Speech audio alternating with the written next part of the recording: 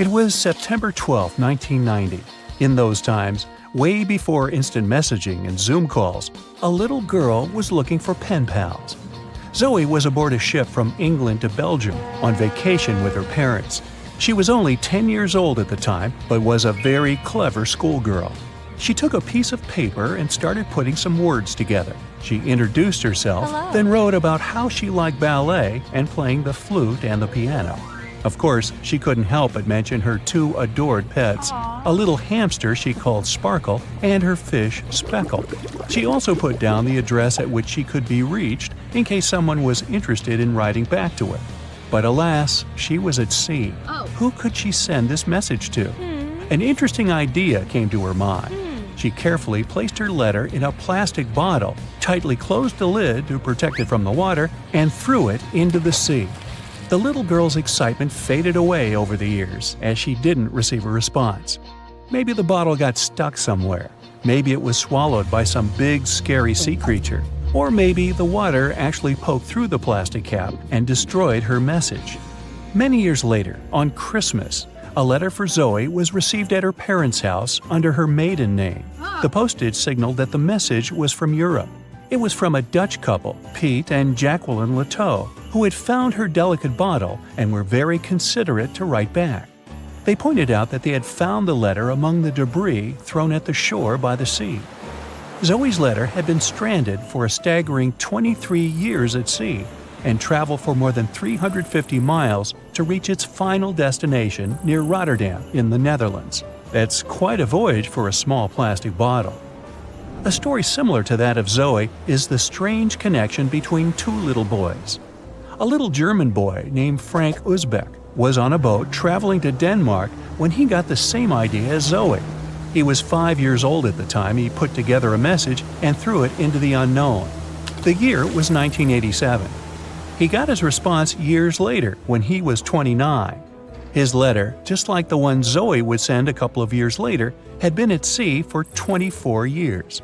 His message was found by a boy named Daniel Koratkin while he was on a walk with his parents on the Koronian Spit near the Baltic Sea. Daniel was lucky that his father knew enough German to translate the message. The unlikely friends eventually met via video call in 2011. Not all message-in-a-bottle stories have been explained away. In 2013, a Croatian surfer came across a damaged bottle while near the Adriatic Sea. The message it contained dated back to 1985, and it was from a man named Jonathan. The sender was eager for his letter to reach a woman named Mary, and he also expressed his keenness for her to respond. Since the letter was supposedly sent from Nova Scotia, the bottle had to have traveled a mind-boggling 3,700 miles. The message went from the Atlantic Ocean, entered the Mediterranean Sea, and reached the Adriatic shores in Croatia. The identities of neither John nor Mary were ever discovered. There are also messages in a bottle with wonderful love stories to share.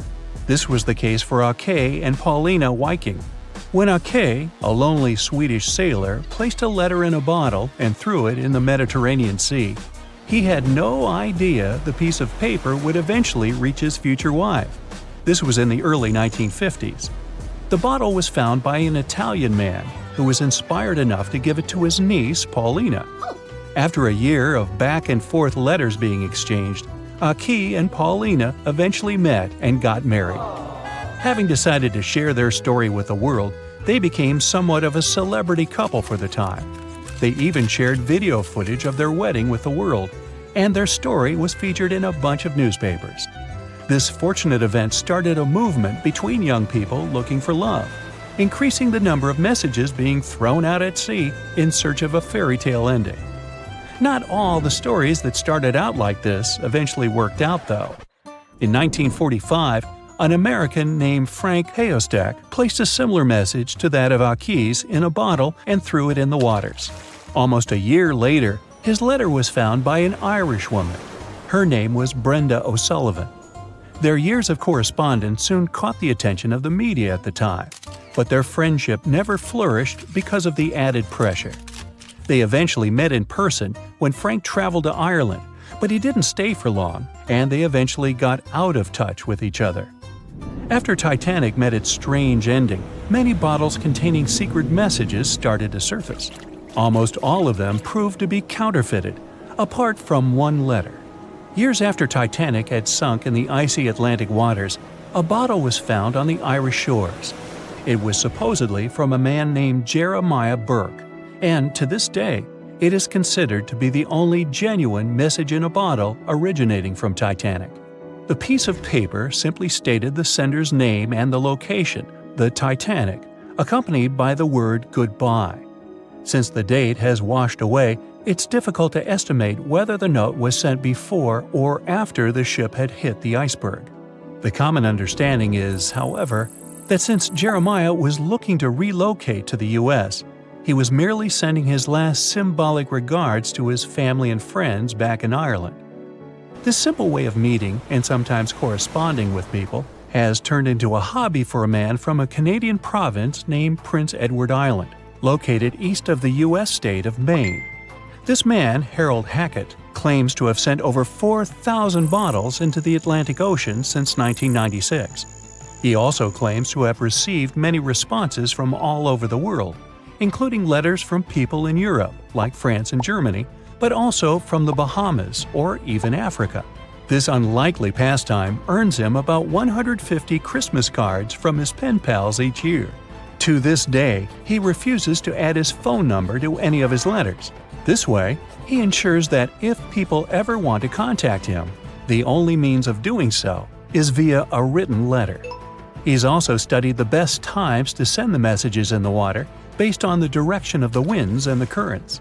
Now, some bottles spend a whole lifetime at sea after being cast away by their sender. It was the case for a British man that wrote a message and placed it into a bottle before throwing it in the English Channel in 1914. His name was Thomas Hughes, and he wanted to direct the message to his wife, but was polite enough to write a letter to whoever got their hands on the bottle first, asking them to redirect the piece of paper accordingly. The bottle didn't reach his wife, since it was found 85 years later on the Essex coast. The man that stumbled upon the bottle was kind enough to reach out to the family and place the message in possession of Thomas's daughter. And 85 years isn't the longest time for a small bottle to be cruising the waves. A scientist named Hunter Brown was studying currents in the North Sea when this idea came to his mind. He placed the same message in almost 2,000 bottles and requested the unlikely recipient that they write back with the location of their discovery. He thought this method would help him better understand the layout of the North Sea currents. A bottle was found about 11 miles from its original departing location after 97 years. To this day, more than 300 of the original bottles relating to Hunter Brown's project eventually made it to the shore. Not all of the messages that were found in bottles got replied to via physical letters. Oliver van de Walle threw a bottle containing a letter on the English coast while he was on vacation with his family. He was 14 at the time. 33 years later, a woman reached out on Facebook claiming she had gotten his message and tracked him down through his social media profile. At first, he hardly remembered having placed the letter in the bottle, but he eventually recounted the events, even the fact that he sealed the bottle with candle wax to make sure it was leak-proof. And then there's Christina Aguilera and her bottle. No wait, hers is about a genie in a bottle. Okay, never mind. April 14, 1912. A cold evening somewhere in the North Atlantic. On board the most modern and unsinkable ship, the Titanic, a dinner is held. Two well-dressed men are sitting at one of the tables. One of them is a famous British journalist. He tells his interlocutor an interesting and at the same time terrible story. It all started about 1000 BCE in ancient Egypt. At that time, one woman was born in the city of Thebes. No one knew who she was or what she did, but she had a high social standing. Towards the end of her life, she was proclaimed a priestess in the College of Amen-Ra. Her body was embalmed, placed in a wooden casket, and covered with a massive lid bearing the image of a woman and mysterious inscriptions. She was buried in Thebes along with other people of the upper class.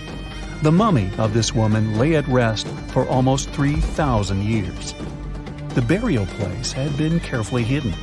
Around the first half of the 19th century, a group of locals accidentally discovered the ancient tomb. They disturbed the peace of the priestess. No one knows exactly what happened that day, but the mummy was removed from the casket and disappeared without a trace. A few decades later, a group of 4 wealthy friends from England came to Egypt for a trip across the upper part of the Nile. First, they went to visit the excavations of the Temple of Amen-Ra near the city of Luxor. There, they found the empty mummy case. It depicted the priestess with dark eyes looking into the void. There was something sinister in her gaze. They didn't know who the case belonged to, but they were so amazed by the beauty and energy of that find that they decided to buy it from the locals. The buyer disappeared the same night before the case was delivered to him at the hotel. Some said they'd seen the man leave the hotel and go towards the desert. No one knew why he did it. No one else saw him afterwards. Another man from the same group took the casket. During their return home, one of the friends was seriously injured. After arriving in London, the new case owner discovered the bank where all his money was placed had gone bankrupt. In one day, the man turned from a wealthy businessman into a beggar. A third friend also experienced the sinister influence of the ancient find. He lost his health, job, and eventually even his life in an accident shortly after returning to London. Before going bankrupt, the owner gave the ancient casket to his sister who lived in London. One of the friends of this woman came into the room, saw the Egyptian artifact, and immediately felt the dangerous energy emanating from it. Then the owner's sister gave the case to a famous photographer. He took some photos and was horrified. According to his words, he saw a real priestess with a human face in the photos. She looked at him with an ominous, icy gaze. No one except the photographer touched the film of the camera. No one changed the photo. Shortly after, the photographer mysteriously went missing. From that point, the story becomes vague. According to one version, the owner's sister gave the artifact to the British Museum.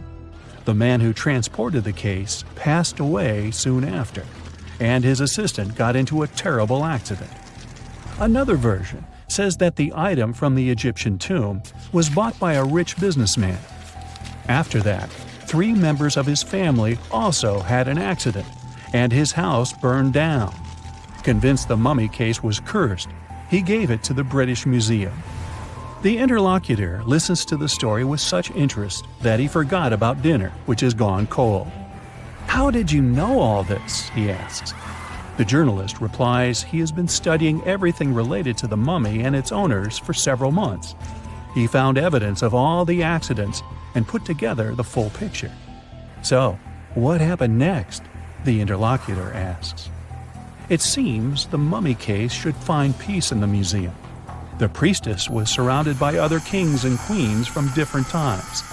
However, there was no peace. Scientists and ancient languages experts tried to decipher the symbols on the case. They found out that most of the inscriptions meant curses and misfortunes addressed to those who'd dare to disturb the peace of the priestess. Every night, the guards and museum staff heard the knocking coming from the mummy case. The knocking was accompanied by crying and screaming. Also, someone scattered other exhibits all over the hall every night. Everyone soon came to believe that the priestess's spirit continued to use magic forces. Then, one private collector became interested in the case. He bought it from the museum, not for his collection, but to try to expel the spirit of the mummy from the artifact. It's not known in what ways he tried to do this, but he failed. Then, he managed to sell the mummy case to a rich American archaeologist. That guy decided to move the mummy to New York. And what? What happened next? The interlocutor asks with interest.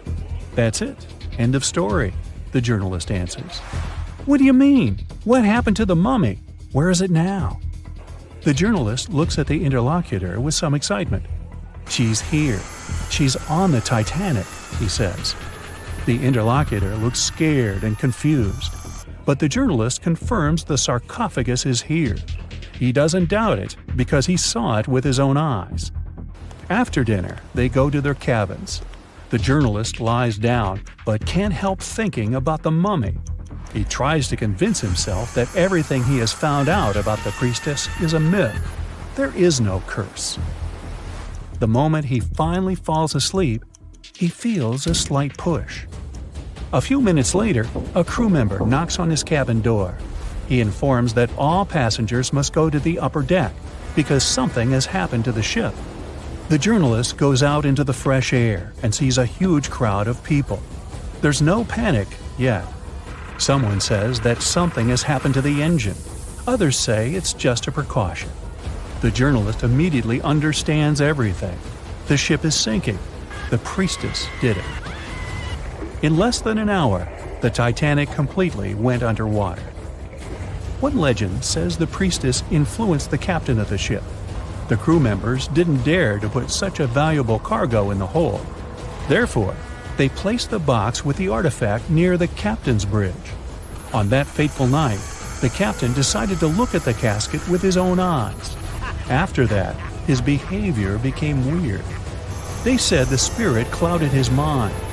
When the ship entered the territory filled with icebergs, he refused to slow down, despite the requests of the crew. The sarcophagus may still lie at the bottom of the Atlantic Ocean even now, with the priestess finally having found her peace. Okay, this story is nothing more than a legend. There's no record or evidence that the Titanic was carrying any kind of mummy or sarcophagus. The legend appeared a couple of years after the disaster. At that time, there were many theories about what happened to the Titanic. The ship sank because of secret agencies. ETs attacked the Titanic. The Titanic was sunk specifically to get money for the insurance company. Such crazy theories were very popular among audiences. One of these theories was developed by a well-known newspaper. Journalists published an article about the cursed mummy on board the Titanic. The rest picked up the legend and it became popular. One of the reasons why people believe in such things is hidden in human psychology. Any fake legend tells something secret, things that people don't or shouldn't know about. When a person reads this, they feel special because now they know a terrible secret. This sense of self-importance is the reason for the popularity of conspiracy theories. Well, it is also important to note that all these theories are really interesting. By the way, the mummy from this story actually exists, and it's in the British Museum. More precisely, there's only a wooden lid from the sarcophagus with the image of a woman. It's still unknown who it belonged to.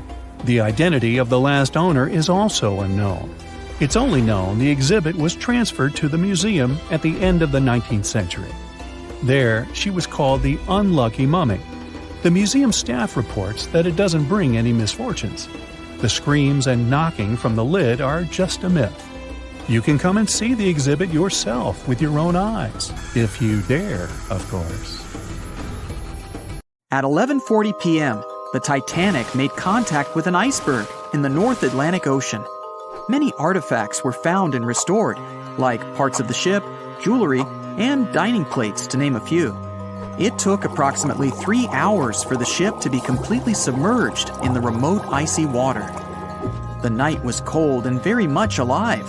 The orchestra was playing music as they enchanted the guests on board. Everyone was excited to arrive in America. It was still considered an amazing feat for a ship to cross the Atlantic back in 1912. But as the day went ahead, there was an atmosphere of impending doom for the captain and his crew. No one else felt it though. It seemed to them nothing could possibly go wrong, and this would just be another regular night. To them, the Titanic was unsinkable. The last thing on your mind when thinking about the Titanic is the mail crew. Yes, there were mailmen on board delivering mail to America. It may seem like a pretty mundane occupation, but there was a very tough test to pass in order to be accepted on board.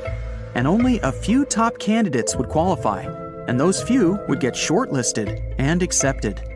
John Starr March, an American, was one of these mailmen earning between $1,000 to $1,500 a year working on the Titanic. Back in 1912, this was considered to be a lot of money. They were not officially part of the ship's crew, since the mail crew was placed near the third-class quarters. But given their influence and resistance, they were eventually moved and given a private dining area. March got this job since he needed the money to support his family. He found a perfect way to earn some big bucks, working on a large ship traveling across the ocean. He was 51 at the time and came from New Jersey. Sadly, he was on board when the ship sank and didn't make it. But they recovered a pocket watch that gives us a little insight into what happened that fateful evening. It's a gold case engraved with filigree and had a caption saying it was made by the Elgin National Watch Company. On the surface, you'd think this would just make a pretty cool antique sitting over the fireplace, but there are some unusual details about it. There are obvious signs water seeped beneath the glass, and the black arms of the watch indicate the time to be exactly 1:27. It leaves us wondering why the clock stopped at this precise hour. What was the owner doing? The mail clerks were operating a fully functioning and efficient mail sorting facility on board the Titanic.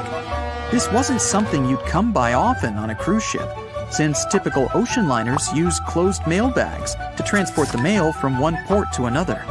But the mail sorting facility on the Titanic allowed passengers to send out postcards whenever the ship docked in transit zones in Ireland and France. According to reports, people started heading back to their rooms at around 11 p.m., but some of them were still hanging around and enjoying their night.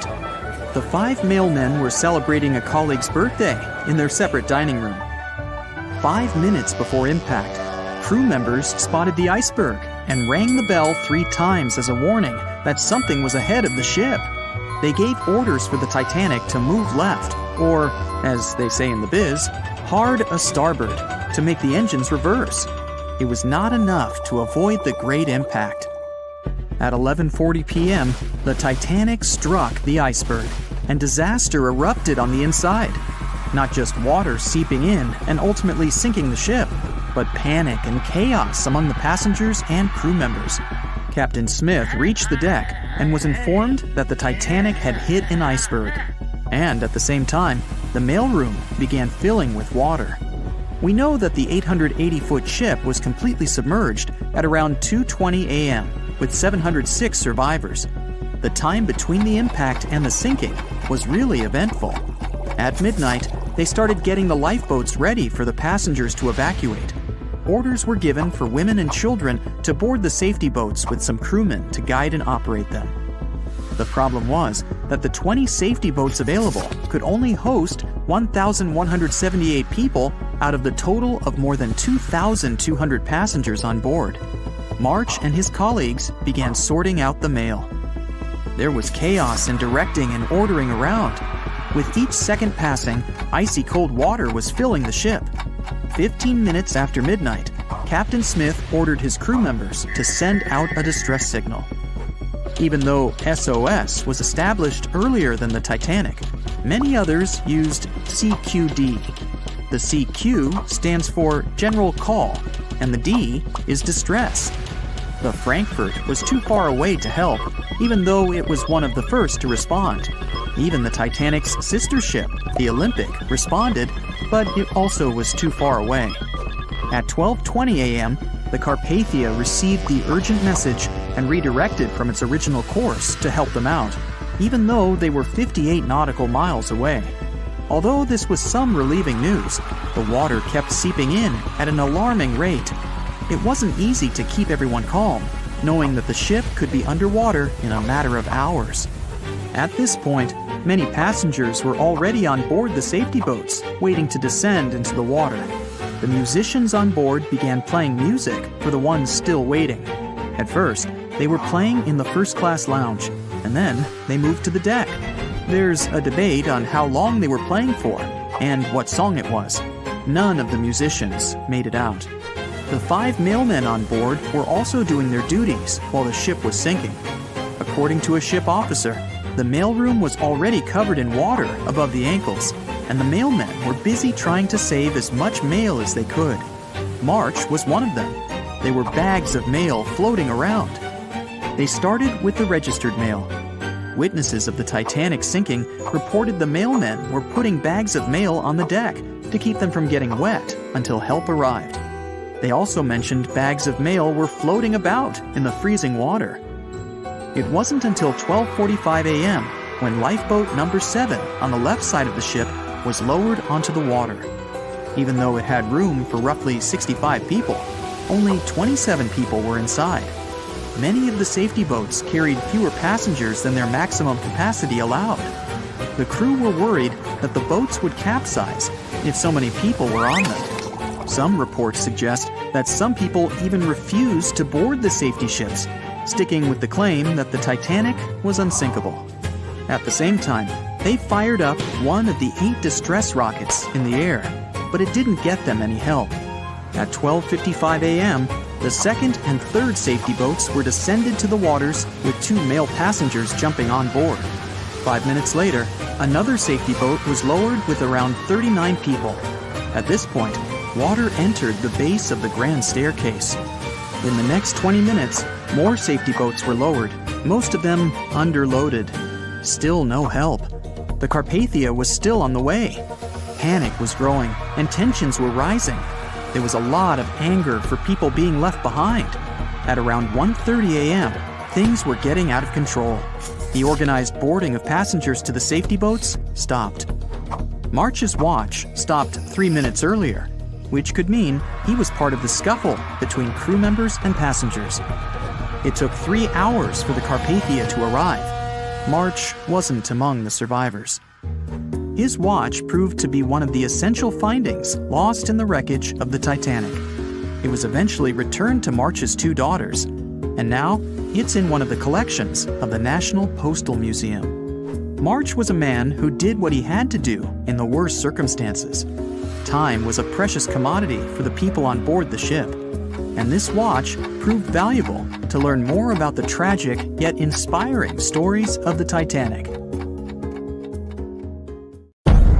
April 14th, 1912. The Titanic crashed into a huge iceberg and sank. Yep, we've covered that. But what if this time we use the ice to bring the ship to the surface? This requires several thousand feet of wire mesh and a lot of liquid nitrogen. Our goal is to put the Titanic in a huge block of ice that will raise the ship to the surface. Now to do this, you need to wrap the wreck in a wire mesh and cover it with liquid nitrogen. The first problem you face is the inability to wrap the ship completely. You need to somehow lift the ship a little to put the mesh under it. Let's say that by some miracle you manage to do so. Next, you need to transport hundreds of large tanks of liquid nitrogen. You're underwater, opening the tanks, and it's so cold that the icy water of the Atlantic Ocean looks like it's boiling. The nitrogen just sizzles, dissipates, and certainly doesn't create a block of ice around the mesh. Alright, new attempt. Raise the Titanic with the help of huge magnets. For this, you need a large cruiser and some powerful magnets. You attach thick cables to the magnets and lower them to the bottom. Bright projectors illuminate the black ocean depths. Parts of the wreck are visible. The magnets descend lower and cling to the iron hull of the ship. The cruiser pulls the cables and magnets up. Some of them detach from the Titanic as the iron surface is covered with reefs and corals. Some parts of the wreck break away from the ship and rise. The power of the cruiser is not enough. One of the cables is torn. Not only the weight of the individual parts of the Titanic, but also the colossal water pressure interferes with the operation. The sunken ship can't be raised completely, only its small parts. In reality, there has already been an attempt to raise the Titanic in parts. The $5 million operation failed. Nylon slings were attached to a large part of the wreck. The other ends of the slings were connected to the diesel engines. For the entire operation, they used a mini submarine. A piece of the Titanic weighing 21 tons was pulled up, but one of the slings broke because of the strong water pressure. Then, one by one, the other cables began to snap, and a huge piece fell back to the seafloor. By this time, all the participants of the rescue operation had run out of food supplies, and it was far from the nearest shore, so they decided not to make a second attempt. A book was written and a movie was made about how the Titanic was lifted with compressed air. In reality, no one even attempted this operation. To do this, you'd need several hundred large cylinders of compressed air. At first, you install them inside the Titanic's hull and wait for them to pull the ship to the surface. As soon as you lower the cylinders under the water, they immediately float upwards. This greatly complicates the operation. You need to fasten the cylinders with cables and pull them down to the bottom using a powerful submarine, or better yet, several of them. Because of the high pressure, the cylinders might burst. In this case, the blast wave would hit other cylinders and provoke a catastrophe. Too expensive and unsafe. The most expensive and complex plan to raise the Titanic is probably the one where scientists somehow extract hydrogen and oxygen from the ocean water. Then, these extracted elements must fill special containers. Those containers are attached to the ship, and the Titanic would rise to the surface. Even if you extract oxygen and hydrogen from millions of tons of water, the rest of the ocean water will replace it. A machine that will be capable of such filtering should cost billions of dollars. Or you can come up with a chemical element that will use a chain reaction to purify all the water. In this case, the entire world ocean will be left without vital oxygen. Someone once suggested blowing up the Titanic. You'd need to lower several boxes of dynamite to the ocean floor. The boxes must be completely sealed to prevent the dynamite from getting wet. Next, you need to run several miles of wire conducting an electrical current to them. Once all this is done, you sail to a safe distance. Now, you're going to press the button to pass the current through the wire and activate the dynamite. 3, 2, 1, stop! Why would you do this? Even if it works, the wreckage of the Titanic will be scattered in all directions on the seabed. It will be impossible to lift the Titanic from the ocean. Imagine a huge hook that can fetch the Titanic and lift it from the bottom like a fish. This hook must be huge to pick up a sunken ship. Let's say you created it. Next, you're on a huge cruiser, sailing up to the crash site and lowering the hook down like an anchor. It falls right on the Titanic but doesn't cling to it. You need special equipment to attach a bus-sized hook to the Titanic. It would include a huge submarine with mechanical arms. To build such a device and make it work under enormous pressure is already next to impossible. But let's say you finally managed to hook the Titanic. It's then you realize the cruiser doesn't have enough power to lift the ship, weighing more than 50 tons, and the hook that adds about 10 tons more. To complete your task, you'll need a few more cruisers and a few extra $1 million. Once hot wax cools, it hardens and floats on the water surface. What if we deliver it to the ocean floor and pour it inside the Titanic?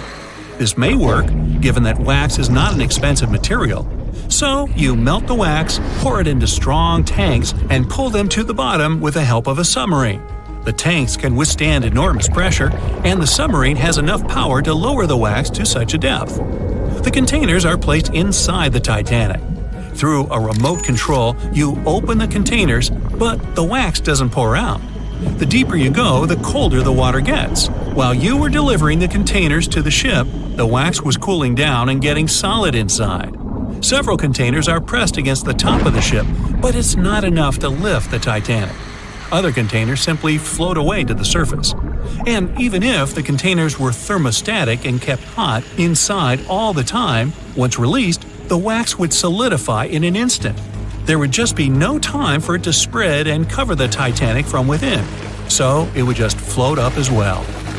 Alright, you fill several large and sturdy bags with Vaseline. This substance acts just like wax in the cold. It gets solid and floats. You want to put bags all over the Titanic and just wait for the Vaseline to bring it up. You load the bags into the submarine and descend to the ocean floor. Some parts of the ship can't be reached because of the clinging corals. You decide to unload all the bags in one place, but as soon as you take Vaseline out of the submarine, the bags tear due to the strong pressure. Solid pieces of Vaseline float up, pushed by the water. Mission failed. The craziest idea is to fill the Titanic with millions of ping pong balls. Small plastic balls filled with air should push the ship to the surface. But as soon as you start to lower them to the bottom, the plastic immediately flattens and all the air from the balls pops out. You can deliver the balls inside a submarine, but once you put them inside the Titanic, the pressure will crush them again. Also, you can create balls made from strong ultralight material and fill them with air. In this case, you will need much more money. As soon as you put the balls inside the ship, some of them will immediately slip through the holes in the ship, and the remaining ones won't be enough to lift the wreck weighing more than 50 tons from the bottom. Well, to study the Titanic, you don't need to go down to the ocean floor. On the internet, you can find a detailed 3D map that shows the wreck site, as well as the ship itself on the seabed. To get a realistic picture of the Titanic, researchers used sonar technologies and underwater robots, which took more than 10,000 pictures of the sunken ship. So, what do you think? Leave it alone? Yeah, me too. On April 10, 1912, crowds gathered at Southampton Beach to wave off what was, at the time, the world's largest and most prestigious ship, the RMS Titanic. The cost of the most expensive first-class parlor ticket was $4,350. That's around $70,000 in today's money. But barely 5 days after steaming away, the ship was swallowed by the Atlantic Ocean. So let's rewind and go back to what actually happened on that fateful night. The captain wanted to set a speed record for the ship's maiden voyage and arrive early. The ship was deemed unsinkable, so he went full throttle into the dark Arctic waters. After spotting the 100-foot iceberg, the crew desperately tried to steer the vessel away and avoid the collision, but the Titanic was traveling too fast, and the iceberg tore down the side of the ship, creating a huge opening in the hull. It wasn't a continuous rip, and damage was caused in several places. In total, the damage spanned along an area of around 300 feet. But the ship's designers had prepared for the prospect of a collision and added watertight compartments down each side of the ship to act as a buffer zone. 4 of these compartments could be breached, and the ship would still stay afloat. But because the iceberg tore down the side of the Titanic, it ripped holes in 6 compartments. The compartments didn't extend up the total height of all decks and weren't actually sealed at the top. This is why, when more than 4 were flooded, water reached over the top of the bulkheads and filled the remaining compartments, causing the ship to sink into the ocean. Think of it as water spilling over an ice cube tray. But what if the collision was head-on? Would it still have sunk? Ships are designed with potential crashes in mind, and most vessels have collision bulkheads in the bow. Most of all, it's like your car's bumper or crumple zone. It's a safety feature that can withstand a direct hit. The bow could have taken some of the impact, and some experts have suggested that if it hit head-on, only 2 to 4 of the watertight compartments would have been flooded. So, in theory, the Titanic might not have sunk, and it might have even been able to continue sailing to its final destination at a much slower speed. The force of impact would likely have been huge, though. But although passengers would have been injured by the force, they'd have been able to stay on the ship to wait to be rescued by other ships, rather than being forced into the icy waters of the Atlantic. Still, one of the Titanic's designers, Edward Wilding, suggested that the force of the impact might not have actually been that big. He told the British Inquiry that lots of people scarcely felt the collision, and he believed the ship would not have sunk if it did hit the iceberg head-on. The ship was also designed with remotely operated watertight doors between all compartments, so any floods could have been quickly sorted out. Because Titanic had 6 breaches from the side collision, and because it happened so quickly, sealing the doors wouldn't have made a difference, as it was essentially impossible to save it by that point. The ship immediately began to flood, with water pouring in at a rate of roughly 7 tons per second, 15 times faster than it could be pumped out. So, while it sounds like the Titanic would have survived had the ship hit the iceberg head-on, this idea does come with some issues. First off, the collision bulkheads were designed to survive a crash with another ship, not a giant iceberg. If 2 ships collided, both would absorb some of the impact in their bulkheads, sharing the impact and likely staying afloat. But an iceberg is stationary, meaning that Titanic would absorb most of the energy from the collision. If Titanic hit head first, because of the speed it was traveling, the impact would have likely traveled down the whole body of the ship. Just imagine a 46,000-ton ship traveling at around 20 knots. At some point, it hits an iceberg that weighs what could be over 100,000 tons. This collision would likely create a powerful force causing massive damage to the vessel. It is likely that seams would split, staircases would come tumbling down, and rivets would burst open across the ship. All that would have potentially flooded even more compartments. This could have caused Titanic to sink in a matter of minutes rather than hours. But that's just the tip of the iceberg. As we all know, the biggest part of it is hidden underwater. So if Titanic had been traveling head-on, it's likely it would have hit the part of the iceberg below the water first, which would send it veering off course. Hitting an iceberg is not like hitting a brick wall. In this case, the ice under the water would have torn open the bottom of the ship and caused damage to the sides. Icebergs also aren't flat, solid objects.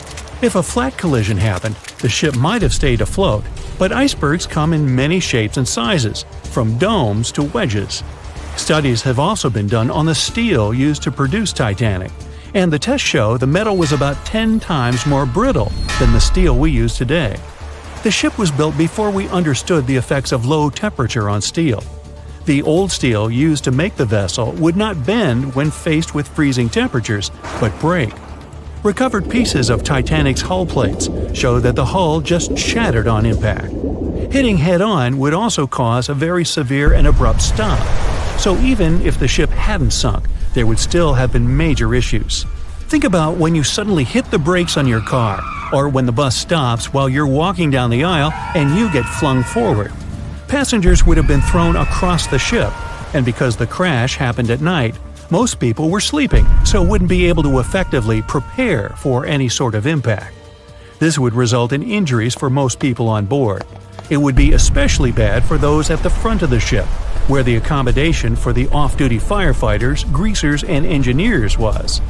But while passengers and off-duty crew may have been thrown out of bed, there would be a lot more survivors than in the original scenario. Many ships have had head-on collisions and made it back to shore.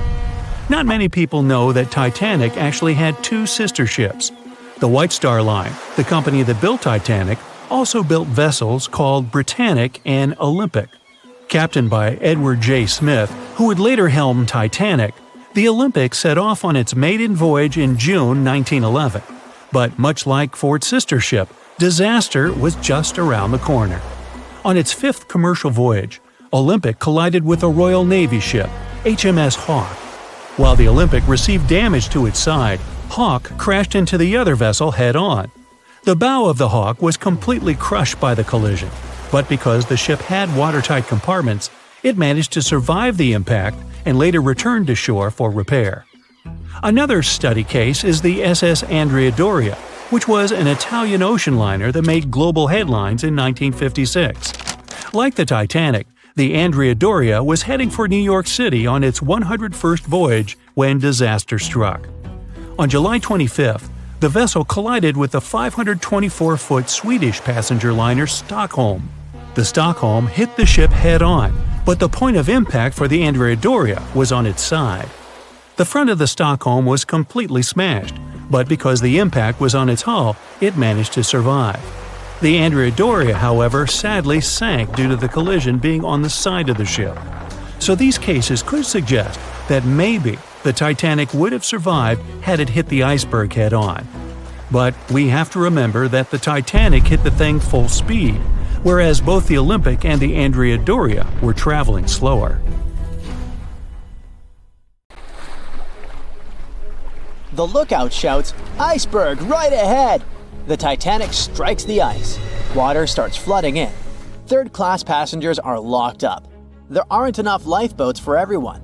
Panic sets in. Violins are playing. The ship sinks. Well, we all know the story of the movie Titanic like the back of our hand by now. But what if I told you that Hollywood lied to us? To tell the real story of what happened that freezing night in 1912, we need to rewind a bit. The lookout shouts, "Iceberg right ahead!" Yep, that part was true. Just before 11:40 at night, Frederick Fleet noticed something darker than the sea directly ahead. As the ship got closer, he realized it was an iceberg. The engines were quickly reversed and the ship turned sharply. Instead of hitting it head-on, Titanic scraped along the side of the berg, sprinkling ice on the forward deck. If you remember, in the movie, Jack and Rose are having a romantic moment when they feel the ship shudder after hitting the iceberg. Everything shakes as if they were in the middle of a light earthquake. Some real-life passengers reported feeling something similar after the impact, but according to Titanic survivor Frank Prentice, it wasn't exactly like that. He said there was no impact as such, and it all felt more like slamming on your car brakes. The ship stopped, and that was that. Some people even slept right through the collision, confirming that there wasn't such an abrupt impact. Mr. Prentice, curious about what had happened, left his cabin and went out to the deck. When he got there, all he could see was a little ice on the surface, not the towering iceberg that Jack and Rose saw. But as we all know by now, the real damage happened below the waterline, where the iceberg had a jagged spur that slashed a 300-foot gash in Titanic's hull. Once the crew realized how severe the damage was, they immediately began sending distress calls to nearby ships, asking for help. At some point in the movie, the radio operator goes to the captain and says there is only one ship nearby, the RMS Carpathia, which later ends up rescuing many passengers. But in real life, there were more ships around.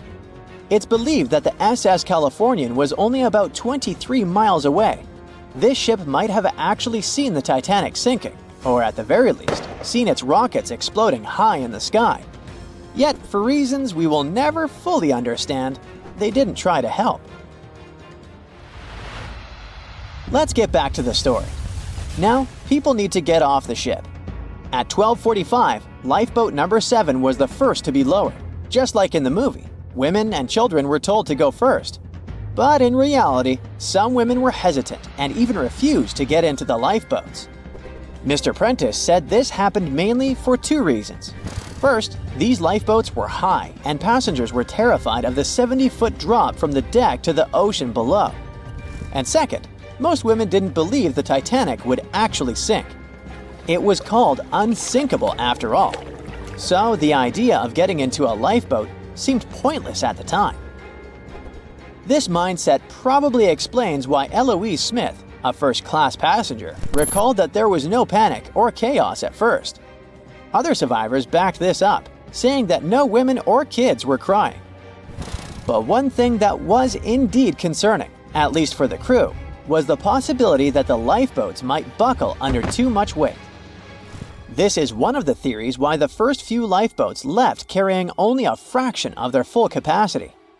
Like lifeboat number 7, which only carried 27 people in it, even though it could hold up to 65. In total, Titanic had 20 lifeboats, which could carry about half of the 2,200 people on board that night. But that didn't happen. And now we know the passengers had no idea there weren't enough for everyone. As women were calmly getting into the first lifeboats, musicians headed up to the deck. Their only goal was to play and keep the passengers calm. That's a pretty well-known fact. But the real story is that some survivors said they never saw or heard the band. No violinists whatsoever. It's not like Hollywood misled you though. The musicians did play for over 2 hours after the ship had hit the iceberg. So maybe these passengers were just too panicked to notice the songs, or the musicians started playing later than we think. Now, it's time to talk about the terrible treatment that third-class passengers received. The movie portrayed the crew as cruel, locking the less fortunate below deck like animals, giving them no chance to reach the lifeboats and save their lives. But the official inquiry into the disaster suggested that wasn't true. I mean, yes, fewer third-class passengers survived compared to those in first and second class, but there were other factors at play.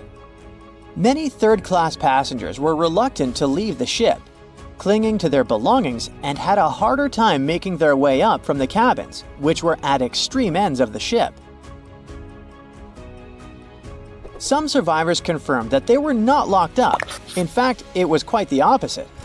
Mrs. George Wabi, a Lebanese woman traveling in third class, said that when chaos had erupted, Some brave crew members and well-dressed first-class passengers had actually helped her get up to the first-class deck and eventually onto a lifeboat. At first, the Titanic was sinking slowly, bit by bit. Passengers reported seeing the water rising and hearing pops and cracks. Then, there was a loud boom. Some said there had been just one explosion, while others described it as a series of smaller explosions, which they'd thought had been the bulkheads giving way. And there's also a group of people who said they had only heard a rumbling sound. So not everyone agreed on the sound they had heard, but one thing is a fact. By 2:18 in the morning, the lights on Titanic went out, and the ship plunged into complete darkness. As the bow continued sinking, the stern rose out of the water, putting immense pressure on the middle of the ship. This caused the Titanic to break in two. In James Cameron's movie, this moment is pretty dramatic, with the ship sinking almost straight down into the water. But in reality, the break probably happened at a much lower angle, likely just below the waterline. Even so, it tilted enough that people couldn't stay on their feet and started sliding into the water. One interesting thing is that it wasn't until the wreckage was found in 1985 that it was finally confirmed the Titanic had broken apart. Up until then, survivors had given conflicting stories. At least 8 survivors claimed they had seen the ship split. Emily Ryerson, a first-class passenger, described it as if the Titanic had been sliced in half with a knife. But there was also a small number of witnesses that insisted Titanic had gone down intact. At the time, this theory was more accepted because most people still didn't believe that the supposedly indestructible ship could break in half. So why the conflicting reports? Okay, so what you don't see in the movies, for obvious reasons, is how incredibly dark it was when the tragedy happened. It was like being in a room with no light, where you can only make out shapes and shadows. That's what it was like on the lifeboats. This means passengers couldn't really see what was happening, and most of those who were close to the ship either lost their lives or were too focused on trying to survive to pay attention to the details of the wreck. Although James Cameron's film didn't fully capture how terrifyingly dark the disaster truly was, the 2012 TV series Titanic did a better job of showing the pitch-black horror of that night. Even then, the reality was much darker and more terrifying than either of these two productions could portray. It was 11:39 at night when the Titanic's lookout shouted, "Iceberg, right ahead!" Swift action on the bridge to reduce speed and change the ship's course didn't help, and you already know how the story ends. Since then, we've regarded what happened to Titanic as a once-in-a-lifetime event. Is it though? The Titanic sank in 1912. Forget about fancy GPSs or weather satellites.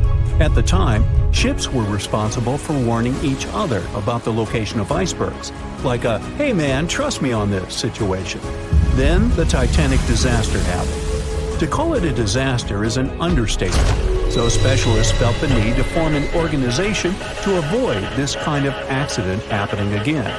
That's why, a year later, they created the International Ice Patrol, or IIP for short. Up to this day, this group has been responsible for giving ships advanced warnings about ice threats. IIP improved their methods over the years, from ship reports and aircraft patrols to satellite images. Recently, they've also been using oceanographic buoys, floating devices providing real-time information about ocean conditions up to 164 feet below the surface to predict the potential drift of icebergs. Luckily, IIP is doing an excellent job in reducing ship iceberg collisions. But don't get too comfortable, because even the most advanced detection equipment can't entirely avoid an unfortunate situation. Between 1980 and 2005, there were 57 incidents involving vessels and icebergs. And the chilling truth is that today's ships are more likely to run into an iceberg than the Titanic was. Studies have shown that 1,038 icebergs crossed the area where the Titanic sank back in 1912. You might think that's a lot, But scientists say it's not really a big deal. I mean, yeah, it's on the higher side, but there have been 14 years with even more iceberg activity since then. Nowadays, the number of icebergs is going up due to the accelerated melting of Greenland's glaciers. And since more ships are heading into polar waters, the chances of ships bumping into icebergs are higher. But the real danger for captains is invisible enemies, called growlers and bergy bits. Growlers are these small icebergs that can be the size of a regular door. And bergy bits are also considered small, measuring around the size of a school bus. These icebergs might seem harmless, but they're actually tricky since they can be completely invisible to radars or satellites. Let's see what happens when a modern cruise ship as big as the Titanic hits one of these small icebergs. Meet the Norwegian Sun, a luxurious cruise ship like Titanic, as it has the capacity to accommodate 2,400 passengers and more than 900 crew members. On July 2022, this cruise ship was on its way to Hubbard Glacier in Alaska when it found itself in the middle of a dense fog. Suddenly, passengers felt an impact and were terrified as the ship experienced a severe jolt. The fog immediately cleared and they realized what had happened. The Norwegian Sun had collided with an iceberg of the growler type. But the outcome was entirely different from Titanic. Thankfully, there were no injuries, and both the passengers and staff reached the Alaskan docks safely. Expert divers checked the condition of the boat, and they discovered that the ship had suffered some damage after the collision, so the rest of the trip was canceled. Now don't stress about packing for your next trip across the Atlantic because accidents like the one with the Norwegian Sun are really rare. I mean, it's common for ships to encounter ice, but what's unusual is for it to be a problem. Most modern cruise ships wouldn't get physically damaged by an iceberg, and there's a reason for that. You see, the steel used in the Titanic also played a significant role in the disaster. The unsinkable ship, after all, was not so impact-resistant. Back then, the Titanic's hull was constructed using around 2,000 steel plates, which are believed to have been produced in an open hearth furnace. As a result, the steel contained a high concentration of phosphorus, oxygen, and sulfur. High levels of these elements make steel brittle at low temperatures, causing it to fail upon impact. While the steel used on the Titanic was of the highest quality available at the time, it wouldn't meet the safety standards of modern ships, and it was approximately 10 times less safe than what today's vessels use. But the most significant difference between the design of the Titanic and a modern ship lies in how the hull is put together. You see, the Titanic was built using over 3 million rivets for its hull and upper deck structure. So, when it struck the iceberg, the rivets started a chain reaction, causing the entire section of the hull to collapse simultaneously, causing an uncontrollable flood of water. In contrast, modern ships use a method called submerged arc welding, which fuses the edges of metal pieces together, creating a strong and continuous bond. This is safer because if any part of the ship gets damaged, the tear doesn't spread, making things worse. The damage remains contained within that section. Okay, so small icebergs are becoming more common, and vessels have been adapted to deal with them. But there's still one more scenario to consider. What if a huge cruise ship hit an iceberg the size of a 5-story building? Imagine we've just created the world's largest cruise ship on the planet. Let's call it the Bright Seaside. Our floating resort is massive, 4 times the size of the Statue of Liberty. It's longer than the Titanic by 318 feet and carries about 3 times more passengers and crew. And just like the Titanic, our fictional ship can cruise at a top speed of around 23 knots. Now, picture this scenario. The Bright Seaside is cruising at full speed in freezing waters. It's the middle of the night, and the captain doesn't realize that all the iceberg detecting equipment on board isn't functioning. It stopped working 3 days ago. It's very foggy out there, and the lookout also fails to spot a 45-foot tall iceberg. If that whole situation played out, and the ship smacked into the iceberg head-on, well, it could potentially lead to a sinking. But you can see how unlikely that is, right? That's why experts are quite confident in saying that ice isn't likely to sink modern cruise ships. It's also worth mentioning that safety measures have improved a lot since Titanic. A modern large vessel can take days to sink, which provides enough time to keep everyone safe. Crews are definitely better prepared to handle evacuation procedures, and passengers should also go through safety training before cruising. I know, it is annoying to do that when all you want to do is drink a lemonade or some other beverage by the pool. But, all these safety tips are what saved the MS Explorer from becoming a modern Titanic. You see, back in 2007, all 154 people on board this Antarctic cruise ship managed to get into lifeboats after the ship hit an iceberg. Now imagine their panic as they waited for help for 4 hours. The crew did an excellent job in keeping everybody safe, no doubt. But a report that came out 2 years later said that the MS Explorer accident had happened because of the inexperience of the captain, who had pushed the ship too fast into a wall of ice in the freezing waters of Antarctica. That means that no matter how much tech a ship's got or how fancy its materials are, if you've got a careless captain and a crew that doesn't know how to handle an iceberg hit, a disaster similar to Titanic could happen again. But hey, you shouldn't stress over it. Trust the professionals and keep in mind the odds. In the last 30 years, the MS Explorer was the only cruise ship that sank thanks to an iceberg, and everyone survived. So kick back and enjoy your sea vacation. In the Titanic movie, you won't see any fumes above the fourth funnel of the legendary ocean liner, and it's not a mistake. Back in 1911, the year before the Dream ship's departure, large ships would mostly sail with 4 chimneys. They needed those to draw heat and fumes from their massive boilers. The Titanic was a real engineering gem that only needed 3 chimneys to function. So the fourth was added for balance and more impressive looks. The White Star Line thought the public would have been disappointed to see only 3 pipes on the greatest ship of all time. The Titanic's sister ships, the Olympic and the Britannic, also had 1 fake funnel each for the same reason. The dummy chimney wasn't completely useless and served for ventilation. It took out the fumes from the machine spaces in the lower decks and from one of the first-class general rooms. 1 big ventilation funnel, instead of several small ones, helped to declutter the upper decks and left more open space for passengers to enjoy their strolls. When Titanic went down, the funnels, each weighing 60 tons, went down with the rest of the ship. They were made extra tall to make sure the passengers weren't covered in the suit being ejected. Their height and weight let them stay in the upright position.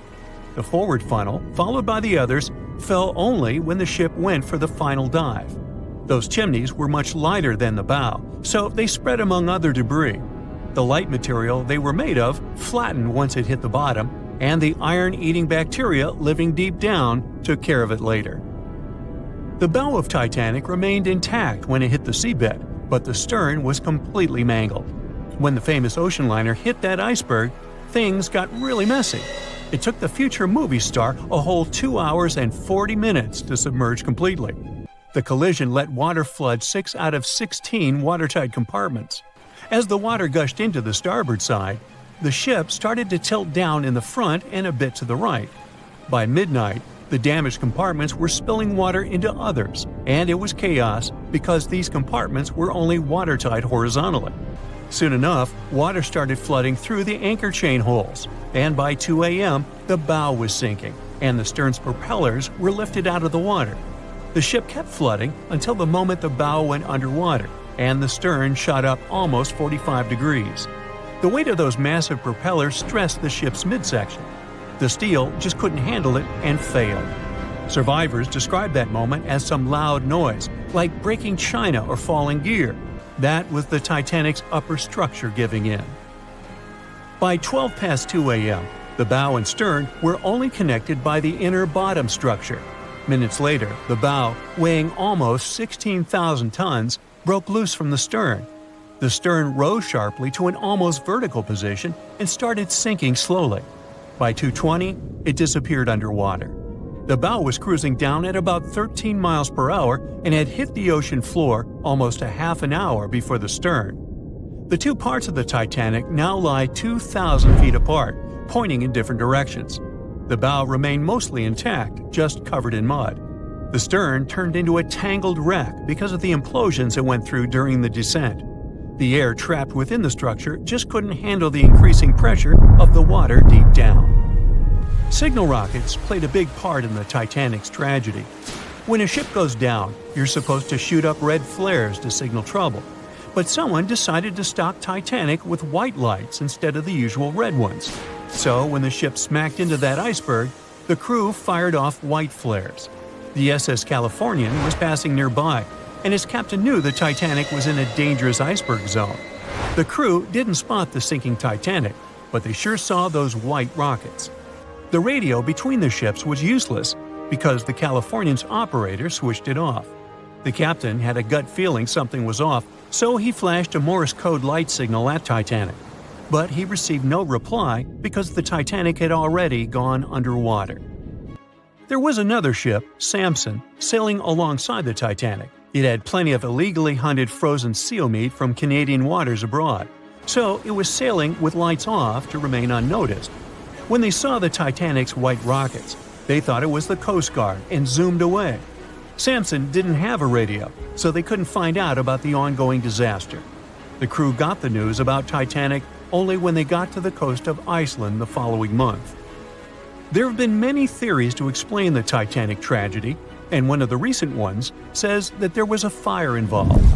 An Irish journalist went full detective for decades, digging into the mystery, and stumbled upon a game-changer. He came across a photo album that had been hiding from the public for a century after the tragedy.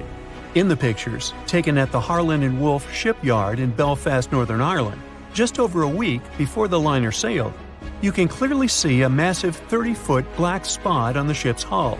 Maloney researched the photos and eyewitness testimony from the time and claimed that a fire spontaneously broke out inside of one of Titanic's enormous coal bunkers.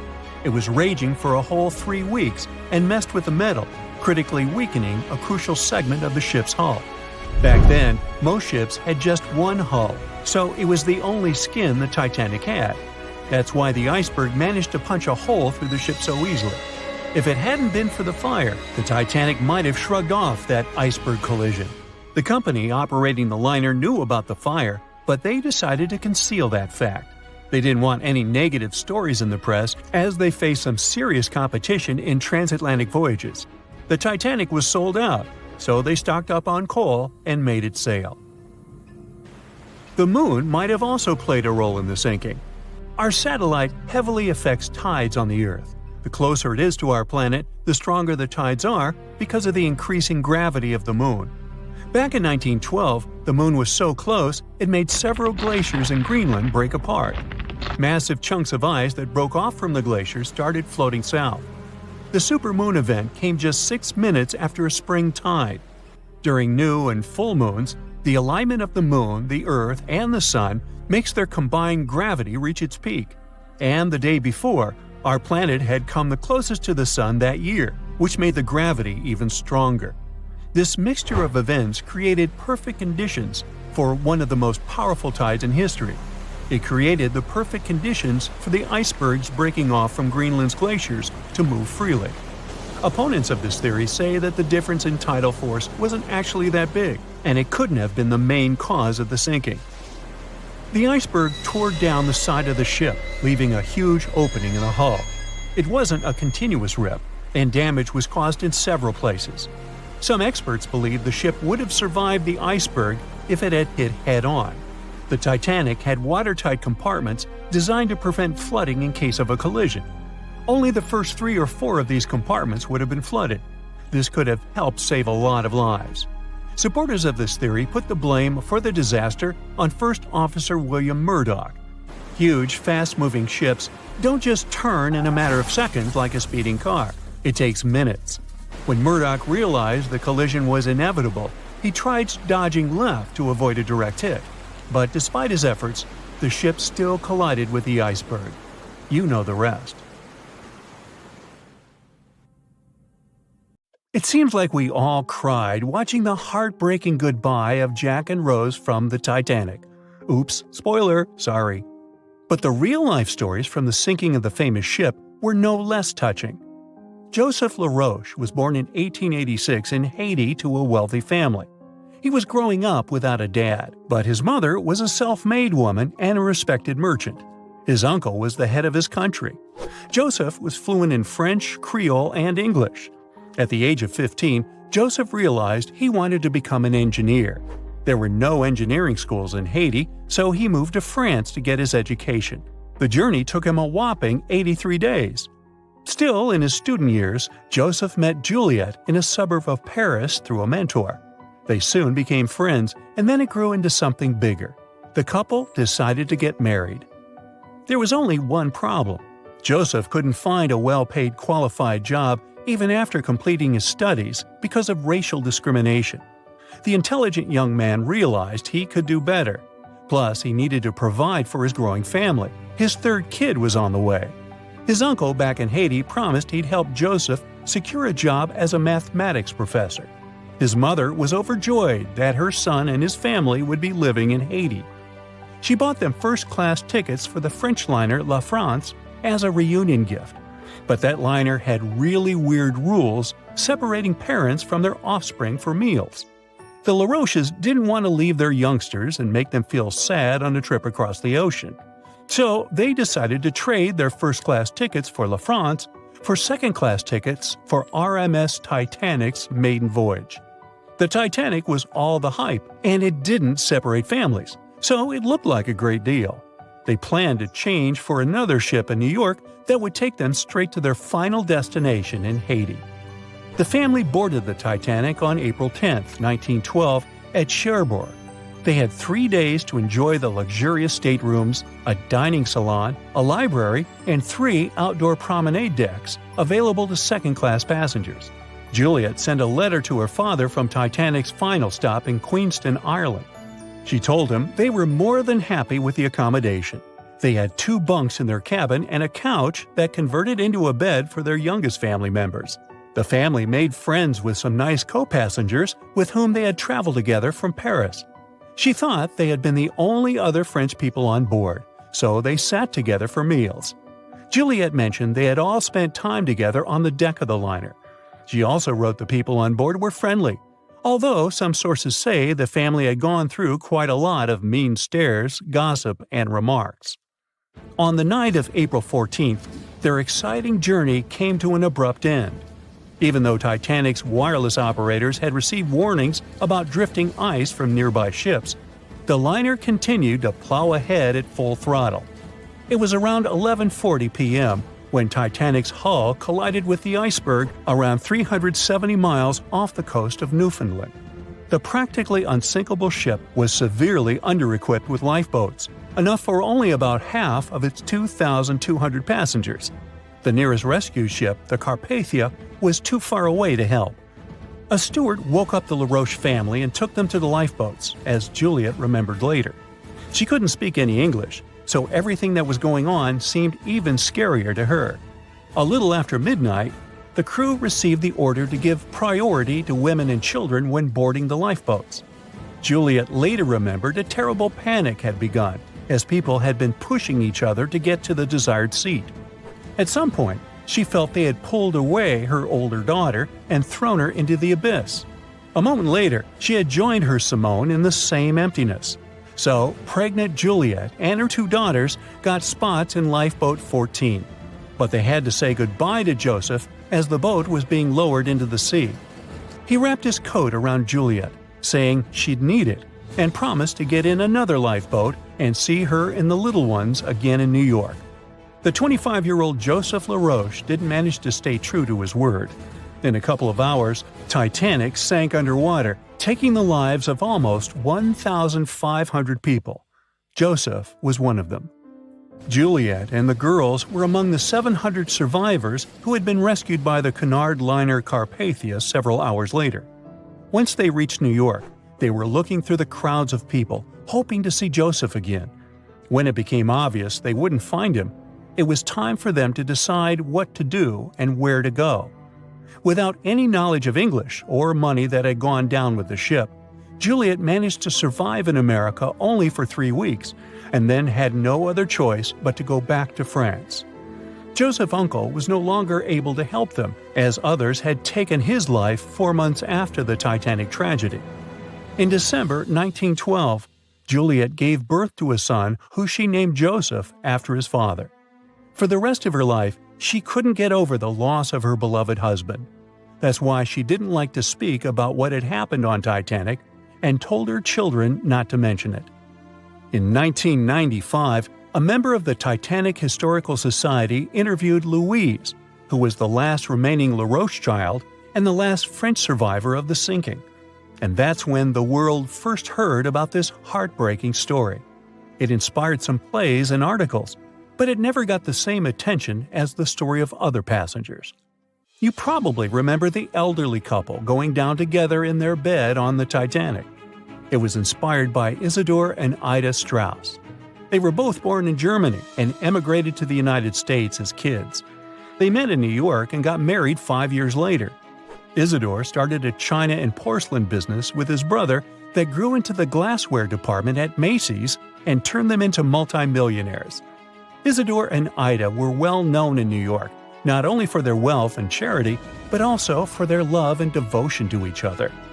In 1912, the couple decided to run away from the New York winters and headed for Europe. By that time, they'd already been married for 40 years. In early April, it was time for them to sail back home to New York. They normally traveled on huge German liners, but at that time, they couldn't resist the hype of everyone talking about that new luxury liner, the RMS Titanic. That's how they ended up in one of the first-class private suites at the top of the ship. The Strauss couple spent their evenings dining in front of a live orchestra in a hall filled with fancy furniture and expensive wooden paneling. On the night of April 14th, they felt a slight tremor and then left their private suite and waited for instructions from the crew. They told the passengers not to lose their passes, as they'd need them when everyone got back on board. But the ship was going under. The Strauss couple were standing next to Lifeboat 8. Mr. Strauss, who was 67 at the time, was offered a seat with his wife because of his age. He refused it, saying he was not too old to sacrifice himself for a woman. He wanted to wait and make sure no women and kids were left behind. Ellen Bird, Ida's maid, hesitated before getting on the lifeboat, but Ida told her to go. She took the easy decision not to leave her husband on the sinking ship. Ida took off her beautiful mink coat and handed it to her shivering maid, saying she wouldn't be needing it anymore. Isidor didn't manage to convince her to save herself, so they stayed together till the end. Some of the surviving first-class passengers later remembered they had seen the couple standing peacefully on the deck, holding hands, just waiting. On the night of April 14th to 15th, 1912, the most modern and unsinkable ship collided with an iceberg and sunk. And it was incredibly scary. Just imagine a huge cruise ship, several times the size of the Statue of Liberty, crashing into a massive chunk of ice and sinking. It's dark and cold. All you can hear is the rumbling and grinding of breaking metal and wood. All that surrounds you is the icy waters of the endless Atlantic Ocean. There's almost no connection with the outside world. There are no phones or internet. Nobody else on the whole planet knows that the ship is sinking. It's a real nightmare. But the most shocking thing is that the people who were on the Titanic that day didn't panic. They were calm, maybe a little worried, but there was no fear on their faces. To understand why they weren't afraid during one of the biggest disasters of the 20th century, you need to see what was going on through their eyes.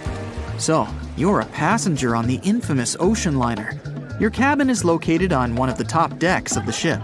You've just had a great time with your friends at dinner. Now musicians are playing a beautiful melody. Waiters are serving dessert. You go out onto the deck and enjoy the tranquility of the mighty ocean. At this moment, you feel an incredible sense of security and comfort. You're proud that you're one of the first people in the world to travel on the most high-tech ship on the planet. You go to bed in your cabin and wake up because a crew member gently knocks on your door and asks you to go to the deck. There's some kind of issue, but there's no reason to panic. No problem. You'll be happy to go out and take a look at the night sky. The moment when the ship collided with the iceberg felt like nothing more than a slight push, and some passengers didn't even hear it. They realized that something was wrong only when stewards knocked on their doors and asked them to go outside. You're on the deck. There are already a lot of people here. Everyone is more or less calm.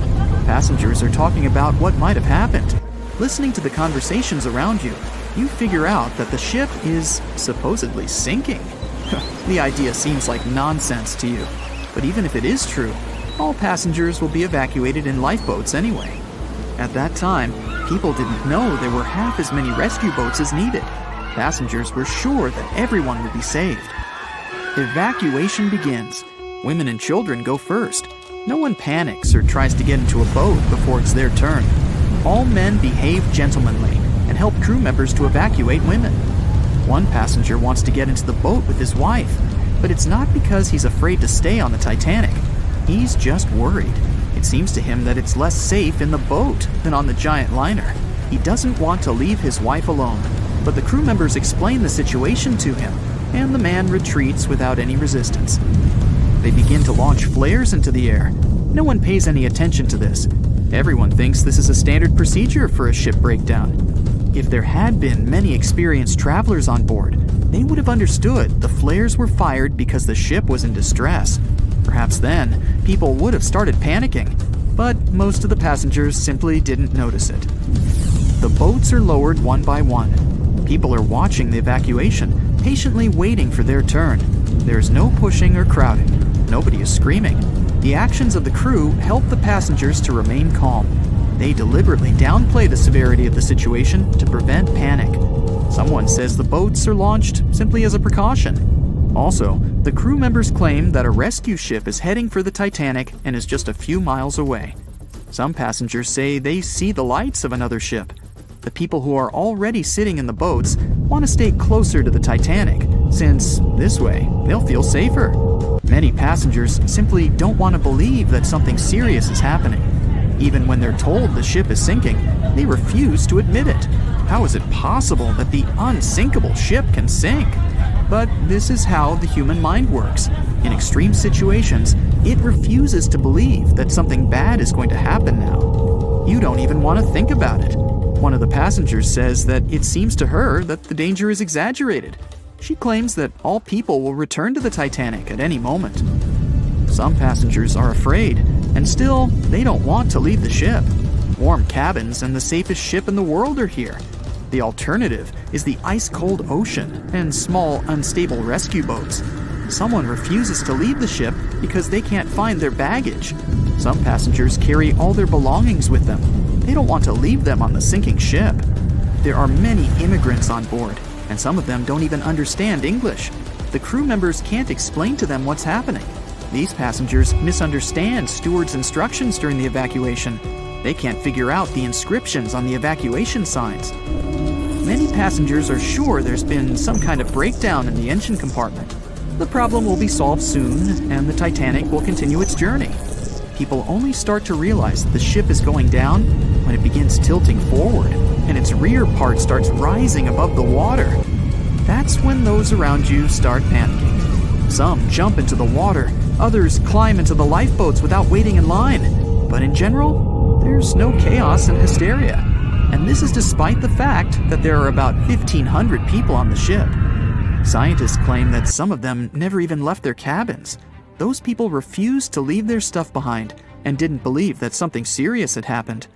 During the evacuation, the orchestra is playing. This helps people to keep their cool. They hear music, and it seems to them that everything will be fine. The music keeps playing on the Titanic almost until the very end.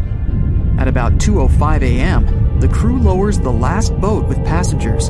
15 minutes later, the ship goes underwater. Even after the tragedy, the surviving passengers can't really understand what's happened to them. They remember boarding the boats and moving away from the huge vessel, and they won't forget seeing it go under the water. But even after a while, they still can't realize what a terrible catastrophe they've just experienced. Sometime later, people began to write books about those fateful events. They made documentaries and feature films. The news about the Titanic was in every newspaper. It spread all over the world. In any description of that day, the tragedy looks like a terrible disaster. But those who were there admit they didn't feel all-consuming dread. They just couldn't believe what was happening that day. The tragedy of the Titanic might seem more terrible for people who heard about it than for people who experienced it. Many people around the world refused to go on board large ocean liners after the catastrophe. They were afraid of what could happen to them. At the same time, a lot of passengers who survived on the Titanic continued to travel by other ships. There was a woman who survived 3 shipwrecks, including the Titanic, and she still continued traveling. And what if people tried to raise the Titanic from the sea floor? This happened many years after the shipwreck. Then, the $5 million operation failed. Nylon slings were attached to a large part of the sunken ship. The other ends of the slings were connected to diesel engines. For the entire operation, a mini-submarine was used. A piece of the Titanic, weighing 21 tons, was being pulled up when one of the slings tore. And then, one by one, the other cables began to snap too. The huge piece of the ship fell back to the seafloor. By that time, the participants of the rescue operation had run out of food supplies. And since the nearest shore was quite far away, they decided not to give it another try. John watched on in disbelief as he drifted away on a piece of wood. In the freezing waters of the Arctic, slowly drifting away.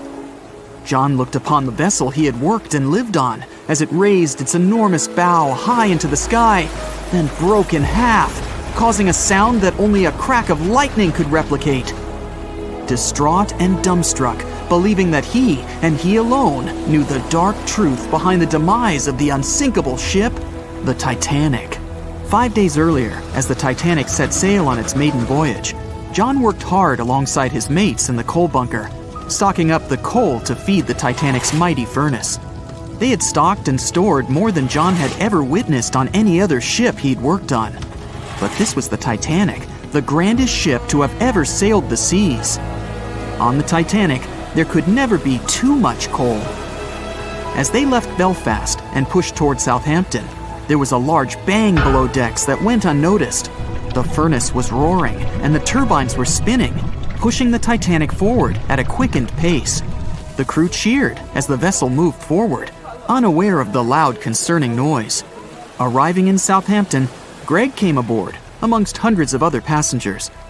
With 13 years at sea, his vast experience included the role as a quartermaster on 6 previous ships.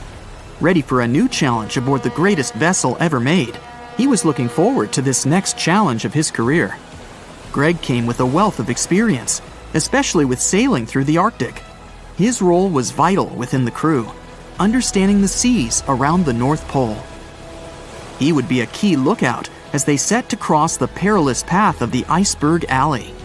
Greg had some concerns regarding the voyage. The Earth's orbit was remarkably close to the sun and the moon, causing higher tides. This would make icebergs more prominent, drifting them further away and towards the route of the Titanic as they journeyed to New York. Assessing the lookout tower and inspecting the available gear, Greg found no binoculars. This made him concerned, but the sailors just laughed at Greg. "If the deck is short on ice cubes, we'll be sure to plow right through a berg to resupply." A sailor laughed. Greg didn't share this sentiment. Eager to find out why they had been left short-handed on equipment, since he had such a vital role on the ship, Greg inquired further. Sadly, the officer with the keys to the binocular supply cupboard had been removed from the crew at the last minute. Greg couldn't believe something of this importance had been overlooked. For such a mighty ship with so many people aboard and crossing in a particularly perilous path, this just didn't make sense. But not wanting to be fined for breaking into the ship's property, Greg let it slide, hoping that they wouldn't need the binoculars in the end. Ultimately, if there were icebergs expected, a warning call would be made to the captain, informing of any concerns. Little did Greg know that a warning had been received, notifying of the dangers that awaited. But the telegram didn't provide the required prefix, which would have ensured direct delivery to the captain. So, the critical warning was just overlooked. John and his crew below decks prepared for departure, stoking the engines. He noticed an essence of thick exhaust, far too heavy than what would be expected from the furnaces. The crew searched throughout the lower decks. Following a thorough search, they managed to locate the cause of the exhaust. It was an ignited pile of coal within a coal bunker. Unknown when it had ignited, a buildup of coal had clearly been smoldering, slowly growing in size. The amount of smoldering coal was concerning. The alarm was raised, alerting an officer to review the matter. The officer assessed the damage and confirmed with the captain that it was deemed to be of little concern, as only minor damage had been caused. John was unsure of this assessment, as he knew that in confined spaces, surrounded by iron bulkheads, an oven-like environment arises that intensifies the heat with time. But the Titanic would power forward, making no sense to John as they had only just departed from Southampton. He was sure they would have turned back. John and his crew were ordered to shovel the already lit coal into the furnace and continue shoveling until all the smoldering contents would be contained. It was a possible but painstaking task that could take the entire journey. The continuous intake of coal would ensure the turbines would spin at a constant accelerated pace, not what the Titanic was designed for. It was meant to be a luxurious passenger liner and not for breaking speed records. However, the crew would find enthusiasm in not only acknowledging the Titanic as unsinkable, but also as the fastest. John and his crew continued to shovel the coal into the furnace for several days.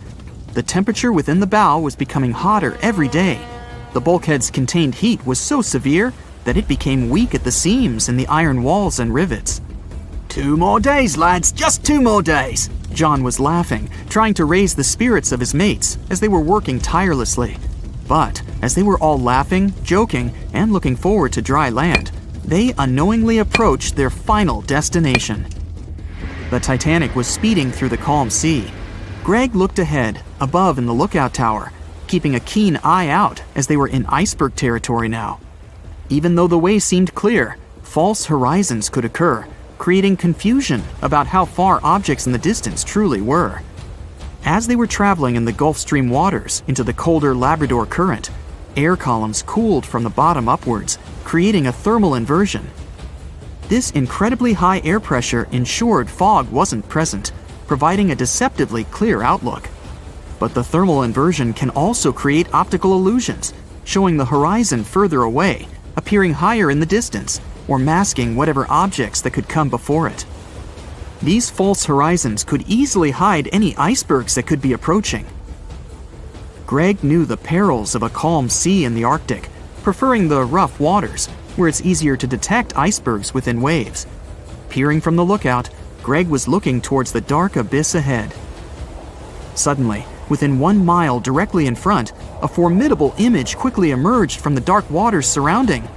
Iceberg, right ahead! Greg yelled to his mate, who quickly called to the helm and directed them to steer hard to starboard. The helmsman received the call. In the heat of the moment, he turned the wheel counterclockwise. He then realized he'd turned the wheel the wrong way and quickly went in the opposite direction. The ship aimed towards the iceberg, veering to the port side whilst reducing speed. Although there was a delay in turning the wheel, since there was a short distance from the signal and the fast pace that they sailed at, it may not have made a difference. As they approached the iceberg, it appeared as though they'd miss it, but over 87% of an iceberg is underwater. And as they came along the side, the hidden ice underneath hit the port side bow, piercing the side of the hull with a 12-square-foot tear. The ship shook, with all aboard aware that something was amiss. Amongst the confusion and fear, they were oblivious of the damage. As they gathered their bearings, 6 out of 16 compartments were quickly filling up with seawater. The hull could only withstand 4 compartments filling before sinking. Time was ticking as the Titanic made its descent into the depths. The weakened bulkhead with heated steel pillars and rivets broke under the pressure and sudden change of temperature from the ice-cold water. The call was made to abandon the ship. Lifeboats were prepared to be released, while help signals were sent out to nearby ships. The radio operator was guiltily sitting, constantly calling out to a nearby ship that had been in contact with the Titanic recently. There was steady communication with this ship over the past few days, providing warnings of icebergs since the Titanic departed from Southampton. The final warning message received was just 1 hour ago. Upon receiving the final warning, The operator ignorantly responded, "Shut up," with the assumption that their warnings of icebergs were pointless. Following this unfortunate response, the ship turned their radio off and provided radio silence. The closest ship that was responding to their distress signals was 500 miles away, too far to provide any assistance in time. There were countless mistakes that caused the Titanic's watery end, whether they contributed directly or from sheer ignorance. The most tragic of them was the number of people aboard the ship, 2,224 of them. There were only enough lifeboats provided to rescue 1,178, barely half of the people.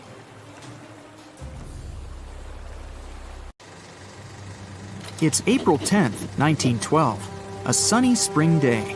You're one of the first-class passengers aboard the Titanic, just as the ship is about to depart from Southampton.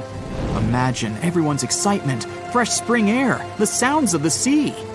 You're strolling along the highest deck of the Titanic when you notice several lifeboats. As you start counting the boats, you recall the ship's capacity. It's just over 3,000 people. Wait, but are there enough lifeboats for everyone aboard? Let's look into the numbers. The Titanic could carry a needed total of 64 lifeboats, a number which could have easily helped to save all the passengers on board. Chief designer Alexander Carlisle planned to equip the ship with 48 lifeboats, but the Titanic ended up with a mere 20. The fact that this number of lifeboats wasn't enough for all the passengers was not illegal at the time. This was because the number of lifeboats required was calculated based on the tonnage of a ship, not her passenger capacity. Speaking of the Titanic, this number of boats was chosen for aesthetic reasons, to make the decks look less crowded to the ship's elite and high-class passengers. After the final decision on the lifeboats was taken, Carlisle quit his job. Passengers' strolls on the Titanic's decks were pleasing to the eye, but were they worth it in the end? In 2012, a century after the wreck, new documents related to the scandalous lack of lifeboats were uncovered. It appears that a safety inspector named Maurice Clark proposed the addition of at least 10 more lifeboats, 5 hours before the ship was supposed to set sail. But since the ship's owners clearly wanted to leave on time, his plea was overlooked. He was also warned that unless he kept this secret, he would be fired. In retrospect, had the owners followed his advice, an estimated 700 more people might have survived that night. The 20 lifeboats you counted, those that actually made it on board, could have carried only a third of the passengers, even at their full capacity. But tragically, some of them were launched with as few as 12 people, when they could have easily saved up to 65 people each. To add to the disaster, the Titanic's crew members were not properly trained on using the lifeboat launching equipment. That's why the boats were launched slowly, improperly, and sometimes without the right supervision. Out of the 20 lifeboats, only 18 were set afloat correctly. Also, passengers were not informed about safety measures. A lifeboat drill should have taken place on the 14th of April, but the captain eventually canceled the event. One of the many myths surrounding the Titanic and its catastrophic ending is also related to the lack of the necessary number of lifeboats. There was no maritime law at the time that said women and children should get into lifeboats first. But it was a universally accepted custom in such types of situations as a shipwreck. Shortly after the Titanic had sunk in the icy Atlantic waters, rumors started to spread. It was said that some desperate men had resorted to dressing up as women in those final moments before midnight on April 14, 1912. They wanted to get a spot on the lifeboats and have a chance to save their lives. At the same time, there's little to no evidence that any of the male passengers of the Titanic had actually done this. In any case, what happened to those 20 lifeboats that were on board the Titanic after the ship hit the iceberg? What we do know is that all these boats were launched between 12:40 a.m. and 2:15 a.m., with a total of 718 people on board. By the time they were rescued by the RMS Carpathia at about 4 a.m. the same day, only 705 people had remained alive. It took the crew of the RMS Carpathia more than 4 hours and 30 minutes to pick up all the passengers and 13 of the lifeboats. This was as many as the rescue ship was allowed to carry. The rest of the now empty lifeboats were left adrift at sea. Those salvaged were later given back to the White Star Line, the British shipping company which operated the Titanic. Strangely, after being returned, they appeared to have vanished from official records. The last image ever taken of the 13 surviving lifeboats was of them getting unloaded in the New York harbor. Sadly, and ironically, that's where the Titanic was supposed to be on April 18, 1912. The lifeboats were then rid of their Titanic nameplates or any other markings that could have linked them to the ship. Some sources claim that the boats were eventually destroyed. But was this actually the truth? The fate of one particular lifeboat has been the source of much debate. Collapsible Boat A, the last one to leave the ship, was retrieved by the RMS Oceanic a month after the crash. At that time, it was a shocking 200 miles away from the spot where the Titanic had sunk. Also, in the boat, there was a wedding band engraved with the words Edward to Gerda, a sad omen to a couple that were lost at sea after managing to escape the sinking Titanic. Later identified as Edward and Gerda Lindell, the couple was traveling from Sweden to the U.S. to relocate. Some accounts claimed that Mr. Lindell did, in fact, make it to Collapsible Boat A, but his wife wasn't as lucky. Neither were ever seen again, and the wedding band was eventually sent to Gerda's father. The recovery of Collapsible Boat A was recorded in both photographs taken by the crew on board the RMS Oceanic and by a detailed handwritten account of a fellow passenger. They claimed that the lifeboat had looked more like a piece of wood carried by the waves than an actual boat. The first lifeboat to depart from the Titanic was Lifeboat Number 7. It was dubbed the Millionaire Lifeboat. It's rumored that the 12 passengers on board might have bribed the crew to row away to safety instead of allowing others to jump in. In 2015, some of the items recovered from this lifeboat, including a lunch menu, a ticket, and a letter from one of the passengers, were auctioned for up to $70,000 by a New York auctioneer. Soon after the Titanic catastrophe, it became mandatory for all ships to be equipped with enough lifeboats to carry all the passengers and crew. It's more likely that the Titanic lifeboats, being relatively new equipment at the time, were refitted to be used on other ships, such as the RMS Olympic, which was the Titanic's older sister. Some of them may have been sold off to private collections, or even left to rot.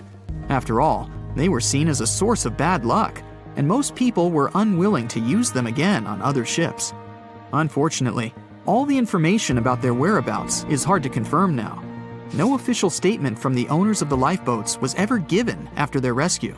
But although nothing appears to have remained of the original lifeboats, some full-sized replicas exist on display in museums in Falmouth, England, and Belfast, Northern Ireland. One of the few surviving White Star Line lifeboats did not, in fact, belong to the Titanic, but it did have a striking connection to the cursed ship. This boat is the restored Lifeboat 6 from the RMS Oceanic, which helped to recover Titanic's collapsible Lifeboat C. It was said to be owned by a private collector, but similar to the Titanic's lifeboats, we don't know anything about its location today.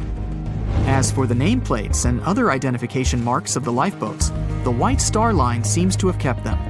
Because some of these items were later auctioned and sold to interested collectors, even Rick Springfield supposedly got hold of one of the nameplates. One particular nameplate was already missing by the time the White Star Line employees had reached the lifeboats. It was the nameplate of Lifeboat Number 8, which had been taken by a sailor named Thomas Jones. He later gifted it to another Titanic survivor, the Countess of Rothes, along with a letter acknowledging the bond they formed on the night of the shipwreck. You can find other similar items on display in different museums, such as Larne Museum and Arts Centre in Northern Ireland, or Worcester City Art Gallery and Museum. To be fair, some experts claim that even if there had been more lifeboats on board the Titanic, there simply might not have been enough time to launch them all. That's how severe the impact was. Many researchers say that everything was happening so rapidly after the ship had hit the iceberg that it's astonishing that so many passengers managed to survive.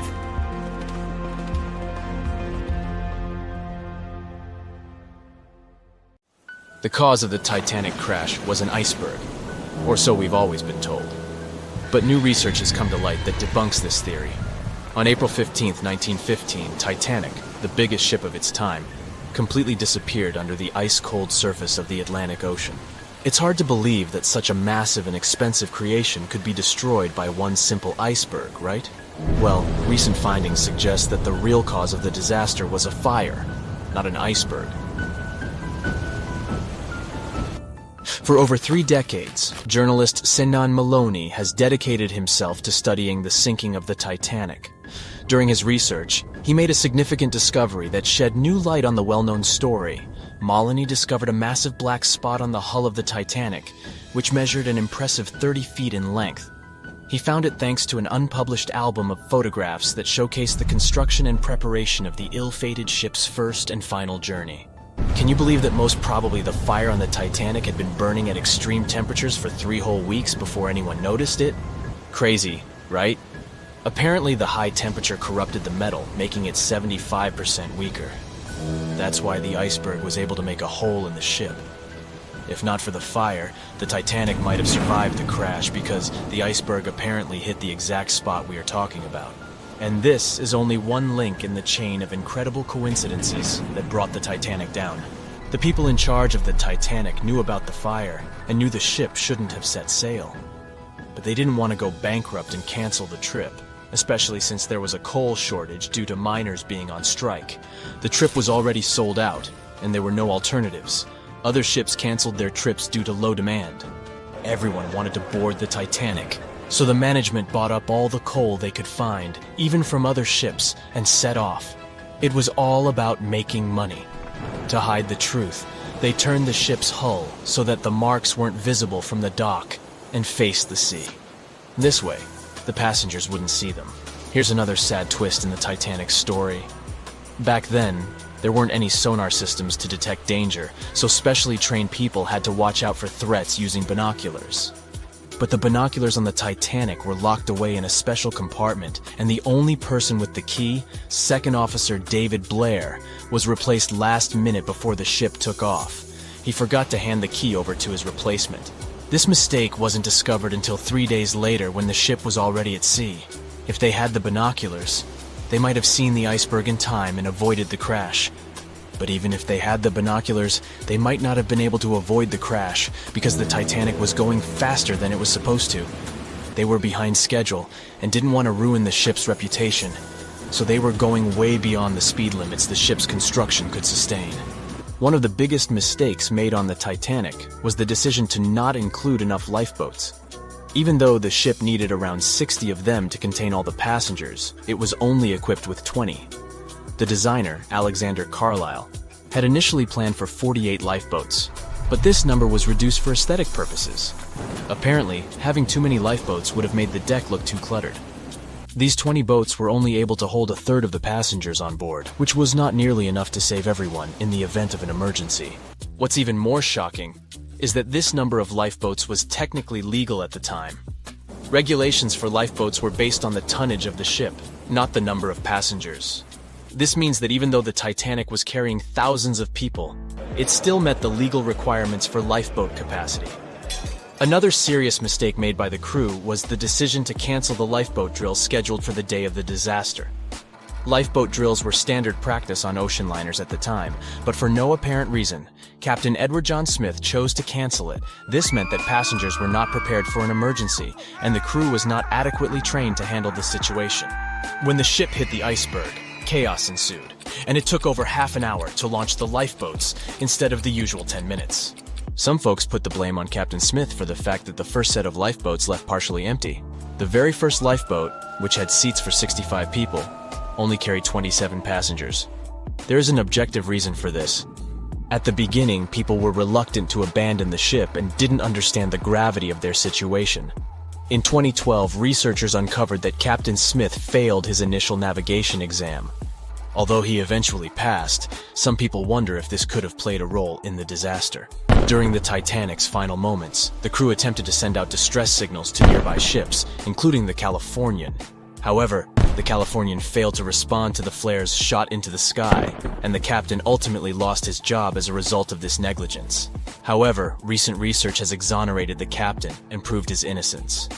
It turns out that light refraction, caused by layers of cold air below warmer air, created mirages that distorted the signals from the Titanic. This phenomenon had been observed by other ships sailing in the area and is now believed to be the reason why the lookouts on the Titanic missed the iceberg completely. Historian Tim Malton supports this theory and has further contributed to our understanding of this event. It's unfortunate that the captain of the Californian lost his job due to circumstances beyond his control, but it's better late than never that his reputation is cleared. Whatever the reason for Titanic's crash was, it still keeps the minds of scientists busy to this day. But let's see what the buzz was all about. What made the Titanic so famous and unique? The Titanic was massive, standing at 175 feet tall and nearly 900 feet long. The ship was so enormous that even the officers took over 2 weeks to memorize all the decks and passageways. You could be walking miles along its corridors. The construction cost of the ship was a whopping $7,500,000, which would be equivalent to about $166 million in the mid-2010 ES, due to inflation. Interestingly, the production cost of the Titanic movie in 1997 was even higher at $200 million. Building the Titanic was no small feat, and it required a labor force of 3,000 men who worked 6 days a week for 26 months. The job was difficult and dangerous, and workers had to complete tasks at the height of a 20-story building without safety ropes. Nevertheless, they were paid a competitive wage of £2 a week, which was considered good pay at the time. The inside of the Titanic was inspired by the luxurious Ritz Hotel in London.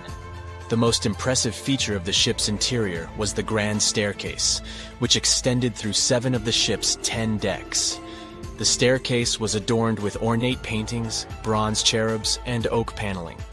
The first-class passengers had access to an impressive array of facilities, including a heated swimming pool, Turkish bath, gym, squash court, beauty salon, and even a stylist to help them prepare for dinner.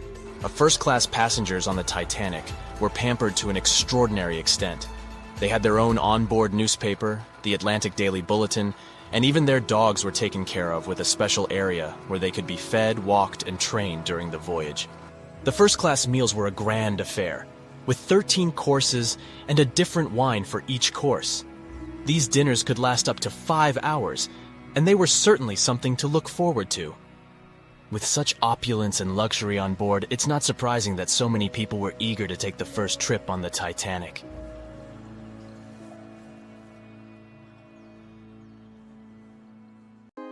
On April 10, 1912, the RMS Titanic set sail from England. But this wasn't the launch of a regular ship. The Titanic was the largest liner ever built at the time. It was 882 feet long. That's nearly the size of 3 soccer fields. And measured from the hull to the top of the smokestacks, the ship was an impressive 175 feet tall. That's the size of a 17-story building. Deemed unsinkable, it took 3,000 workers almost 3 years to build. But a mere 4 days into its very first voyage, at 11:40 p.m., the ship collided with an iceberg and was lost beneath the waves of the Atlantic Ocean. It took the liner only 2 hours and 40 minutes to sink. And of more than 2,200 passengers and crew members on board, only 706 survived. The wreck would remain lost for another 73 years, hiding its many secrets within the frigid Atlantic waters. And if it wasn't for a man whose whole life had been devoted to exploring the sea, the giant ship might have remained lost for a lot longer. That man was Robert Ballard. As a child, Ballard was obsessed with the ocean. This fascination started when he was just 12 years old. That's when he watched a film adaptation of Jules Verne's science fiction novel, 20,000 Leagues Under the Sea. It had everything to spark a young person's imagination, from adventure and strange creatures to a powerful underwater vehicle called the Nautilus.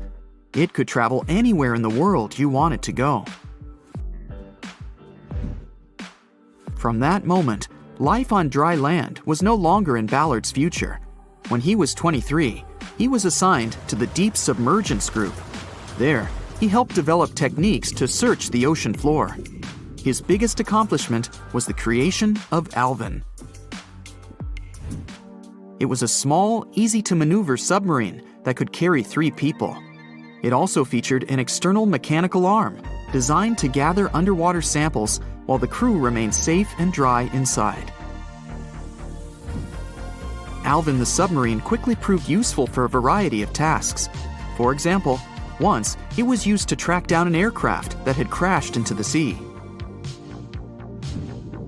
But the vessel experienced a series of setbacks. In one case, it was attacked by a swordfish, which caused the submarine to resurface quickly. The swordfish, still stuck in the outer skin of the submarine, became that night's dinner. And in October 1968, the submarine was being lowered into the water when the cables holding it snapped, sending it careening into the ocean, along with 3 crew members on board. And because the small vessel was still open, it immediately filled with water and quickly began to sink. Luckily, the crew managed to escape, but Alvin was gone. Bad weather hampered multiple attempts to recover the vessel. It wasn't until the following year that it was finally returned to the surface. In time, Alvin would be improved. Its hull would be strengthened by titanium, giving it a higher depth rating, thus making it even better suited for ocean exploration. The specialized submarine would come in handy in many of Ballard's 100-plus expeditions.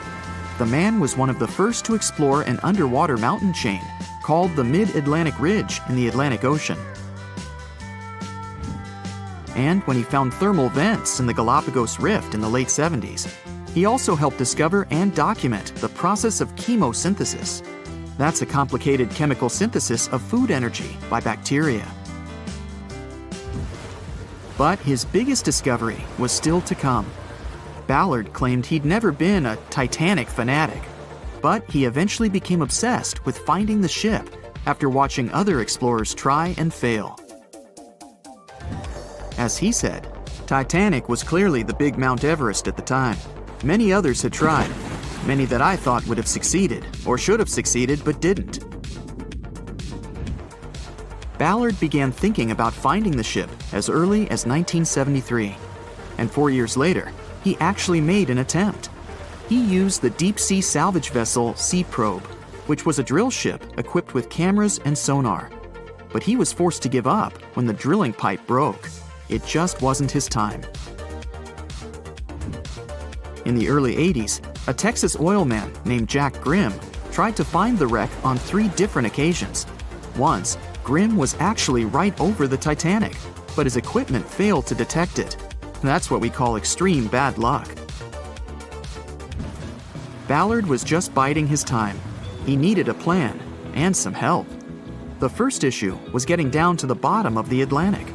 The furthest down he had ever traveled before was 20,000 feet, and this trip took him 3 hours, and that didn't include the way back up. Ballard knew he could use Alvin, already enhanced with a titanium hull to withstand the pressure of the ocean. But he also needed something that didn't require him to actually go down with it. An unpiloted remote-controlled submarine would be ideal. But first, he would have to create one. He reached out to the authorities, hoping they would provide funding for his project. And though officials had no interest in the Titanic, they were willing to help. But there was a catch. Ballard had to first focus on tracking down 2 submarines, the Thresher and the Scorpion, which had sunk to the bottom of the Atlantic Ocean in the 1960s. The authorities were hoping to study them to find out why they had sunk in the first place. They also wanted to know if they could be recovered or if it was safe to leave them on the ocean floor. Only when he had successfully completed this task would he be free to use any remaining time on his contract to find the Titanic. With no other options for funding, Ballard took the offer. He got to work. First, he created 2 new devices. Argo was an unpiloted deep-towed undersea video camera sled. It was designed to take photos and record videos from a series of cameras mounted on it. It could work at depths of up to 20,000 feet, and it could also explore nearly 98% of the ocean floor.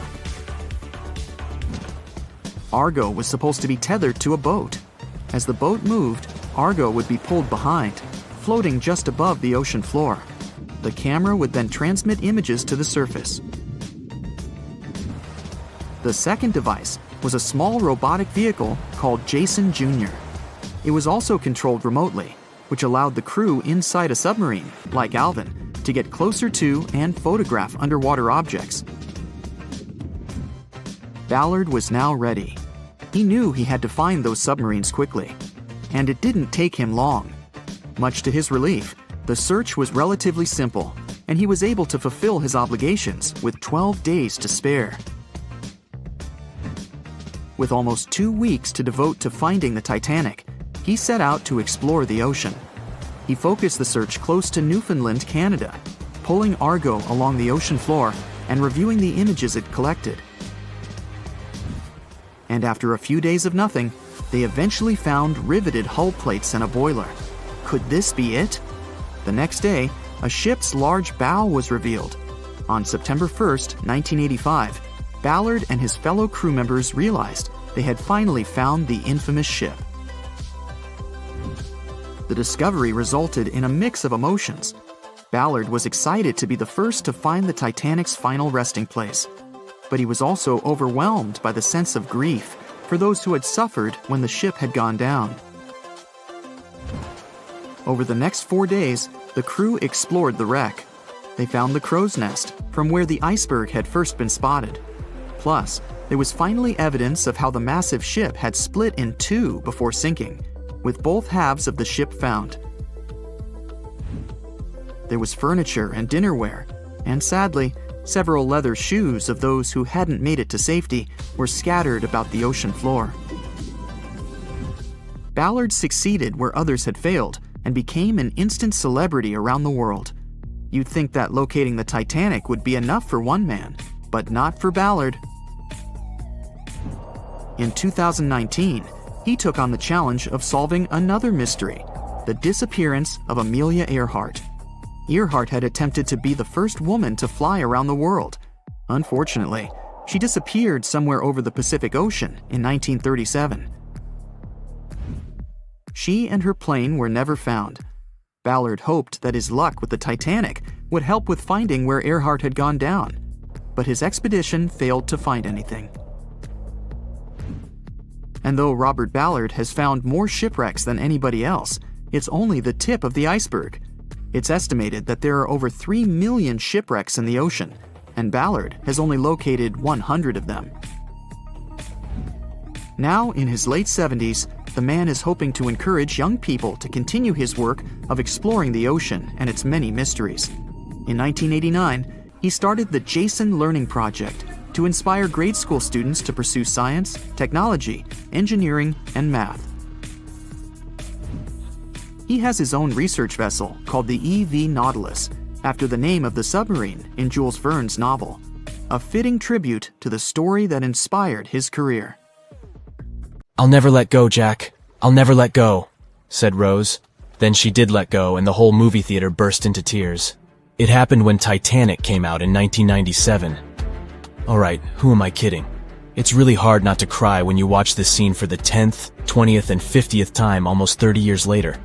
But did this great love story happen in real life? Or did James Cameron just invent it for some good drama? As much as I don't want to disappoint you, Jack and Rose never fell in love on board the real Titanic.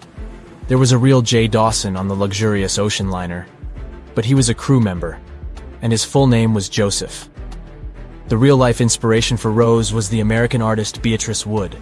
James Cameron came across her biography while he was working on the first draft of the script and decided to bring her love for art and family background into the story. It doesn't mean that the movie is completely off when it comes to historical accuracy, though. The unsinkable ship that sank departed from Southampton, England to New York and was 400 miles south of Newfoundland on April 14th when crew members noticed the iceberg. The contact with it lasted 37 seconds, precisely as long as the corresponding scene in the movie. Remember this guy, Thomas Andrews, who was wandering around with a small notebook and pencil? He was the real ship designer. Andrews was quite talented at what he did, and had worked on many successful projects before the Titanic. He would normally travel on the ships he designed during the maiden voyage to make sure everything was going smoothly. He boarded the Titanic as one of the first-class passengers and was taking notes all the time. After the unfortunate rendezvous with an iceberg, Andrews was seen inspecting the flooded parts of the ship with Captain Smith. According to his sad forecast, the Titanic would have gone down in about 2 hours. One of the stewards claimed that he had seen Thomas Andrews moments before the sinking. He chose not to leave the Titanic and didn't put on his life belt. No one had seen him ever since.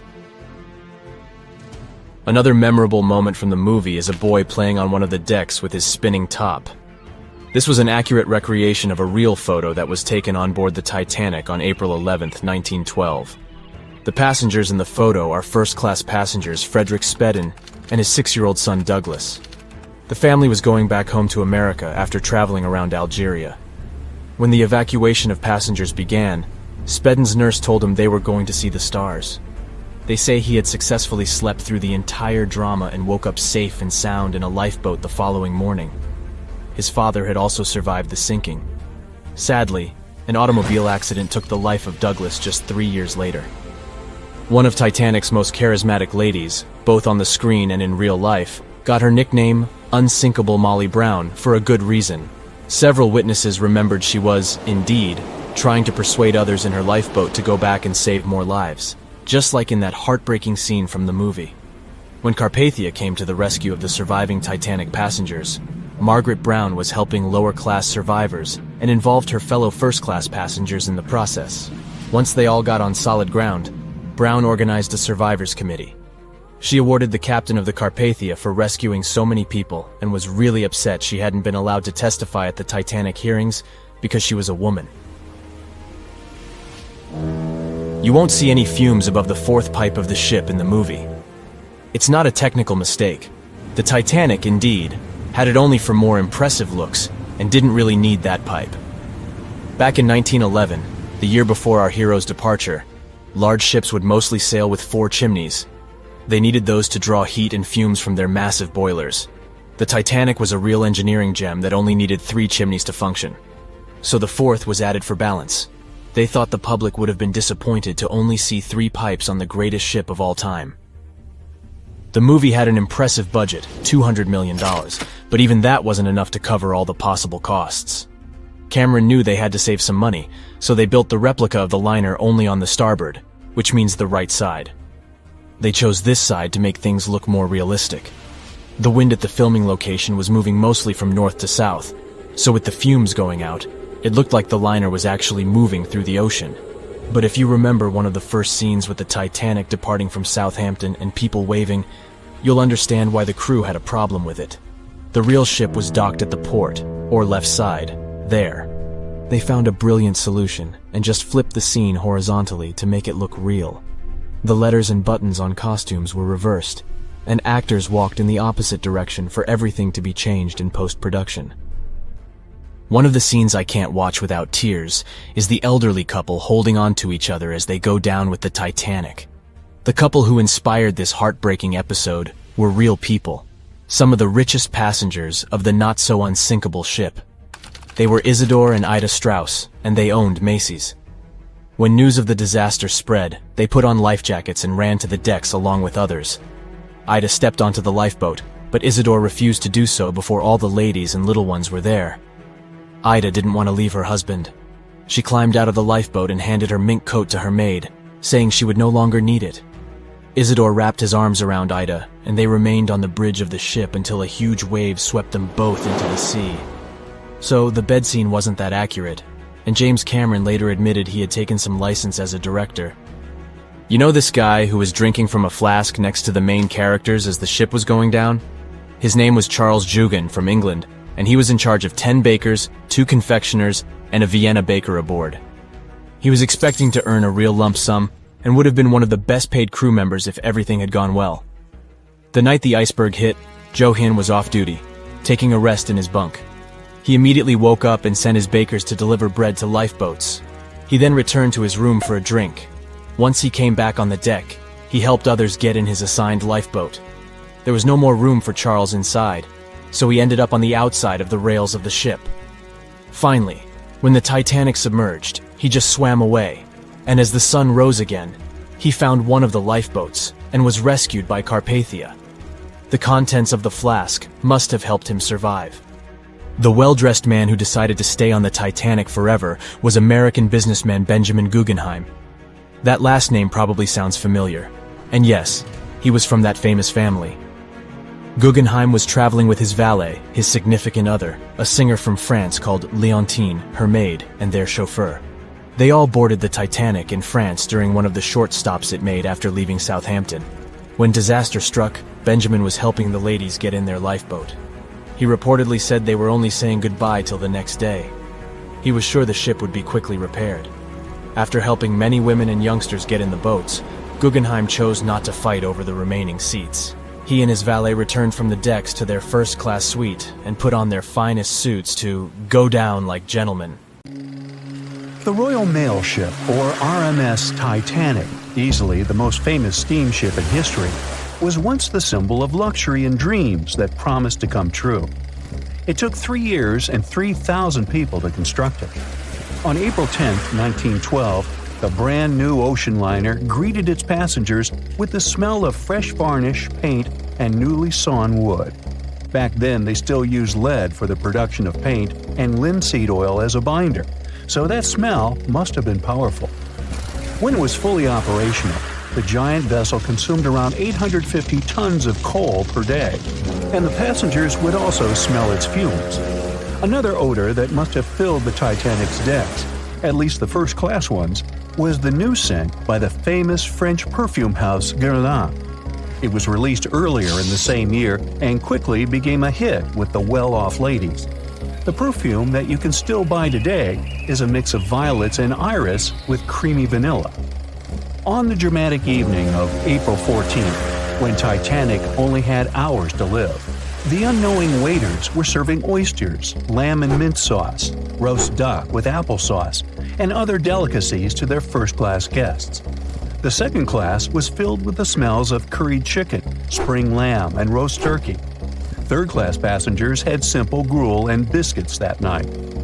At 11 p.m., as the ship got dangerously close to the iceberg, the new smell added to the mix. It was a mineral odor with metallic notes. If you have ice in your fridge, you must have noticed it takes the smell of neighboring foods. The same happens to icebergs. They take on the odors of sea animals and maintain the chemical composition of the water that they're made of. If more people had known about the meaning of this particular metallic smell, they probably still wouldn't have saved the ship, but the number of people that managed to escape to safety could have been larger. Speaking of smells, in case you've ever wondered what space smells like but aren't planning to become an astronaut anytime soon, listen up. You can try out Eau de Space, an aroma that was designed by NASA decades ago. The idea of the perfume was to help astronauts prepare for their encounters with space at all levels during their training. But hold on a second, space is a vacuum, so it technically shouldn't have any smell. Yet, astronauts who have been out there remembered it as a pleasant metallic odor, something like the smell of welding fumes or burnt gunpowder. They could smell it on their spacesuits after coming back into their spacecraft. We can also guess what other planets smell like based on what their atmospheres are made of. Venus has clouds of sulfuric acid in its atmosphere, so it must smell like rotten eggs. Mars and Uranus also smell like rotten eggs, by the way. Each of the layers of Jupiter's atmosphere is made up of different chemicals. That's why it smells different depending on where you are. Some layers would greet you with a yummy aroma of bitter almonds or marzipan, and others, closer to the top, smell like cleaning products. The remaining planets of the solar system are unlikely to have a distinctive scent because they're mostly odorless gases in their atmospheres. As for our natural satellite, the Moon, the Apollo astronauts claim that its dust smells like gunpowder. The fragrance of fresh-cut grass makes regular mowing it nearly worth it. But did you know that the grass isn't having a great time while you're doing it? In fact, it's sort of screaming for help. And because grass can't scream out loud, it expresses discomfort by releasing a mix of smelly, volatile molecules. It does it to protect itself from insects. Caterpillars and other similar creatures just love to munch on sugary plant snacks. When you mow the grass, it releases jasmonic acid, among other things. It's sort of a signal to parasitic wasps that there is a caterpillar available. These creatures deal with the grass's offenders, and it can keep growing happily ever after. From the point of view of the grass, mowing is not much different from an insect attack. so it protects itself the best way it can. The rain has an easy-to-recognize powerful smell, also known as petrichor. But where does it come from? Turns out some plants secrete oils during drought. The rocks and soil accumulate those oils compounds, and when the raindrops hit, they mix with water and release into the air. Sometimes these oils combine with chemicals produced by bacteria living in the soil. The result of this cooperation is a musky odor you can smell in the woods or in your garden when you turn over the wet soil. Ozone also adds to the smell of rain, especially after thunderstorms. It happens when a lightning bolt's electrical charge splits oxygen and nitrogen molecules in the atmosphere, and they later recombine into ozone. One theory says we enjoy the aroma of rain so much because it's imprinted in our brains. Different cultures have always associated rain with something positive, and we could have inherited that perception. Now, chocolate fans, of which I am one, this is for you. There are flowers that smell exactly like your favorite tree. It's a product of a tropical plant, after all, and since it's impossible to recreate the exact magical scent chocolate has in a perfume, you can plant some chocolate flowers, also known as the green eye lyra leaves, in your garden. These flowers look like daisies with yellow petals around a deep red center. When you pick its petals, the flower releases the delicious smell we all love so much. The leaves and branches of the plant also have the same fragrance. Now, in case I got you interested, you can find the flower in dry soils of Arizona, Texas, Colorado, and other states with similar climates. It blooms all year, and the aroma is strongest on warm days. The bear cat, also known as the biturong, does not only look super cute, but also smells like buttered popcorn. Biturongs prefer to stay alone and use their aroma to mark their territory and find potential partners when they have to. Scientists tried to figure out the secret of their unusual smell and suggested it could come from secretions from the scent glands under the animal's tail. Further research showed that the popcorn smell comes from the bear cat's urine. After the animal answers nature's call, it leaves a scent trail in the trees with its tail that often gets soaked. But if the real popcorn only releases its amazing smell when it's popping under heat, how do bear cats manage to do it without a microwave? Well, the answer could be in their diet, or more likely, in the bacteria that come in contact with the animal's natural fluid. Durian is a fruit popular in Southeast Asia that smells sweet and nice to some people, but to the majority, it's a mix of rotten onions and sweaty socks. The stench is so powerful that it's banned on public transportation and hotels in some countries. The secret of durian is its 44 odor-active components. The mix is so complex that you can never tell what it's going to smell like. And despite that horrible smell, durian is considered a delicacy and is used to make mostly sweet dishes like cakes and candy. There was a smelly incident involving durian at a library in Australia. The smell of rotting fruit in a cupboard has spread across the entire building through the air conditioning system.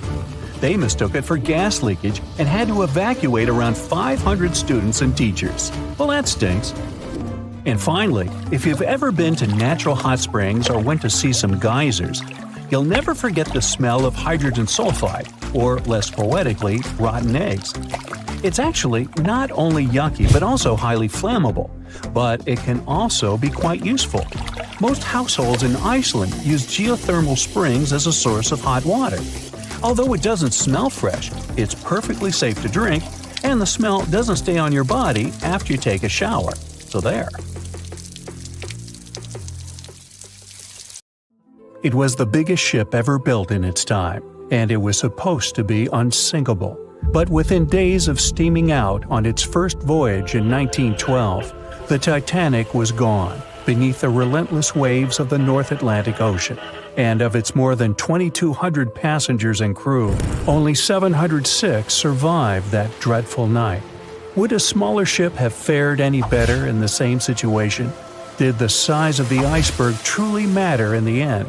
Was it a mistake for the ship to change course at the last minute as it tried to avoid impact? These are three questions that have people pondering, what if?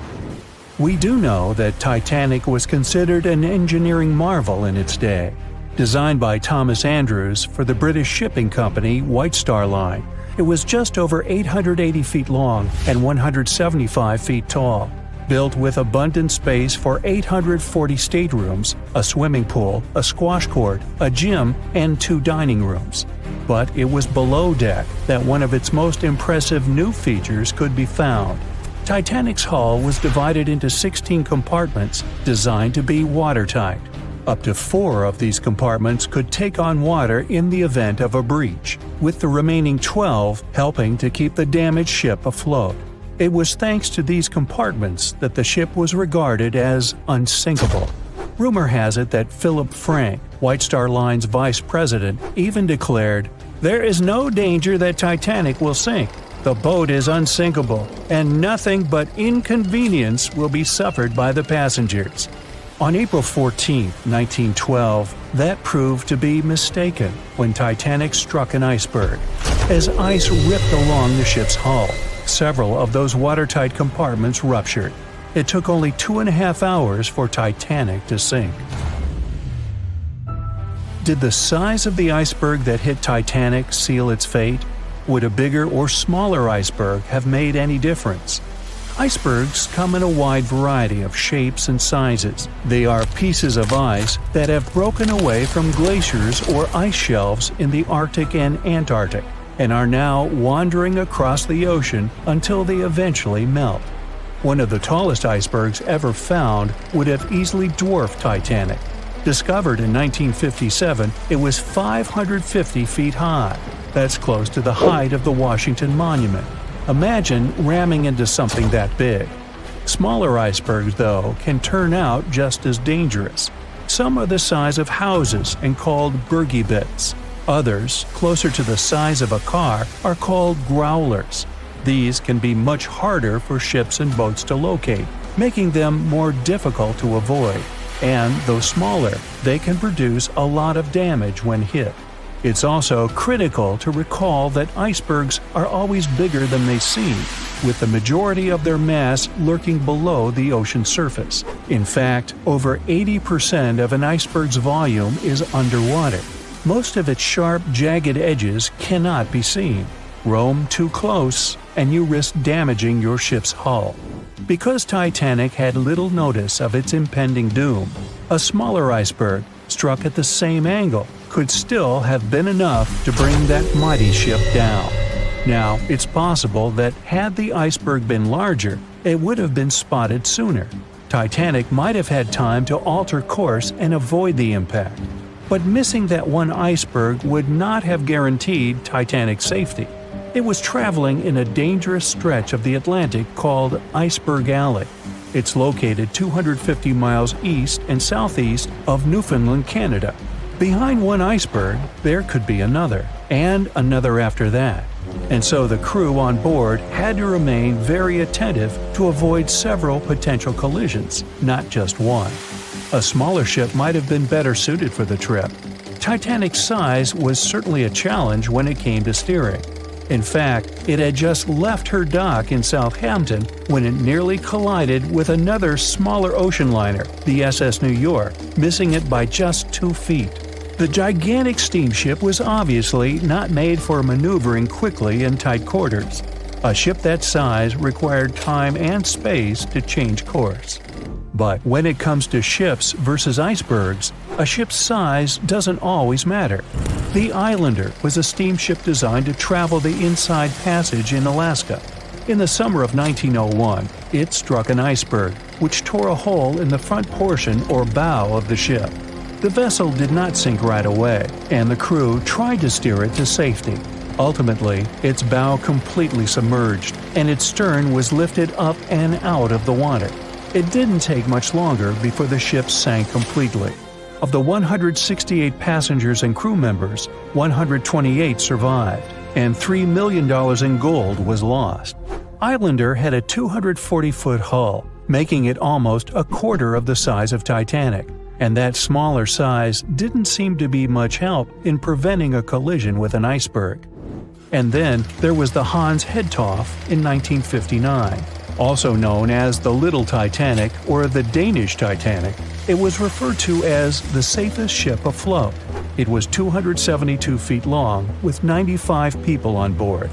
Much like the real Titanic, the Hans Hedtoft was specifically engineered to handle most of what the sea could throw its way.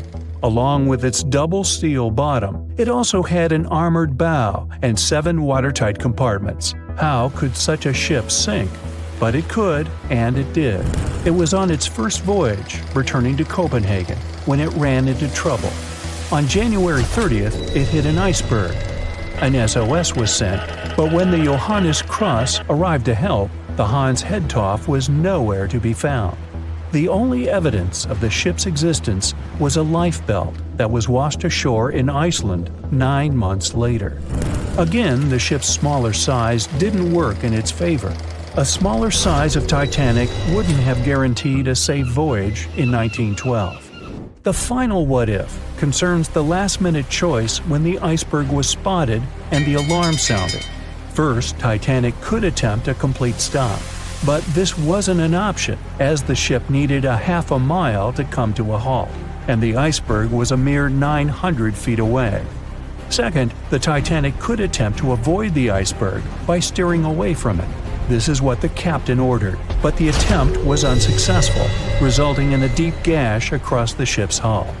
The final option? To hit the iceberg head-on. Would this have made any difference? The answer is an intriguing maybe. Some think a head-on collision would have saved Titanic. In this scenario, the collision would have limited the damage to the very front of the ship, instead of the iceberg tearing through the hull and compromising several of the watertight compartments. Only 4 of the compartments would have been breached. This meant the others could do their job of keeping Titanic afloat. The ship could be stuck, unable to move, but it would remain above water until help arrived. This would provide a ship like Carpathia enough time to reach the scene of the accident and bring the people on board to safety. One of the Titanic's designers, Edward Wilding, made a similar claim during an inquiry into the sinking. He argued that most people would have survived a head-on crash, and that Titanic itself would not have sunk. Others disagree, though. First, the special bulkheads on Titanic were designed specifically to protect the ship against collisions with other vessels, not with icebergs. These compartments would crumple upon impact, absorbing some of the force while the other ship absorbed the rest. Though the damage would still be extensive, the remaining bulkheads would keep the ship afloat. But an iceberg does not have the same flex in a collision as you would experience with another ship. Most of the force would be absorbed by Titanic, resulting in greater damage to the ship. Even worse, the impact would be carried through the full length of the ship. Rivets would burst, seams would tear, the compartments would quickly flood, and the ship would sink even faster, resulting in fewer survivors. In any case, as with most what-ifs, we'll never really know the answer. As tragic as Titanic's first and last voyage was, it did result in changes that helped make venturing out to sea much safer. Findings from hearings on the disaster led to the creation of the International Ice Patrol, or ICC, in 1914, an organization that tracks icebergs in the Atlantic and Arctic Oceans to ensure vessels in the area can avoid them. In the US and Britain, ships were obligated to carry enough lifeboats to accommodate every person aboard. Regular lifeboat drills were made mandatory. And finally, the bulkheads on ships were made higher to keep water out, and bottoms were stretched to create double hulls, helping make the compartments truly waterproof. There's no denying that Titanic was a terrible tragedy, but the lessons learned from that night to remember has helped prevent many more. You remember those heartbreaking scenes from the Titanic, either from books or movies, right? You know, the ones where the boat was sinking, and there's nothing anyone could have done about it. Well, it turns out that that story isn't entirely true. At least, according to a historian and author of a book detailing events from that unlucky ship. If what he claims is true, every soul on the Titanic could have been saved. He wrote that the SS Californian and the SS Mount Temple were close enough to technically see the Titanic go down into the ocean. But they failed to act because they were afraid, or because they too had no idea what they were doing. Nobody thought the Titanic could ever sink back then, and it had everything you could imagine, from luxury lounges to a Turkish bath and even a squash court. But as it was racing through the ocean, ready to break the Atlantic crossing record, it hit an iceberg, and everything went downhill from there. A lot of ships wanted to help the sinking vessel and shifted their direction toward the Titanic after hearing the distress calls, but the two closest ships held back. The SS Mount Temple, for starters, was really close. It was a mere 50 miles away and could have reached the Titanic in just a couple of hours, potentially saving every passenger. However, its captain believed such a journey would be too risky. I mean, it did involve icebergs, right? There's nothing we can do about it these days, but we can use our imagination and at least save the day theoretically. Your average Joe might have had a difficult time helping people out on the Titanic, but what if we could ask for the help of superheroes? Well, for starters, it would be useful to have someone with time-traveling skills, right? They could go back in time and alert the crew that an iceberg is pretty close, and they should move the ship away from its path as soon as possible. Or, even better, go even further back in time and alert the captain of the ship not to proceed with the journey to begin with. Let me tell you, there were a lot of things that could have been done better with the Titanic. First of all, the crew had no access to binoculars. If they could have had this crucial piece of equipment, they might have spotted the iceberg in due course, at least limiting the damage or avoiding the collision altogether. And don't get me started on the lifeboats. Because they wanted the ship to look as luxurious as possible, there was little space left for those much-needed lifeboats that could have saved so many lives. Although there were 2,200 people on board, the lifeboats could only save 1,200 people. What about flight? Would a flying superhero have been able to help avoid this tragedy? I bet it would have. This superhero could have surveyed the area, especially during the night when there's low visibility to begin with. More so, the hero might have helped with alerting nearby ships faster that something went wrong with the Titanic, and that help is needed to make sure no one gets hurt. If someone on board might have been able to fly, maybe they could have airlifted a bunch of passengers to safety too. Laser vision? Now that would have been cool. A person with laser vision would have pulverized that iceberg in no time. Instead of shivering in the dark that fateful night in April 1912, people would have enjoyed a nice chilled drink on the deck the next morning, courtesy of some harmless leftover ice still hanging around on the ship. Okay, maybe this person with laser vision wouldn't have been powerful enough to split the iceberg in half so that the Titanic could pass safely. Well, they could have at least helped open the locked room containing the binoculars, that's for sure. Someone with superhuman strength. Yeah, that might have surely helped too. They could have placed themselves between the ship and the iceberg, preventing the collision from happening. If, say, they just happened to be snoozing when the Titanic hit the huge block of ice, no biggie. They would have simply kept the Titanic afloat until nearby ships came around to rescue all the people on board. If you'd have had underwater breathing abilities, you'd have at least been able to save yourself on the Titanic. I mean, technically, there's nothing much you could have done differently on the boat. Maybe you could have saved a bunch of other passengers, but only if you were strong enough to keep them afloat, while you comfortably swam completely underwater. If a person on board had been able to control the elements, that would have been amazing. Not only would it have saved a lot, if not all, of the passengers, it would have been fascinating to watch. Such a superhero would have been able to keep water away from the Titanic's injuries after it hit the iceberg. If they were agile enough and had seen the iceberg before it hit the ship, they could have transformed the big block of ice into water with just the snap of a finger. If we look at the records from that night, everything happened very fast with the Titanic. Wouldn't it have been nice to have someone on board who could slow down time? For the sake of the story, let's also imagine this person had a finely tuned intuition. They could have sensed something was wrong by the way the air smelled, or by the reaction of the crew when the iceberg was first spotted. With a simple gesture of their hands, they would have slowed down time, almost to the point of stillness. They could have checked the records from the ship, its unusually fast speed, and could have alerted the captain to decide in time. The Titanic could have been stopped, or it could have been diverted away from the iceberg. A superhero with night vision would have been useful too. At least the superhero would have spotted the iceberg sooner than everyone else.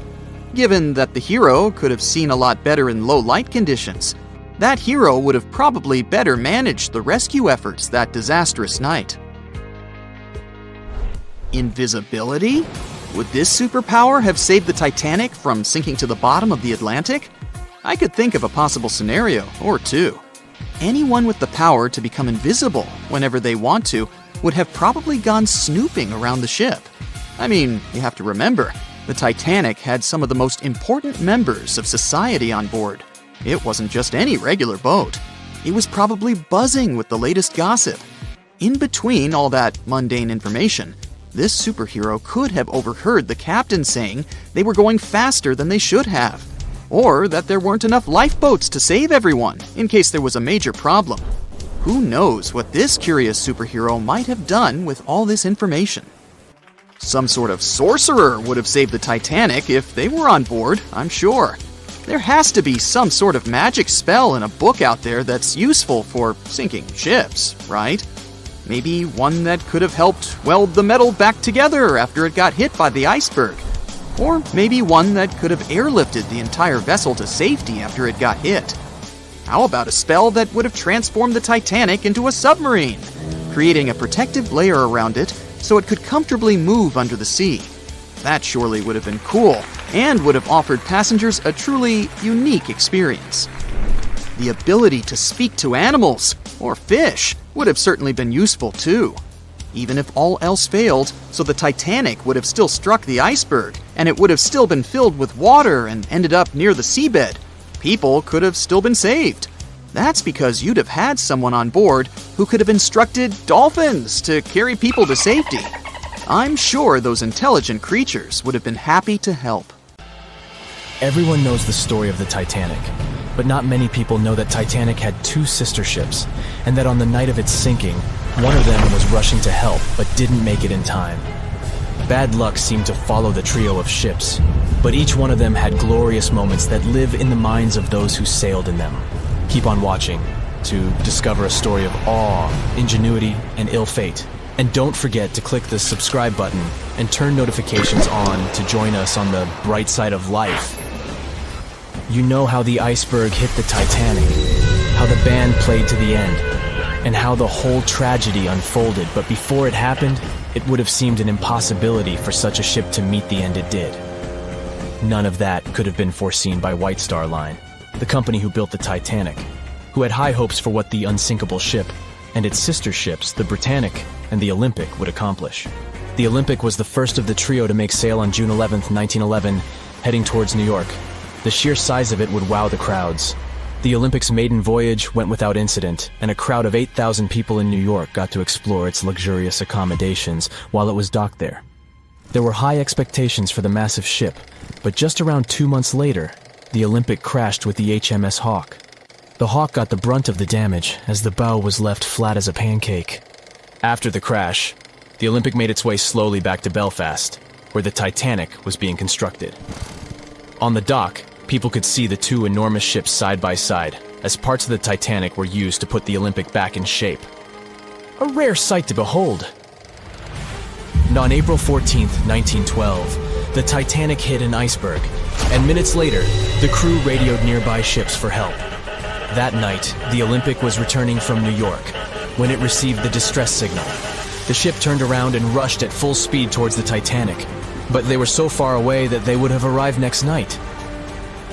At some point during the early hours of April 15th, 1912, the crew of the Olympic decided they wouldn't make it in time and stopped course. the survivors of the Titanic were eventually rescued by the Carpathia. Olympic was set up with lifeboats for all crew and passengers after the Titanic sank. It went from having 20 lifeboats to 64.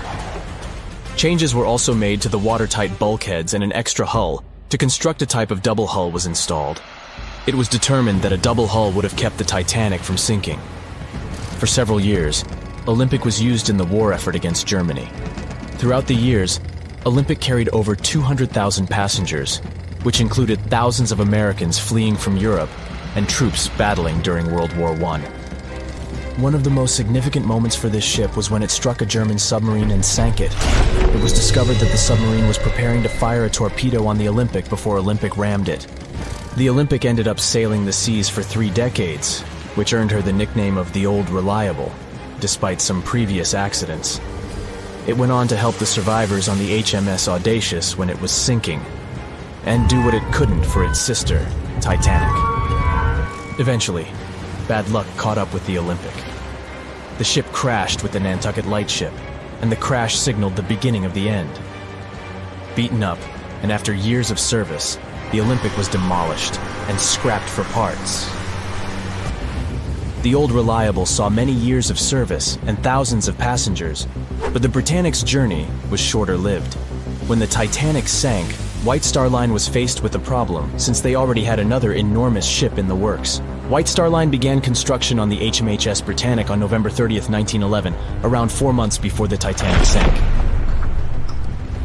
Although the Britannic was the youngest of the trio of ships, having been constructed last, it was also the biggest.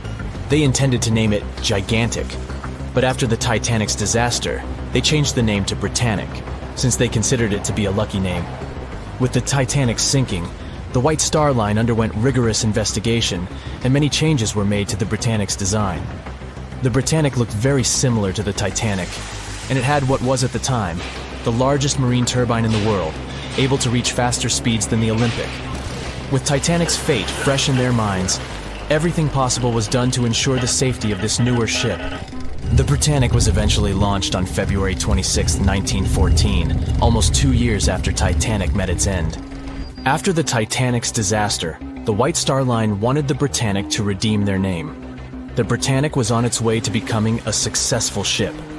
It transported passengers for over a year and a half when the British government requisitioned it and turned it into a hospital ship during the beginning of World War I. The ship became an even more impressive sight to look at. It was painted all white, with enormous red crosses on its side to indicate it was a hospital ship. One of the ship's surgeons, Dr. J.T.H. Beaumont, thought of it as the most wonderful hospital ship that ever sailed the seas. It could treat as many as 3,309 patients at once. This is how the Britannic became His Majesty's Hospital Ship, or HMHS Britannic. Though the sight of this magnificent ship must have put a smile on a wounded soldier's face or two, the Britannic didn't operate for long. Just a year after it was turned into a hospital ship, the Britannic was making its way through the Aegean Sea to pick up wounded soldiers, when it was struck by a loud explosion. The passengers didn't know what had happened, but headed to the deck to disembark. It is unclear what hit the Britannic, but the general consensus is that it was struck by a mine left by a German U-boat, though some still believe a torpedo hit it. The captain tried to move the ship to a beach close by, but the ship was sinking fast. In the desperation, against the captain's orders, several crew members launched lifeboats and disembarked. But since the ship was moving and the propellers working, the lifeboats were sucked and destroyed by the propellers. Though so much effort had gone in to ensure the Britannic was safer than the Titanic, whatever explosion occurred left the Britannic in the same dire condition as the Titanic in just 10 minutes. In a cruel twist of fate, it also sank in the ocean. Unlike Titanic's enormous death toll, only 30 people perished in the sinking of the Britannic, and over 1,000 survived. So many people survived because the accident happened in the morning, when the temperature of the water was warmer and the Greek island Kea was close by to offer help. In the end, the Britannic only sailed the seas for over 2.5 years. The bad luck that followed the Titanic and the Britannic and the accidents and demise of the Olympic was remarkable. But what was most impressive is that there was a woman who sailed on all 3 ships and survived. Violet Jessup was a crew member and nurse aboard the ships. She was there when the Olympic collided with the HMS Hawk in 1911 and disembarked safely. 2 years later, she escaped the sinking of the Titanic in lifeboat number 16, and she showed some women it was safe to board the lifeboats. You'd imagine that would be enough to keep her from ever getting on a boat again, but not for her. A few years later, she served as a nurse in the Britannic while it was used as a hospital ship. When the explosion occurred, Violet jumped overboard, was pulled under by the water, and hit her head on the keel but survived. Can you imagine her experience? She must have had nerves of steel. All in all, the trio of ships saw journeys of triumph and tragedy. Ill fate might have followed them, but all the survivors were left with incredible stories to tell. So tell us, Brightsiders, would you have liked to have seen any of these ships in real life? Let us know in the comments section. Don't forget to give this video a like, share it with your friends, and click subscribe to stay on the bright side. We know Titanic from so many stories, even a movie, but now we have its first full-sized digital scan. And nope, it's not like those models from before, where we mostly imagined what the ship was supposed to be like. This time we got a real digital scan. A team of experts really mapped the deep sea floor around the Titanic together with the ship itself. We basically got a 3D view of the entire wreck, which is like going deep down beneath the ocean's surface and seeing Titanic as if all the water has been drained away. So, the story of the wreck started in 1985, 73 years after the Titanic went down. The explorer named Robert Ballard stumbled upon it somewhere between two submarines that also went down in that area. He was actually on a different task back then, so he didn't even have time to explore the ship properly. But as he was searching for the submarines, he realized how ocean currents affect sinking debris. He noticed the heaviest object sank quickly and left a trail of debris behind, the trail that followed the currents. Using this knowledge, Ballard made a hypothesis the Titanic had broken in two and left a debris trail as it sank. Before he found the wreck, everyone thought the ship just went down in one piece after hitting an iceberg.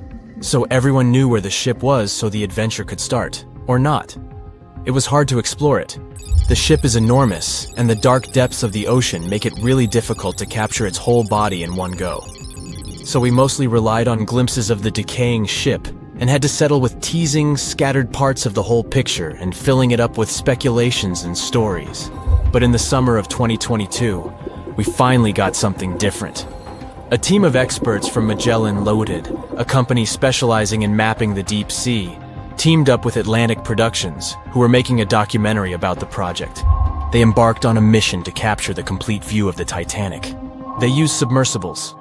Those are vehicles that go underwater, remotely controlled by a team of skilled explorers. These submersibles dove deep into the ocean. It wasn't an easy job.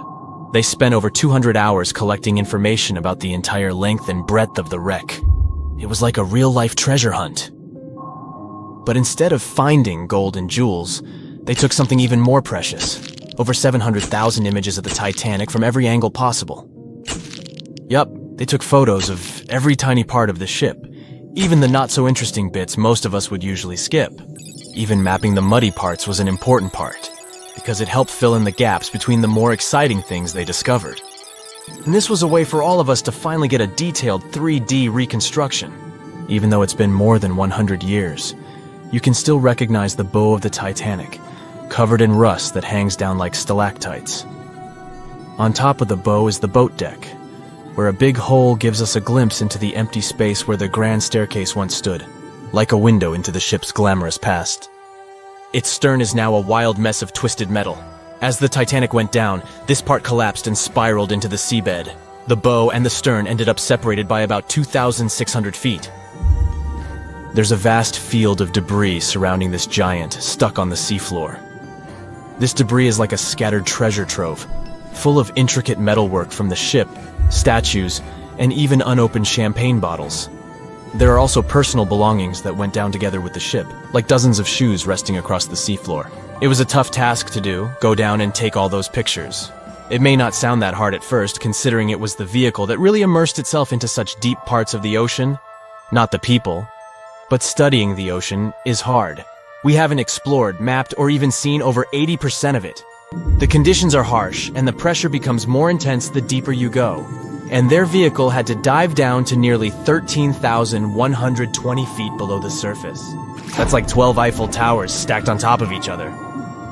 Plus, you have strong currents in that area, so it was probably like trying to navigate through a watery maze. And submersibles weren't supposed to touch anything. Even the slightest wrong step can damage the wreck that was already so fragile. It seems like the Titanic is frozen in time, so it will always be there waiting for us. But in reality, it's slowly disappearing. It's pretty obvious that the ocean water ruined it considering how long it has been down there. But it's not just that. The wreck itself has become a home for a specific type of bacteria Halomonas titanicae that even got named after the famous ship. These bacteria have a special ability. They can survive inside rusty formations known as rusticles. They kind of look like icicles, those spikes of ice that form when water falls from something and freezes. These bacteria have a taste for iron, which is abundant in the ship's hull. For them, it's like a real buffet down there. And as time goes by, these bacteria will keep eating away at the iron in the ship, bit by bit, until one day the feast comes to an end and the whole ship is gone. It's like a slow but steady recycling process. So this 3D model we got because of the hardworking team and technology comes at the best time because we never know how much time we have left with exploring the famous wreck. This time we might even understand the collision with the iceberg better. You know how movies always show the Titanic hitting the iceberg on its right side? Well, we can't even be certain about that. The scans could help us figure out if the ship actually grounded on the iceberg, like getting stuck on it. We can study the stern and analyze how the Titanic struck the seafloor. That will also help us understand what really happened during the sinking. Maybe we'll get a chance to discover if there was really a strong fire that sealed the fate of the Titanic. One theory says that the coal fire had been raging for a whole 3 weeks before the ship even took its first and last trip. And this could have made its hull weaker, which means most of the work was done. The iceberg just delivered the final blow. If there even was an iceberg, as some people wonder. There's an alternative theory they suggested where the Titanic may have actually hit a hidden mass of pack ice instead of a typical iceberg. Pack ice is made up of large sheets of ice that float near the ocean's surface and can be difficult to spot. They believe this pack ice might have drifted into the Atlantic from the Arctic Ocean. According to one professional mariner, Captain L.M. Collins, that stands up with that idea. If the Titanic had struck a regular iceberg, the ship would have sunk much more quickly than it did. And since the Titanic managed to stay on the surface for a relatively long period of time, less than 3 hours, maybe this was a different type of collision.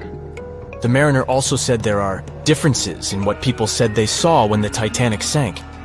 He thinks these differences might be because of optical illusions. In this case, when people were looking at the ocean that night, the way the light was reflecting and the conditions at sea might have made things appear closer or distorted. So when they saw something in the water, it might not have been exactly what they thought it was. Whether it was an iceberg or something else.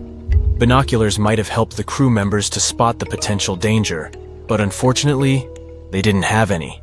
It appears they were locked inside a cabinet, and no one knew where the key was. No one could ever have imagined that the unsinkable Titanic would collide with an iceberg, except for one man, William Thomas Stead. Well, not directly, of course. It's not like he jolted out of bed one day, envisioning the fall of the Titanic. Rather, he wrote an empowering short story called How the Mail Steamer Went Down in Mid-Atlantic by a Survivor on March 3, 1886, 26 years before Titanic sank. Okay, let's do a super quick recap. Titanic was traveling from Southampton to New York in April 1912 in the North Atlantic. The ship hit an iceberg, and less than 3 hours later, it was completely underwater.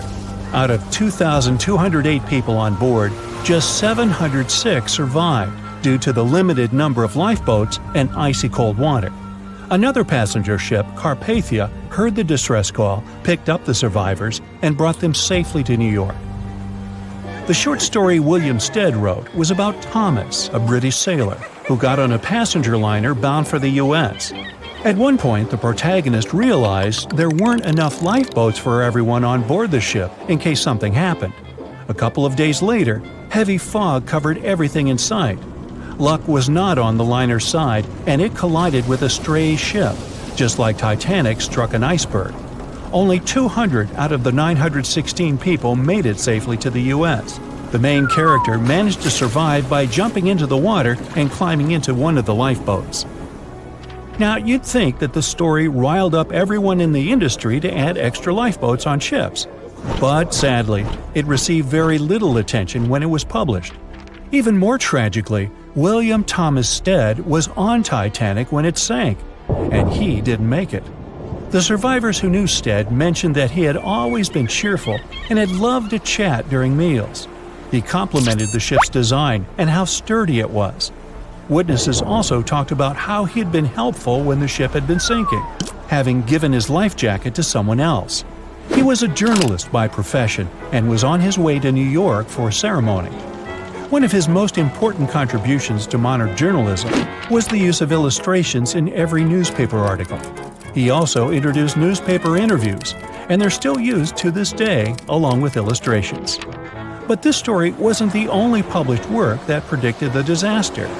Morgan Robertson was an author and former ship captain who wrote short stories and novels.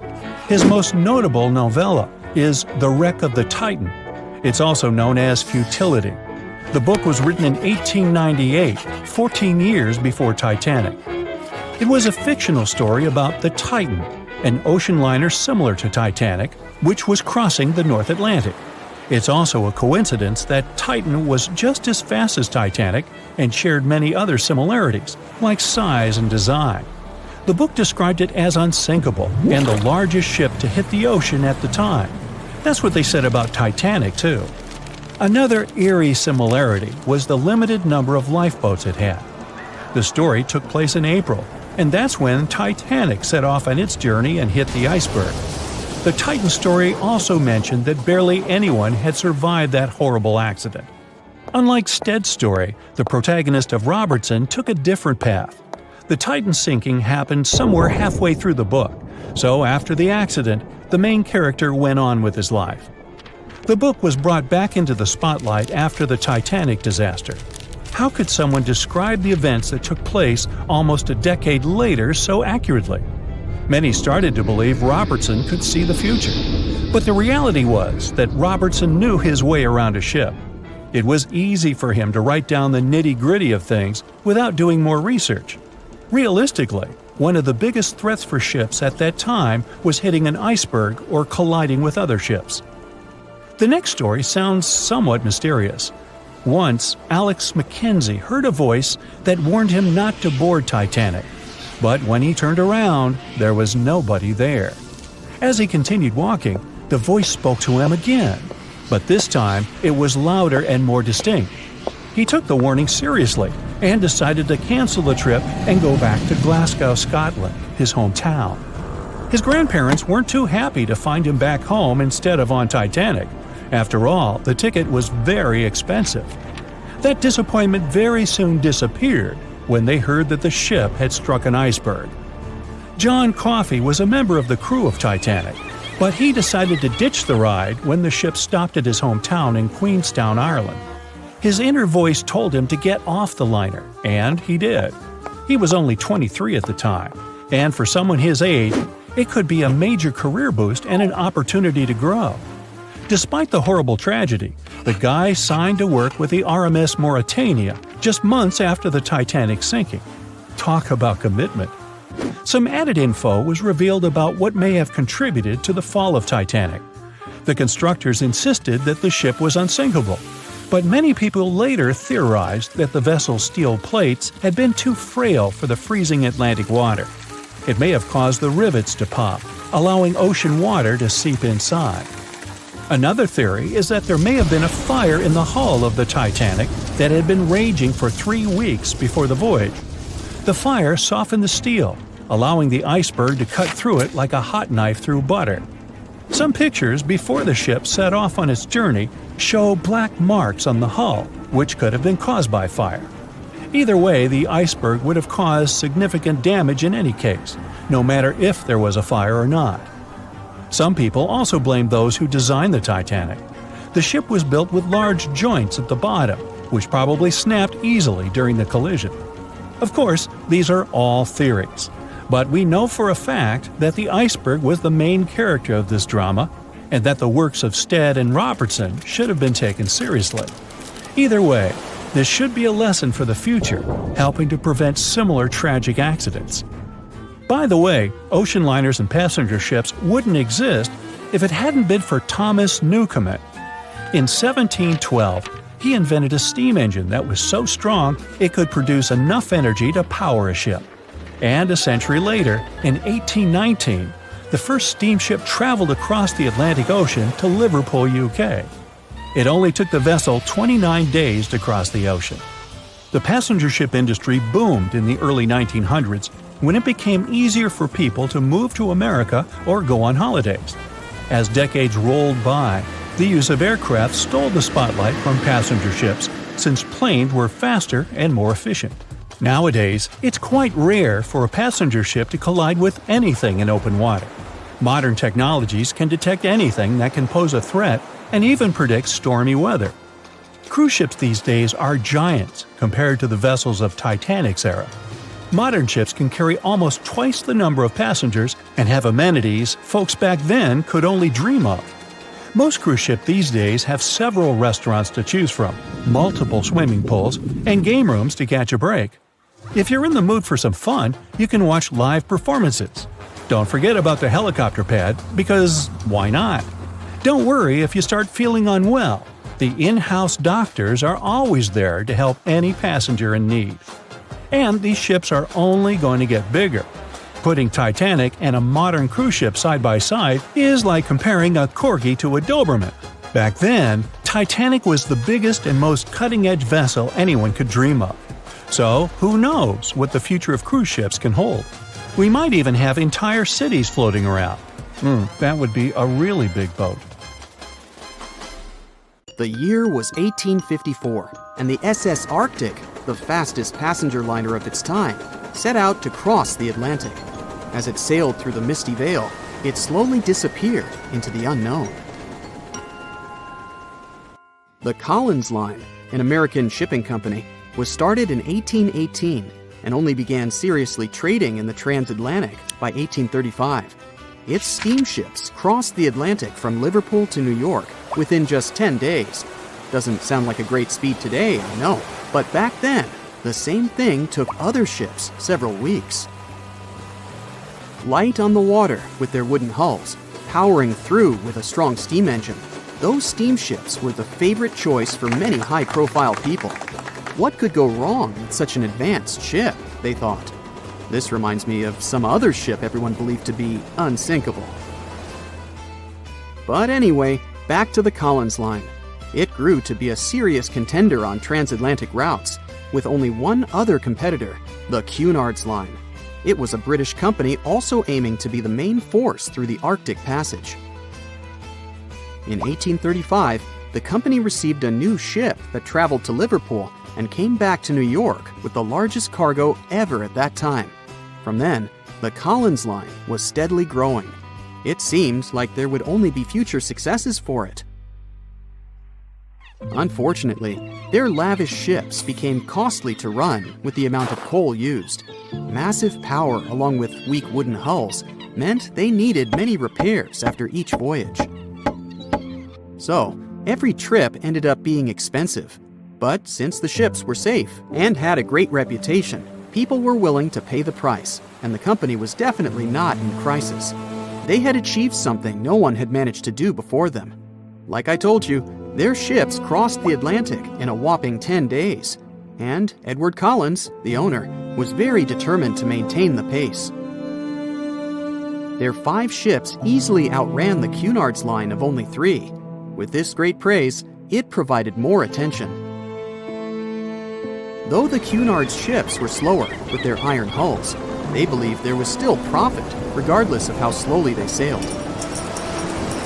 Among Collins' ships, the Arctic, the third of them to be launched, was the largest, reaching 284 feet long, with 2 side-lever steam engines, each with 1,000 horsepower.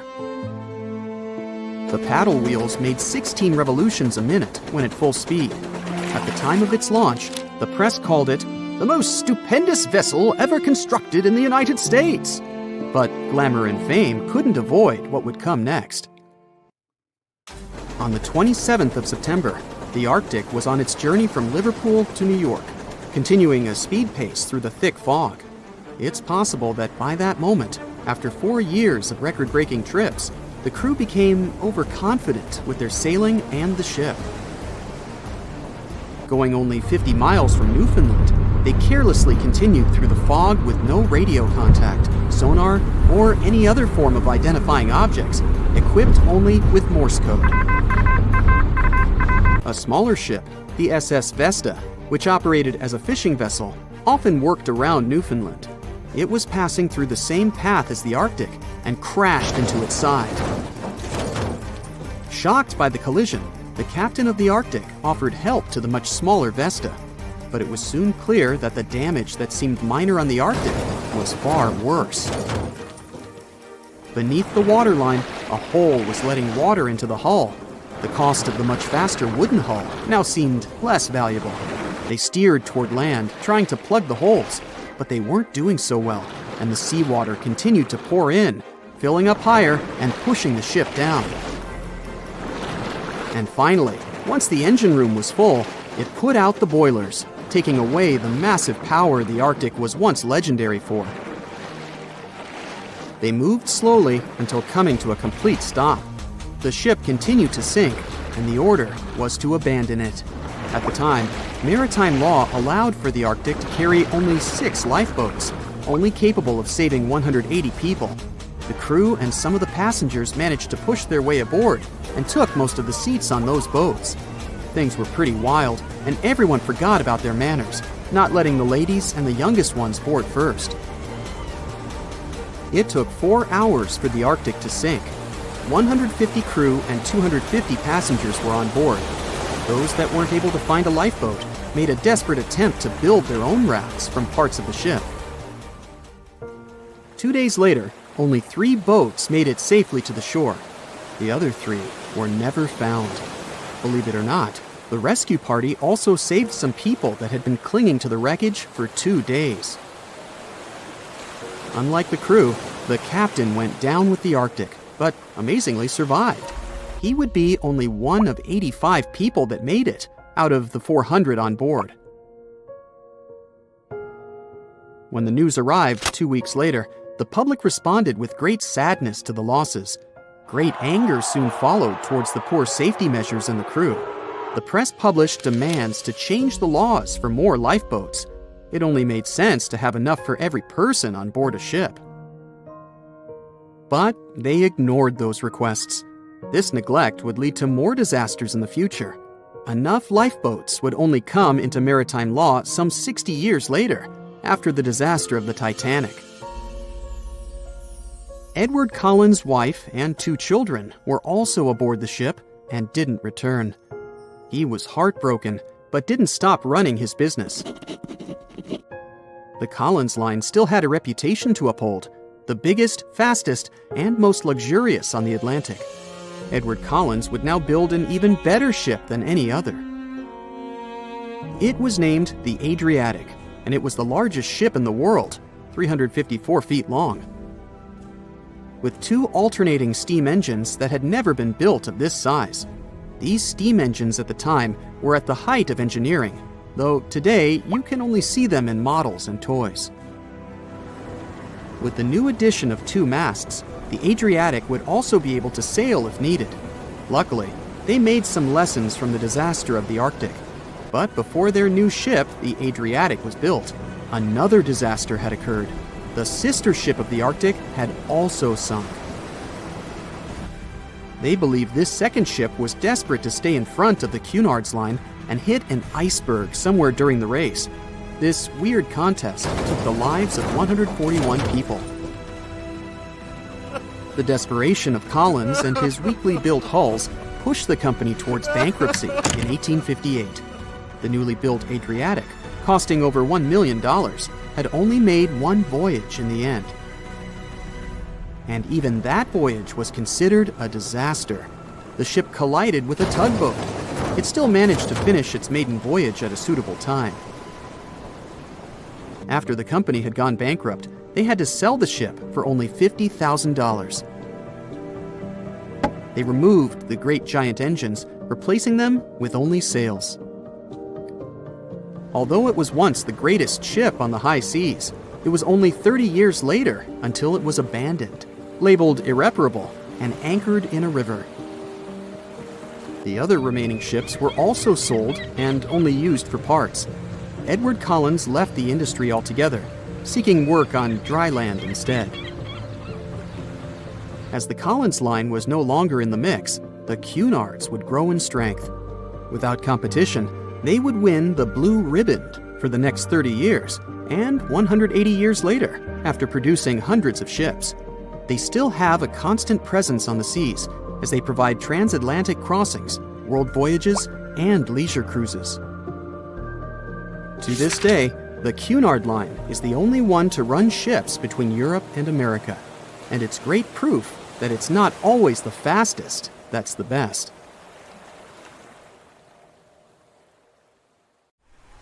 Back when it was built, the Titanic was one of the largest and most luxurious passenger ships, with high-class features like a grand staircase, a swimming pool, and a gymnasium. People thought it to be unsinkable because of its advanced safety devices. Its tragic sinking on its maiden voyage in 1912 proved it wasn't at all the case. It wasn't until 1985 that the Titanic's wreck was finally rediscovered using state-of-the-art sonar technology. Ever since, thousands of items have been recovered from the Titanic, many of them being put on display or sold for auction. Things like jewelry, a life jacket, a menu from the ship's restaurant, or even a sample square of carpet from the first-class stateroom have all baffled the public and told stories of the many on-board people. Scientists have even tried to come up with strategies to get the Titanic back up, not because they want to put it up for display, but so it can be properly studied, and more importantly, to stop it from getting more and more damaged at the bottom of the ocean.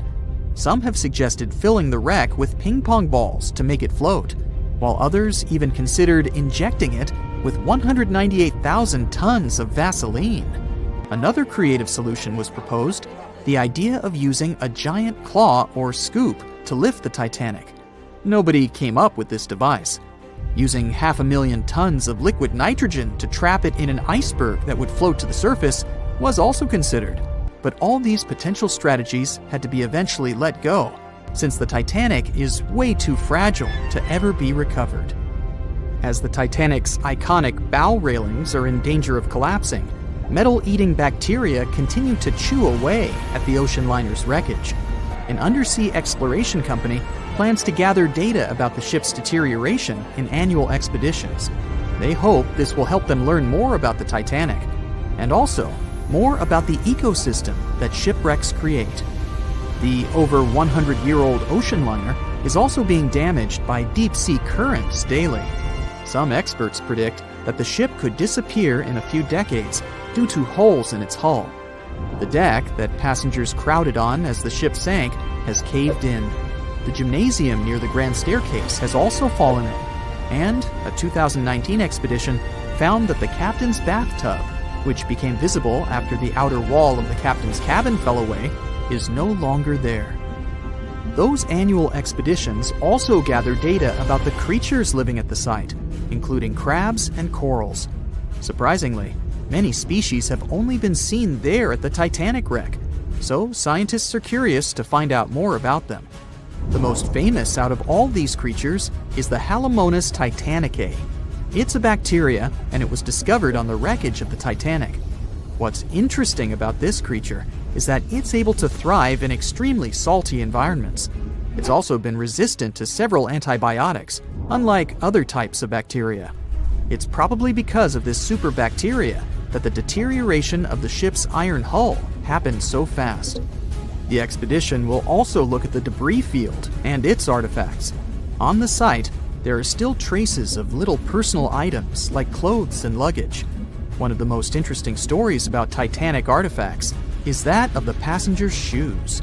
Most of the Titanic items that have been lost at sea deteriorated or disappeared completely. But not the shoes. They seem to be able to resist the harsh conditions. On top of that, the leather in most shoes is perfectly preserved, probably because of tannin, a substance used in the tanning process of leather. It helped the shoes resist the damaging bacteria found underwater. All this exploring might have gotten you all excited. If that's the case, I have some good news to share. You might even be able to join the expeditions. To personally explore the Titanic, you have to plan ahead and apply to be a mission specialist with OceanGate, the company responsible for the journey. However, this experience does come with a high price tag of $250,000. Despite the cost, this once-in-a-lifetime experience is in high demand because of the limited spots available. If you can afford the exploration, you will have the chance to collaborate with renowned specialists in marine biology, oceanography, the Titanic, DNA, and the deep ocean. Accommodations and meals on the dive support vessel are also included, as well as training and guidance from specialists before and during the mission. Lastly, you don't even need to bring your own gear, as the expedition equipment is included as well.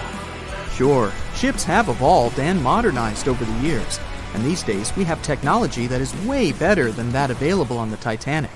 But this ship remains an amazing piece of history because of its many unusual features, like the fact that the Titanic's whistle was loud enough to be heard over 11 miles away, or the fact that the ship's hull was painted with a special mixture of red lead and linseed oil, which was believed to be effective in preventing the growth of seaweed and other marine organisms.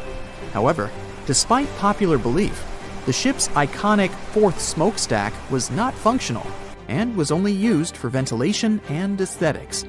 Probably one of its biggest flaws was its number of lifeboats. Despite its size and luxury, the Titanic only had 20 lifeboats on board, which were not enough to save all of its passengers and crew once it hit the iceberg. The Titanic may be the most famous shipwreck, but it's not the only one. The fleet of Kublai Khan tells a similar story. This one was a large naval force commissioned by the Mongol ruler Kublai Khan in the 13th century. The fleet was intended to travel to Japan and establish the Mongols as powerful rulers in the region. However, in 1281, the fleet was supposedly caught in bad weather and was seriously damaged, with many ships being destroyed. Legend has it that the fleet was torn down by a massive typhoon that came to be known as the kamikaze, or divine wind. This strong storm was believed to have been sent by the higher spirits to protect Japan from the Mongols. The truth about its disappearance remains a mystery to this day. However, the wreckage of the fleet, or parts of it, appears to have been discovered in the 1980s by Asian archaeologists. They dug across the site and studied the remains of the ships at a location near Imari Bay. The shipwreck is, to this day, considered to be an important archaeological discovery. That's because it informed us how well prepared the Mongols were back in the day in terms of their ships. Another tragic story is that of the RMS Empress of Ireland. This was a British passenger ship that operated until May of 1914.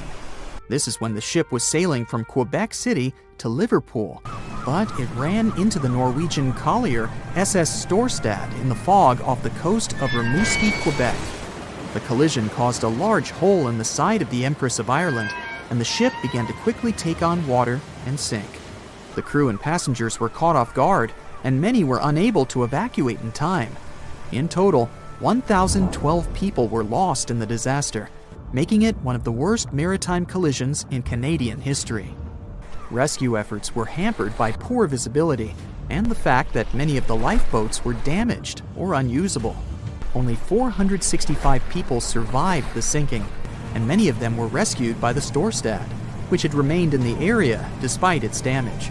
The sinking of the Empress of Ireland was a national tragedy in Canada, and it led to changes in maritime safety regulations and the establishment of a Coast Guard. The ship still lies at the bottom of the St. Lawrence River, where it has become a popular dive site for enthusiasts.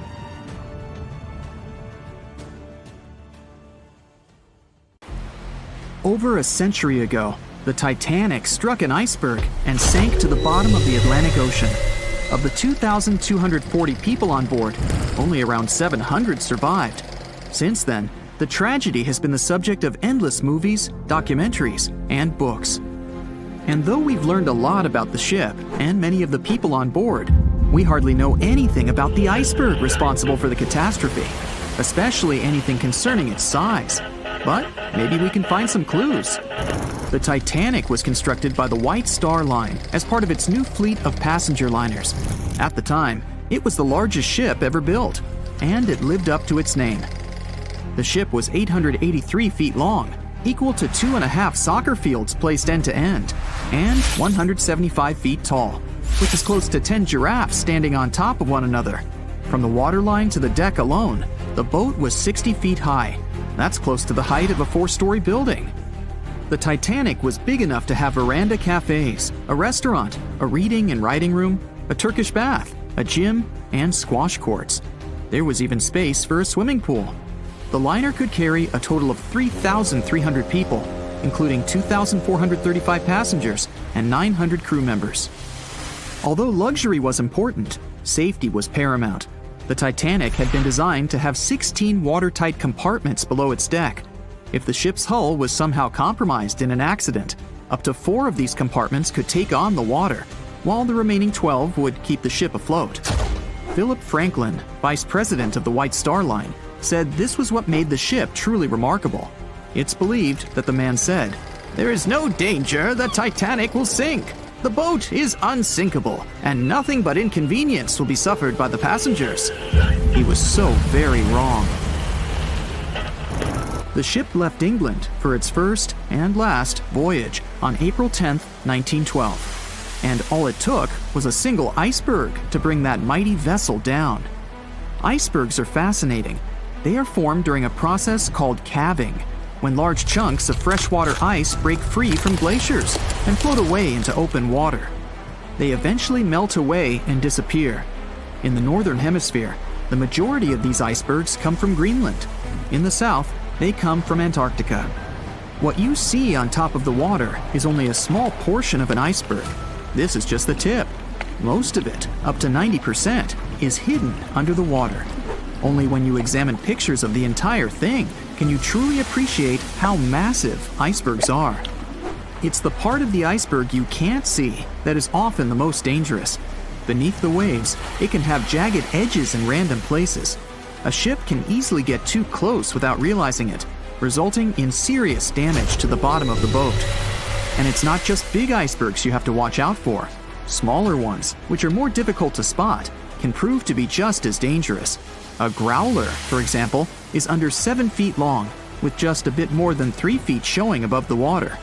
And a slightly larger bergy bit is less than 15 feet in size. The dangers of icebergs were well known when the Titanic set sail. In 1901, the Islander was traveling through the inside passage to Alaska. It collided with an iceberg and sank immediately. Luckily, 138 of the 178 people on board made it to safety. Back then, there wasn't any special equipment for detecting icebergs. The best tool was your eyes. From a special vantage point above the ship called the crow's nest, 2 members of the crew had to stare out over the ocean and watch for potential hazards. The crow's nest was located at the front of the ship, 49 feet above the deck.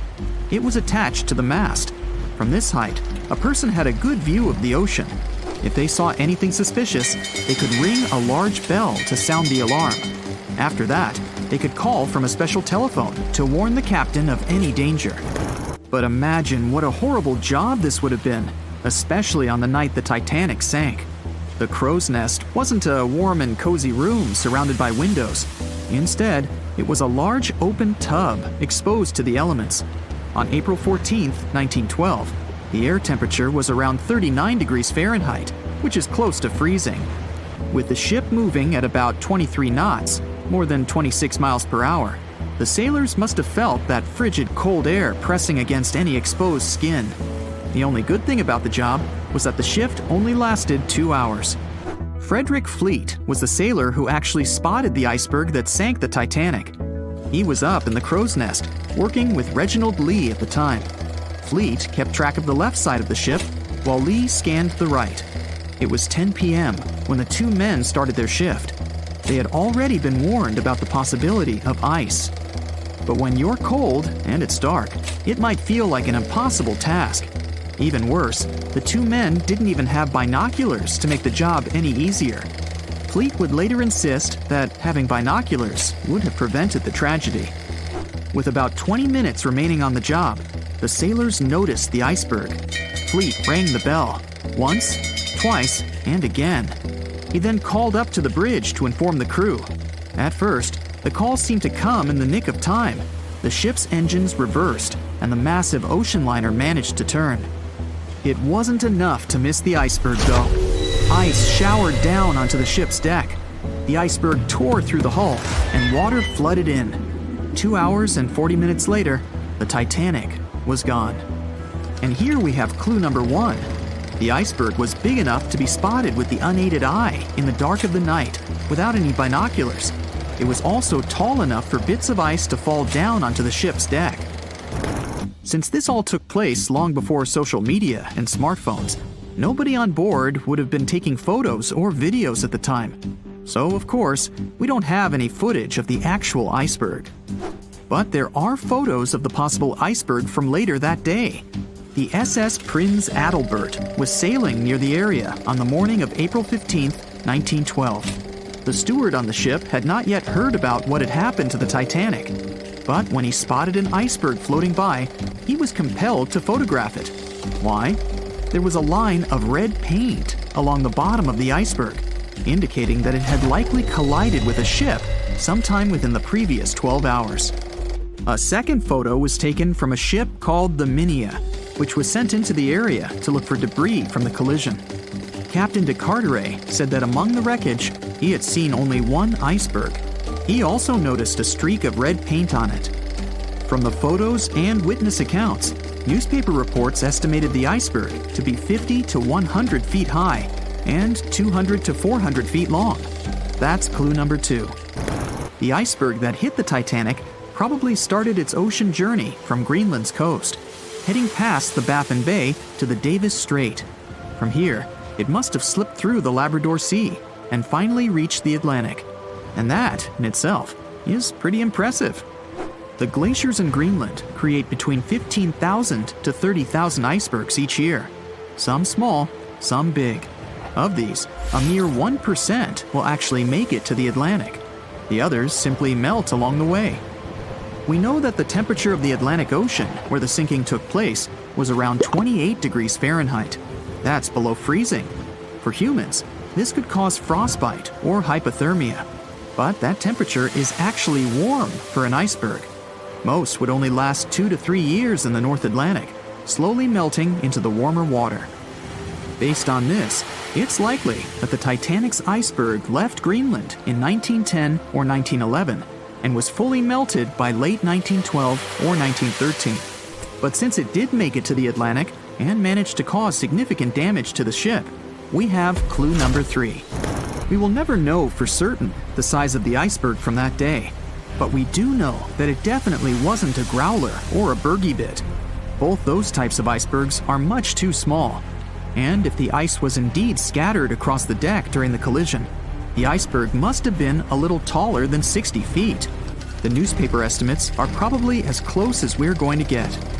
The iceberg that took down the Titanic was indeed a formidable one, and icebergs are still a threat. As recently as 2007, the cruise ship Explorer struck one and sank in Antarctica's Weddell Sea. Luckily, everybody survived. The International Ice Patrol was created in 1914 following the Titanic's sinking. The organization is still in operation today, made up of representatives from several countries. Using airplanes and radar, the patrol locates and tracks larger icebergs, making the information available to anyone who needs it and preventing more ocean tragedies in the process. Titanic sank on April 14, 1912, and all of the passengers' belongings and ship's paraphernalia went down into the deep, dark waters with it. These objects patiently waited to be discovered until 1985. Titanic sank fast, and there seemed to be almost nothing left from the ship. Yet divers in small submarines managed to retrieve plenty of artifacts from the wreckage. If you wonder what those surprising items look like, hey, join me. A number of museums have collections of Titanic items rescued by divers or donated by survivors and their relatives. and some of those items are even sold at auction. So if you're ready to spend a pretty penny on an exclusive artifact, hey, why not? The first artifact on my list is a pocket watch belonging to a Titanic passenger, John Chapman. John and his wife Elizabeth were on their honeymoon. When the ship hit the iceberg, Elizabeth was offered a seat on a lifeboat next to her friend Emily Richards. There was a problem, though. Mr. Chapman couldn't enter the lifeboat.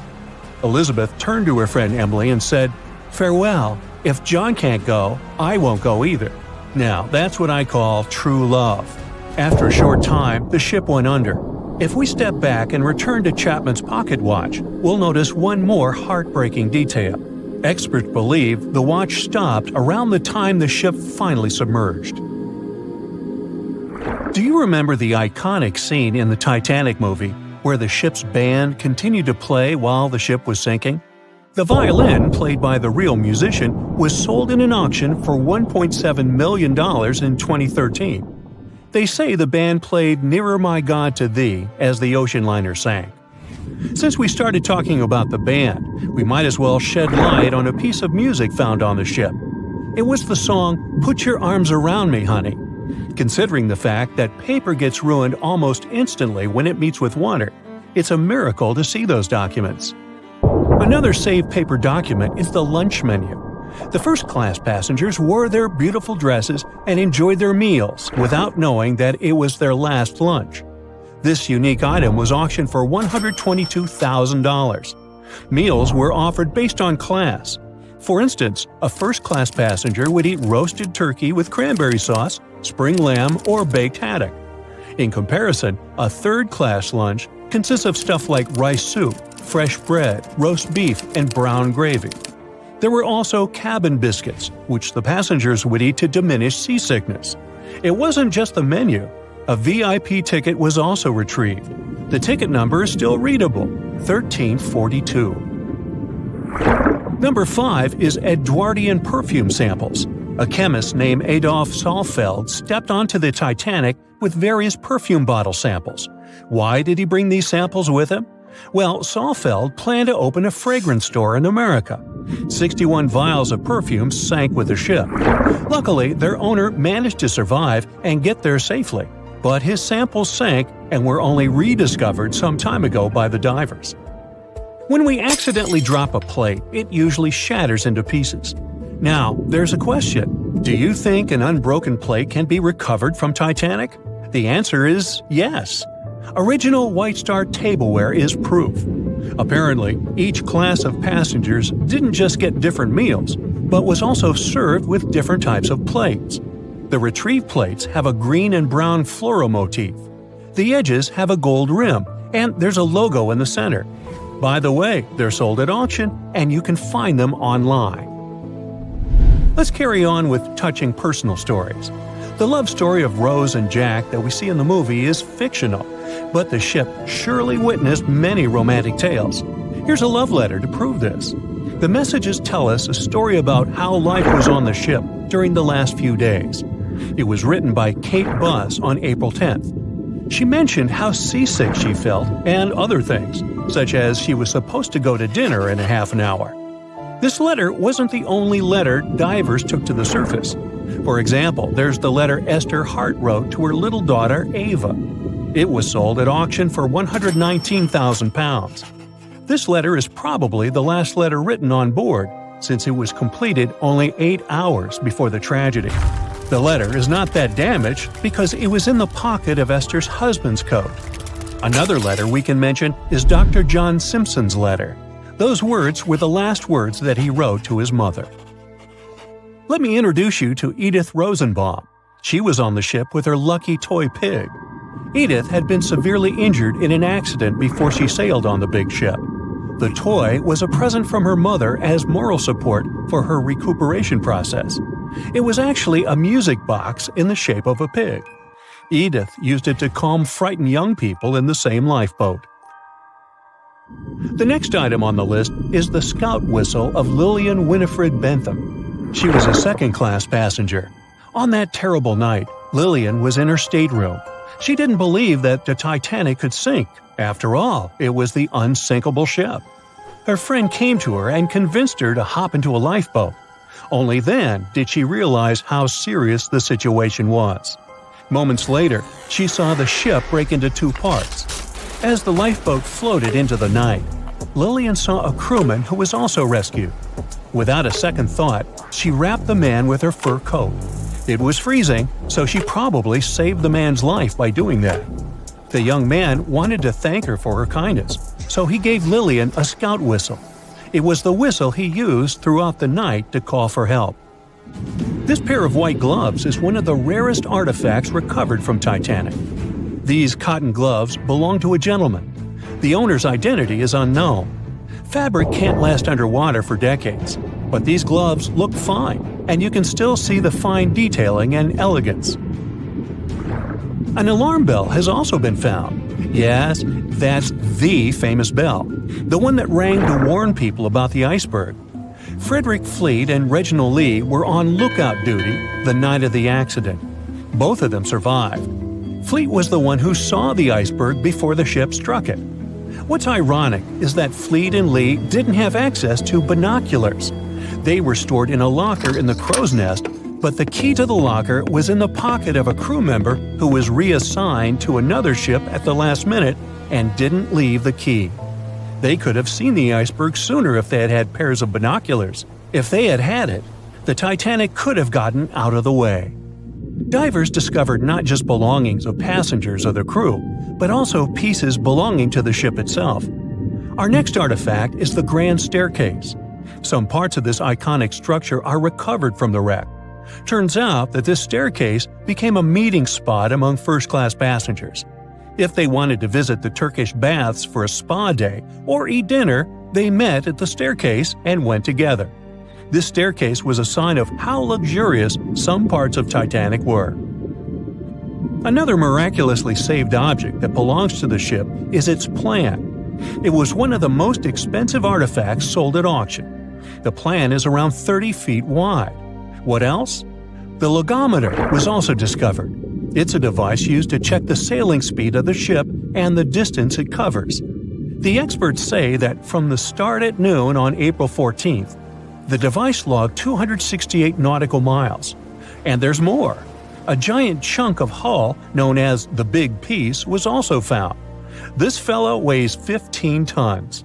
The larger portholes were for the cabins, and the smaller ones were for the restrooms. This piece was found in 1994, but it was in 1998 when it was successfully taken out.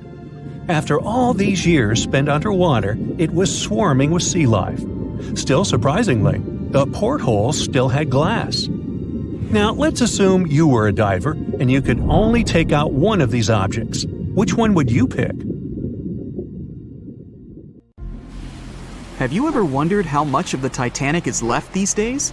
Now, if you haven't been living under a rock, you probably know that it's been over 100 years since the world's most famous ship turned into a wreck.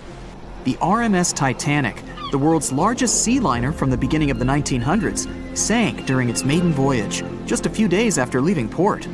The ship struck an iceberg on April 14, 1912, taking down over 1,500 passengers of more than 2,200 who were on board the liner at that time. As shocking as this may sound, the Titanic took over 3 years to be built and only 3 hours to sink. And if it were today, the ship would have cost over $210 million to be made. It was last seen on the surface of the Atlantic at 2:20 a.m., and for many decades, that was the last time people saw it. It wasn't until 1985 that the whereabouts of the ship were discovered by oceanographer Robert Ballard, and some parts of the Titanic became visible once again. One of the first discoveries made by Ballard's expedition was that the ship was indeed torn in half before sinking. The early exploratory missions to the part of the ocean floor where the Titanic now lies could only see the hull and the deck of the ship. According to Ballard, the main purpose of these missions was to understand how to preserve the ruins from deteriorating. Another goal was to recover the huge number of personal items scattered along the seabed. The explorer later said the view down there was as shocking as it was emotional. In the field of debris around the wreck, the oceanographer discovered plenty of small objects and personal belongings, many of which he brought back to the surface. They were shoes, some fancier than others. There were pieces of clothing that belonged to crew members, and there were huge propellers. If on the surface they gleamed and shined, on the ocean floor they were embedded and devoured by sand. Ballard pointed out that the area where kitchenware was scattered measured more than a mile in length. There were enough plates, pots, and pans to fill up an entire industrial kitchen. For the first time ever, 3D animation footage reveals exciting images. The simulations show the Titanic's evolution from when she first set sail in 1912 until the state of her ruins today. But simulations weren't enough for deep-sea explorer James Cameron, who envisioned traveling to the heart of the wreck for the first time ever in the history of the ship. Yep, the same James Cameron who happens to be the director of a very famous movie about the ship. He has now dived 33 times to visit the wreck of the Titanic. Here's some fun trivia for you. The director says that his true passion has always been the ocean, and that ever since he was a kid, he wanted to study the sea. Directing, let's say, just happened to be his day job. And when the possibility of directing Titanic appeared, he said yes, just so that he could go and check out the ruins of the ship in real life. Now back to the wreck. According to James Cameron, it wasn't enough for researchers to access only the exterior of the ship. They needed to go inside, analyze and photograph what was left of the pompous interiors of the world's once biggest sea liner. Cameron piloted an innovative robot vehicle equipped with cameras. It helped the man to reveal spaces in the Titanic that no one had ever seen before since the ship touched the bottom. Turkish baths, for instance, still had their tiled walls standing up almost in all their entirety. These baths were exclusively for first-class passengers. They were located right next to the swimming bath and the third-class dining room, and were designed in the Moorish style. People resting there could get heating blankets and ask waiters to bring them anything they needed. If the pictures from before the disaster were astonishing, they carry a different kind of wow factor now, when everything you see in them is hidden underneath the surface of the water. Another shocking discovery was the ship's mast. If we look at the Titanic in its pre-sinking glory, the mast calls much of one's attention. Located on the bow of the huge ship, the mast held together the transmission cables for the Marconi system, a system of wireless telegraphy. That's also where the British merchant flag the Titanic flew was located. The mast stood at the height of a bit more than 100 feet and was equipped with a crow's nest. Nowadays, the mast is unrecognizable. Attacked by corrosion, it collapsed. The crow's nest broke apart too.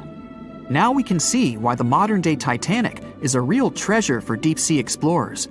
But as the wreck of the ship lies at an approximate depth of 12,500 feet, sunlight is non-existent there. So, piloted missions depend on high-end technological equipment to survey the area. Why do you think the Titanic went missing from the public eye for over 70 years? Well, because at that time, technology wasn't advanced enough for people to go down there, as well as bring back good footage of the wreck. Filmmakers were the ones who drove this technology to its advance by trying to film underwater. They began by building boxes to put their cameras inside. And now, deep-sea photography is highly advanced and allows us to marvel at the awesomeness of underwater life. Of course, taking pictures under the sea is no easy feat. For one thing, to withstand that crazy underwater pressure, submarines need to be really strong and have thick walls, no thinner than 11 inches. Plus, explorers need to understand how to film and photograph when there's almost no light around. There was another thing that made documenting the Titanic even more difficult. When the wreck of the ship was rediscovered by scientists, it was covered with red-colored rusty bacteria that made it even harder to take good pictures. As it happens, the color red does not reflect well underwater, which is unfortunate for photographers. For this reason, human-operated vehicles that go down to tour the ruins are equipped with powerful lighting devices. When you see some parts of the ship from afar, they look as if reddish-brown wax has been dripping all over the Titanic's ruins. But in reality, these icicle-shaped structures are colonies of microorganisms. When the ship sank, it brought down with it an enormous amount of bacteria that hadn't existed at the bottom of the ocean before. But now, these bacteria, together with the extreme conditions at the bottom of the ocean, have turned into a disastrous combination for the ruins of the ship. These red colonies of microorganisms actually feed off of iron and steel, which is basically all that is left of the Titanic.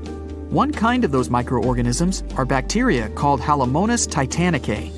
They can eat up to 220 pounds of iron per day. This makes the Titanic a colossal food source for them. There have been lots of speculations regarding the life expectancy of the ship's wreck after researchers discovered this bizarre rust. But according to Cameron and his research team, the Titanic isn't going to disintegrate anytime soon. In one of the latest expeditions down to the wreck, a piloted vehicle was funded to identify specifically one stateroom. It belonged to a very important passenger, Sir Benjamin Guggenheim. Yes, just like the museum. Guggenheim was the son of a mining magnate and a member of the elite group that boarded the transatlantic journey of the Titanic. Born in Philadelphia, Guggenheim was traveling back home to the US. But, as we all know, he never made it to his final destination. For the price that ranged from 400 to 800 pounds back in 1912, the equivalent of 84,000 pounds nowadays, one could book accommodation that was called a stateroom. Staterooms on the Titanic were the most luxurious kind of first-class rooms. They were located on the B or C decks and were decorated in more than 11 different styles, ranging from Jacobean, Georgian, Italian Renaissance, and the list goes on. These rooms were filled with carved paneling and marquetry made from exotic and rare kinds of wood, such as mahogany, oak, and so on. Guggenheim occupied one of these luxurious rooms, and 100 years later, one of his descendants funded an entire mission just to locate the precise stateroom the man stayed in. This expedition turned into a documentary for National Geographic, and they did manage to identify which stateroom was Guggenheim's, so kudos for them.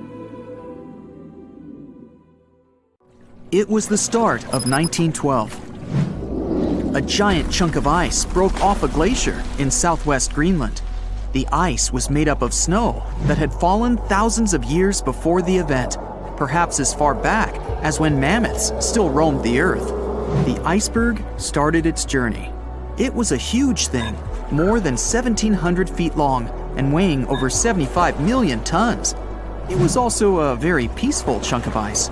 It steered clear of ships and busy transport routes. And then, it somehow floated much further south than other bergs did. Our iceberg was lucky. Others melt long before they get to these low latitudes. Out of up to 30,000 icebergs that drift away from Greenland's glaciers, only 1% ever make it all the way to the Atlantic. Even after melting into the water for months, this massive block of ice was still almost twice as heavy as the Golden Gate Bridge. The iceberg's top part was towering 10 stories over the ocean surface. Several days before our iceberg made it to the Atlantic Ocean, a magnificent ship left port. It was a luxury liner carrying more than 3,000 passengers and crew members. At that time, it was the largest ship ever built. It was the Titanic. The collisions happened on April 14th, when the ship was in the North Atlantic, 370 miles away from Newfoundland. Unable to divert its course, the ship ruptured at least 5 of its hull compartments. They started to fill with water at an alarming speed. The Titanic's compartments weren't capped at the top. That's why the water spilled over and started to flood each succeeding one. The front of the ship began to sink, causing the back part to lift vertically into the air. And then, with a deafening roar, the liner broke in half. The rest is history. But what happened to the iceberg after that? On April 15th, the German ocean liner SS Prinz Adalbert was sailing through the North Atlantic. It was traveling a few miles away from the place where the Titanic had sunk several hours prior. The German ship's chief steward, who hadn't learned about the disaster yet, saw an iceberg. What drew his attention was a large streak of red paint going along the iceberg's base. Surprised, the man took a photo of his discovery. He thought the paint meant a ship had hit the iceberg within the past 12 hours. The next person who saw the iceberg and took another photo of it was the captain of a vessel laying deep-sea telecommunication cables. The ship was sent to help in the area where the Titanic had sunk. The captain later claimed the iceberg he'd seen had been the only one in that area, plus the red paint. It wasn't difficult to connect the dots. In 2015, one of these photos sold at auction for over $32,000. And still, experts are unsure whether the image really shows the infamous block of ice. It might be a simple iceberg that had been floating nearby at that time. The great unsinkable ship was gone, sunk into the bottom of the North Atlantic, where it remains to this day. But the iceberg continued on its way, perplexing a few witnesses and slowly melting into the surrounding water. It would vanish completely before the end of the year. When the Titanic began its fateful voyage, it weighed about 52,000 tons. Now, how did they even get it into the water in the first place? Step 1. Find tons of soap and natural fat. Step 2. Dump it all over the ramp in front of the Titanic like a monster slip and slide. They even put grease all over the outside of the ship to make sure it didn't get scratched, dented, or even rip open. Just like that, the Titanic plopped softly into the water, and the workers and owners breathed a sigh of relief. At least that part went well. When they built the Aswan Dam in Egypt, they needed to clear out a huge area for the new artificial lake. Almost 100,000 people had to move out of their homes. That was the easy part. Engineers now had to try to move 2 huge ancient Egyptian temples, or they'd be lost underwater forever. The answer? Thousands of engineers and builders. The temples were built into a mountain, so first they had to detach it using bulldozers and jackhammers. Then they had to take it all apart like a humongous Lego project. Statues, roofs, walls, sculptures, pretty sweet Lego set. Then they cut the temples into bite-sized bits, over 1,000 of them. Each one weighed the same as 3 elephants. So where did they put it all back together? On the same mountain, just 200 feet higher. It took 5 years and about $300 million in today's money. I think even the pharaohs would have been impressed. Now, say you're thirsty, so you grab a glass of water. But where does that water come from? In Saudi Arabia, it comes from salt water. You just need to get the salt out, no biggie. That calls for an evaporator. Saudi Arabia's machine brings fresh water to 300,000 people. Not bad for so much desert. The evaporator weighs 5,000 tons, and it's pretty big, like 10 basketball courts big. They hired a special ship to bring it from Vietnam to Saudi Arabia, but even that was too small. After making the ship a little bigger and making a successful cross-continent journey, the evaporator finally touched down in the Middle East. Then it was easy. Just grab 30 tractor-trailers and pull. Pretty impressive, but the largest thing ever moved on Earth is way bigger. Enter the Norwegian Troll gas production platform. It weighs more than the Titanic and is way taller than the Empire State Building. But the engineers weren't scared, even though they had to drag the thing 120 miles from shore. They hooked up 10 powerful boats and pulled it along for a week. That thing cost $1 billion to make, so they had to be careful. The boats were actually pulling it in all directions to keep it steady, then slowly making their way out to sea. Once it got there, its 4 powerful legs were secured with concrete, about as much as you'd use to build 200,000 houses. That part of the sea can be quite rough, so they had to make sure it wouldn't move at all. Natural gas can set on fire, even in the middle of the sea. You gotta move out of town, but you're used to your house, your big kitchen, cozy fireplace. No problem. Take your home with you. About 500 years ago, an Italian architect was constructing the local city's administration building, but the local church bell tower was getting in the way. The solution? Pick up the tower and move it. The architect built a wooden frame around the tower and shifted it using ropes, blocks, and a lot of people power. Since then, a lot of buildings have been moved around, but what happened in China changed everything. In 2004, engineers shifted the Fugang building about 120 feet. It was the heaviest building ever moved, but it only took 11 days. They worked day and night to get it done so fast. 10,000 years ago, a meteorite fell on Greenland. It was the only source of iron for the local people, who started breaking pieces off to make knives, harpoons, arrowheads, and even jewelry. Talk about good luck. Over time, the locals split the meteorite, named Cape York, into a bunch of pieces.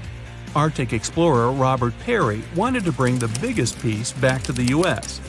So, how do you move 30 tons of space rock without trucks or paved roads? Plus, it's 1897 and freezing cold. It took 3 years, but he did it. He ended up building a railway with a special platform to pull it to the nearest shore. It was the first and last railway in Greenland. Peary sold the meteorite for $40,000. Today, that would be about $1 million. In 2012, artist Michael Heiser erected a 340-ton boulder over the entrance to the LA County Museum of Art. It was called Levitating Mass. Installing it was easy. Getting it there, not so much. They had to use a 290-foot trailer and 6 different trucks. They only drove at night 100 miles through 22 cities.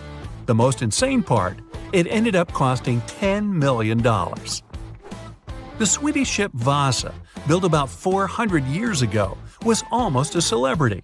People were amazed by its size, beautiful decoration, and gold sculptures. First time out to sea, it sank. Why? A gust of wind. Oops. Anyway, about 80 years ago, they decided to pull it out.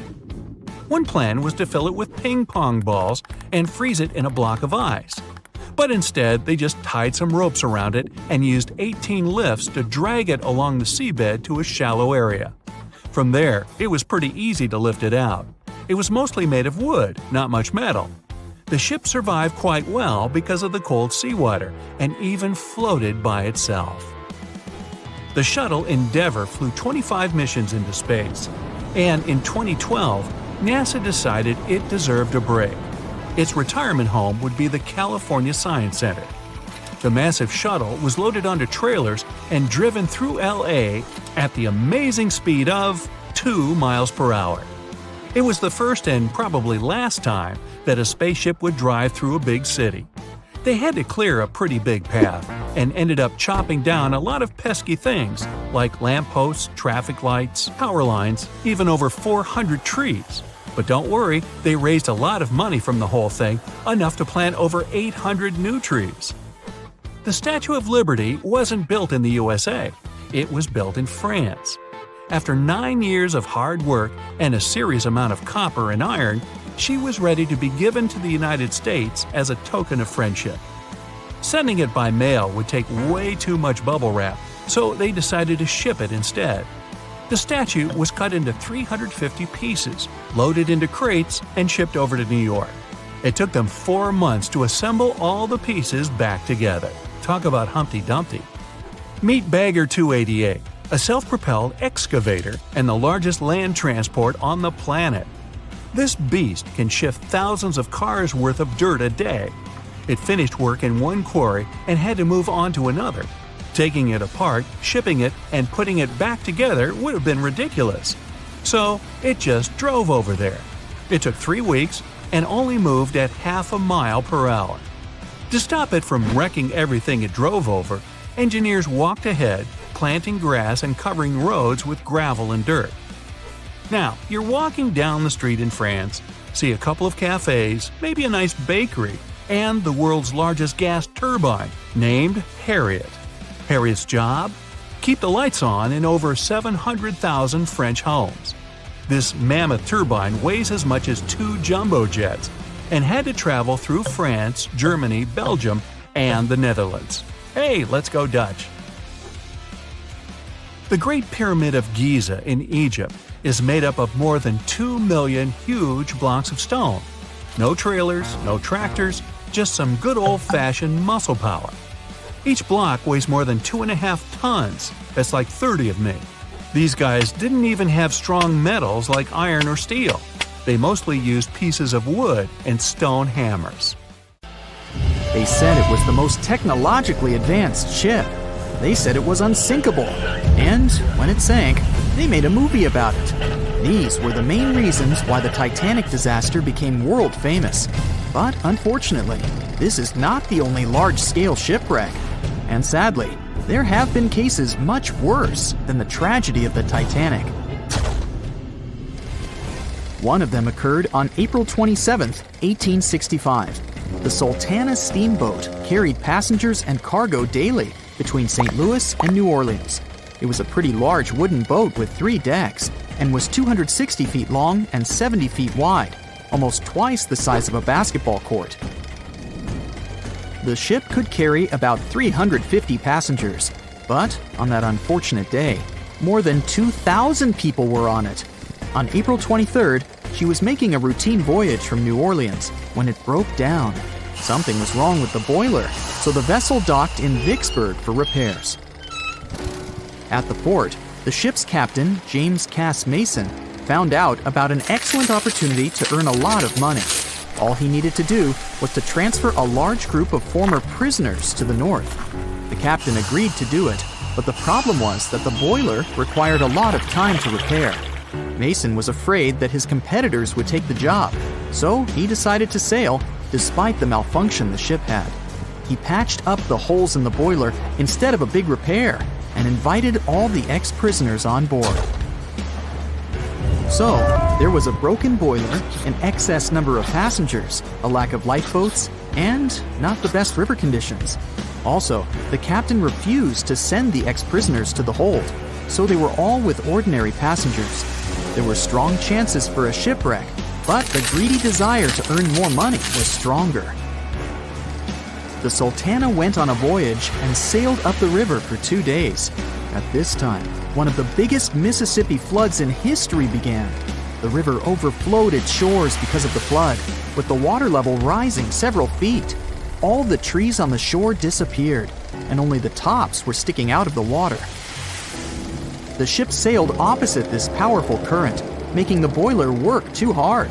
On the evening of April 26th, the Sultana arrived in Memphis, Tennessee, and they loaded even more, 120 tons of sugar and 200 passengers. She got incredibly heavy. Around midnight, the ship continued its dangerous journey. The captain sailed to barges to load a shipment of coal. At 1 a.m., the vessel left the barge. At 2 a.m., the broken boiler, unable to withstand the load, suddenly exploded. The Sultana was just 7 miles north of Memphis. Few people survived that day. The problem was that passengers trying to escape from the fire jumped into a cold river with a strong current. The Sultana disaster is considered the most tragic shipwreck in the history of the United States. The exact number of those who didn't survive is still unknown. According to various sources, this number was from 961 to 1,800 people. Don't be surprised that almost no one knows this story.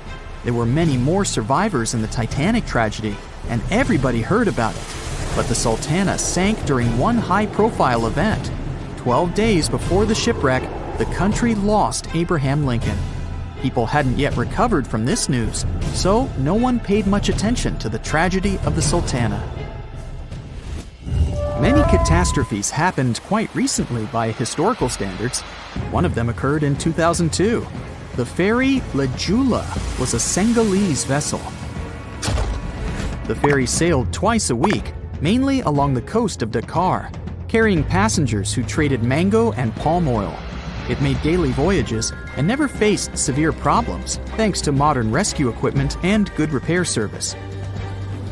But one day, the ship's crew discovered a malfunction and sent the boat to port. For almost a year, La Jula was in a non-working condition, awaiting repairs. But it didn't get high-quality service. After poor maintenance, the ferry set off on its last voyage. On September 26, 2002, La Jula sailed between southern Senegal and Dakar, and at 11 p.m. headed toward Gambia, where a strong storm began. The wind raised high waves, but this wasn't critical for the large passenger ship unless the number of people on board didn't exceed the established norm. La Jula was supposed to carry about 500 passengers, but had many more people that day. Too many passengers, poor repairs, and a strong storm caused severe problems for the ship. But the main factor in the shipwreck was that La Jula was only built for sailing in coastal waters, but that day, it sailed far from the shore. Big waves started rocking the boat, and at some point, it just turned upside down. The ship's deck went underwater, and its lower part stuck above the surface like an iceberg. All the passengers sitting in cabins fell on the ceiling and lost their orientation in space. There were no holes or damage in the ship's hull, and water flooded the lower decks for a long time. The vessel stood in a twisted position for several hours. Then, the boat began to sink when the water seeped through the deck and hold. The ocean was warm, but no one came to save the passengers. People had to wait almost 4 days to be rescued. Unfortunately, only a few managed to survive. The Philippines is a very dangerous area for ships. This place consists of several thousand islands and a vast area with shallow water. Ships can run aground and damage the hull with reefs and pitfalls. On September 20th, 1987, one of the most terrible disasters in navigation history occurred there. A Philippine passenger ferry called Dona Paz left one of the islands and sailed toward Manila. The sun was shining, the ocean was calm, and the visibility was good. But for some reason, the crew members didn't notice how the tanker Vector was approaching them. The two ships collided at low speed. The collision wasn't strong, but the problem was that the Vector had tons of oil on board, and the Dona Paz crashed into the cargo hold where that oil was stored. So it spilled all over the ocean, and then a spark slipped through. Not only did the two ships catch fire, but also filled with water. Both ships sank in a matter of seconds. Only a few dozen people survived that disaster. On September 27, 1854, the passenger ship Arctic sailed from Liverpool to New York. The fog came rolling down, and visibility got really bad. Another boat appeared out of the thick white haze, the French steamer Vesta. The ships were close enough to each other that a collision was inevitable. The French vessel was smaller, so it seemed to the Arctic's captain that Vesta had received a lot of damage. And while he was staring at the other ship, his boat got quickly filled with water. The captain gave the order to sail to the shore as fast as possible, but the ship's engines stopped working because of the flood. Then the ship's crew started to lower lifeboats with women and kids. Still, when rescuers found lifeboats with people, it turned out that only 87 out of 400 people survived, 65 crew members and 22 passengers. Surprisingly, there were only grown men among them. The ship's captain survived by clinging to the wreckage. All newspapers wrote about this story as one of the most terrible and shameful tragedies in navigation history. The survivors were criticized because they didn't save women and kids, and the crew members were accused of violating the law, since the safety of passengers should be higher than the safety of sailors. But despite this, none of them were brought to responsibility. Unfortunately, shipwrecks still occur to this day, but fortunately, there are fewer of them than before, thanks to modern navigation systems and radar. But no technology can guarantee there won't be a super strong storm or any other emergency that no one can foresee. That's it for today. So hey, if you pacified your curiosity, then give the video a like and share it with your friends. Or if you want more, just click on these videos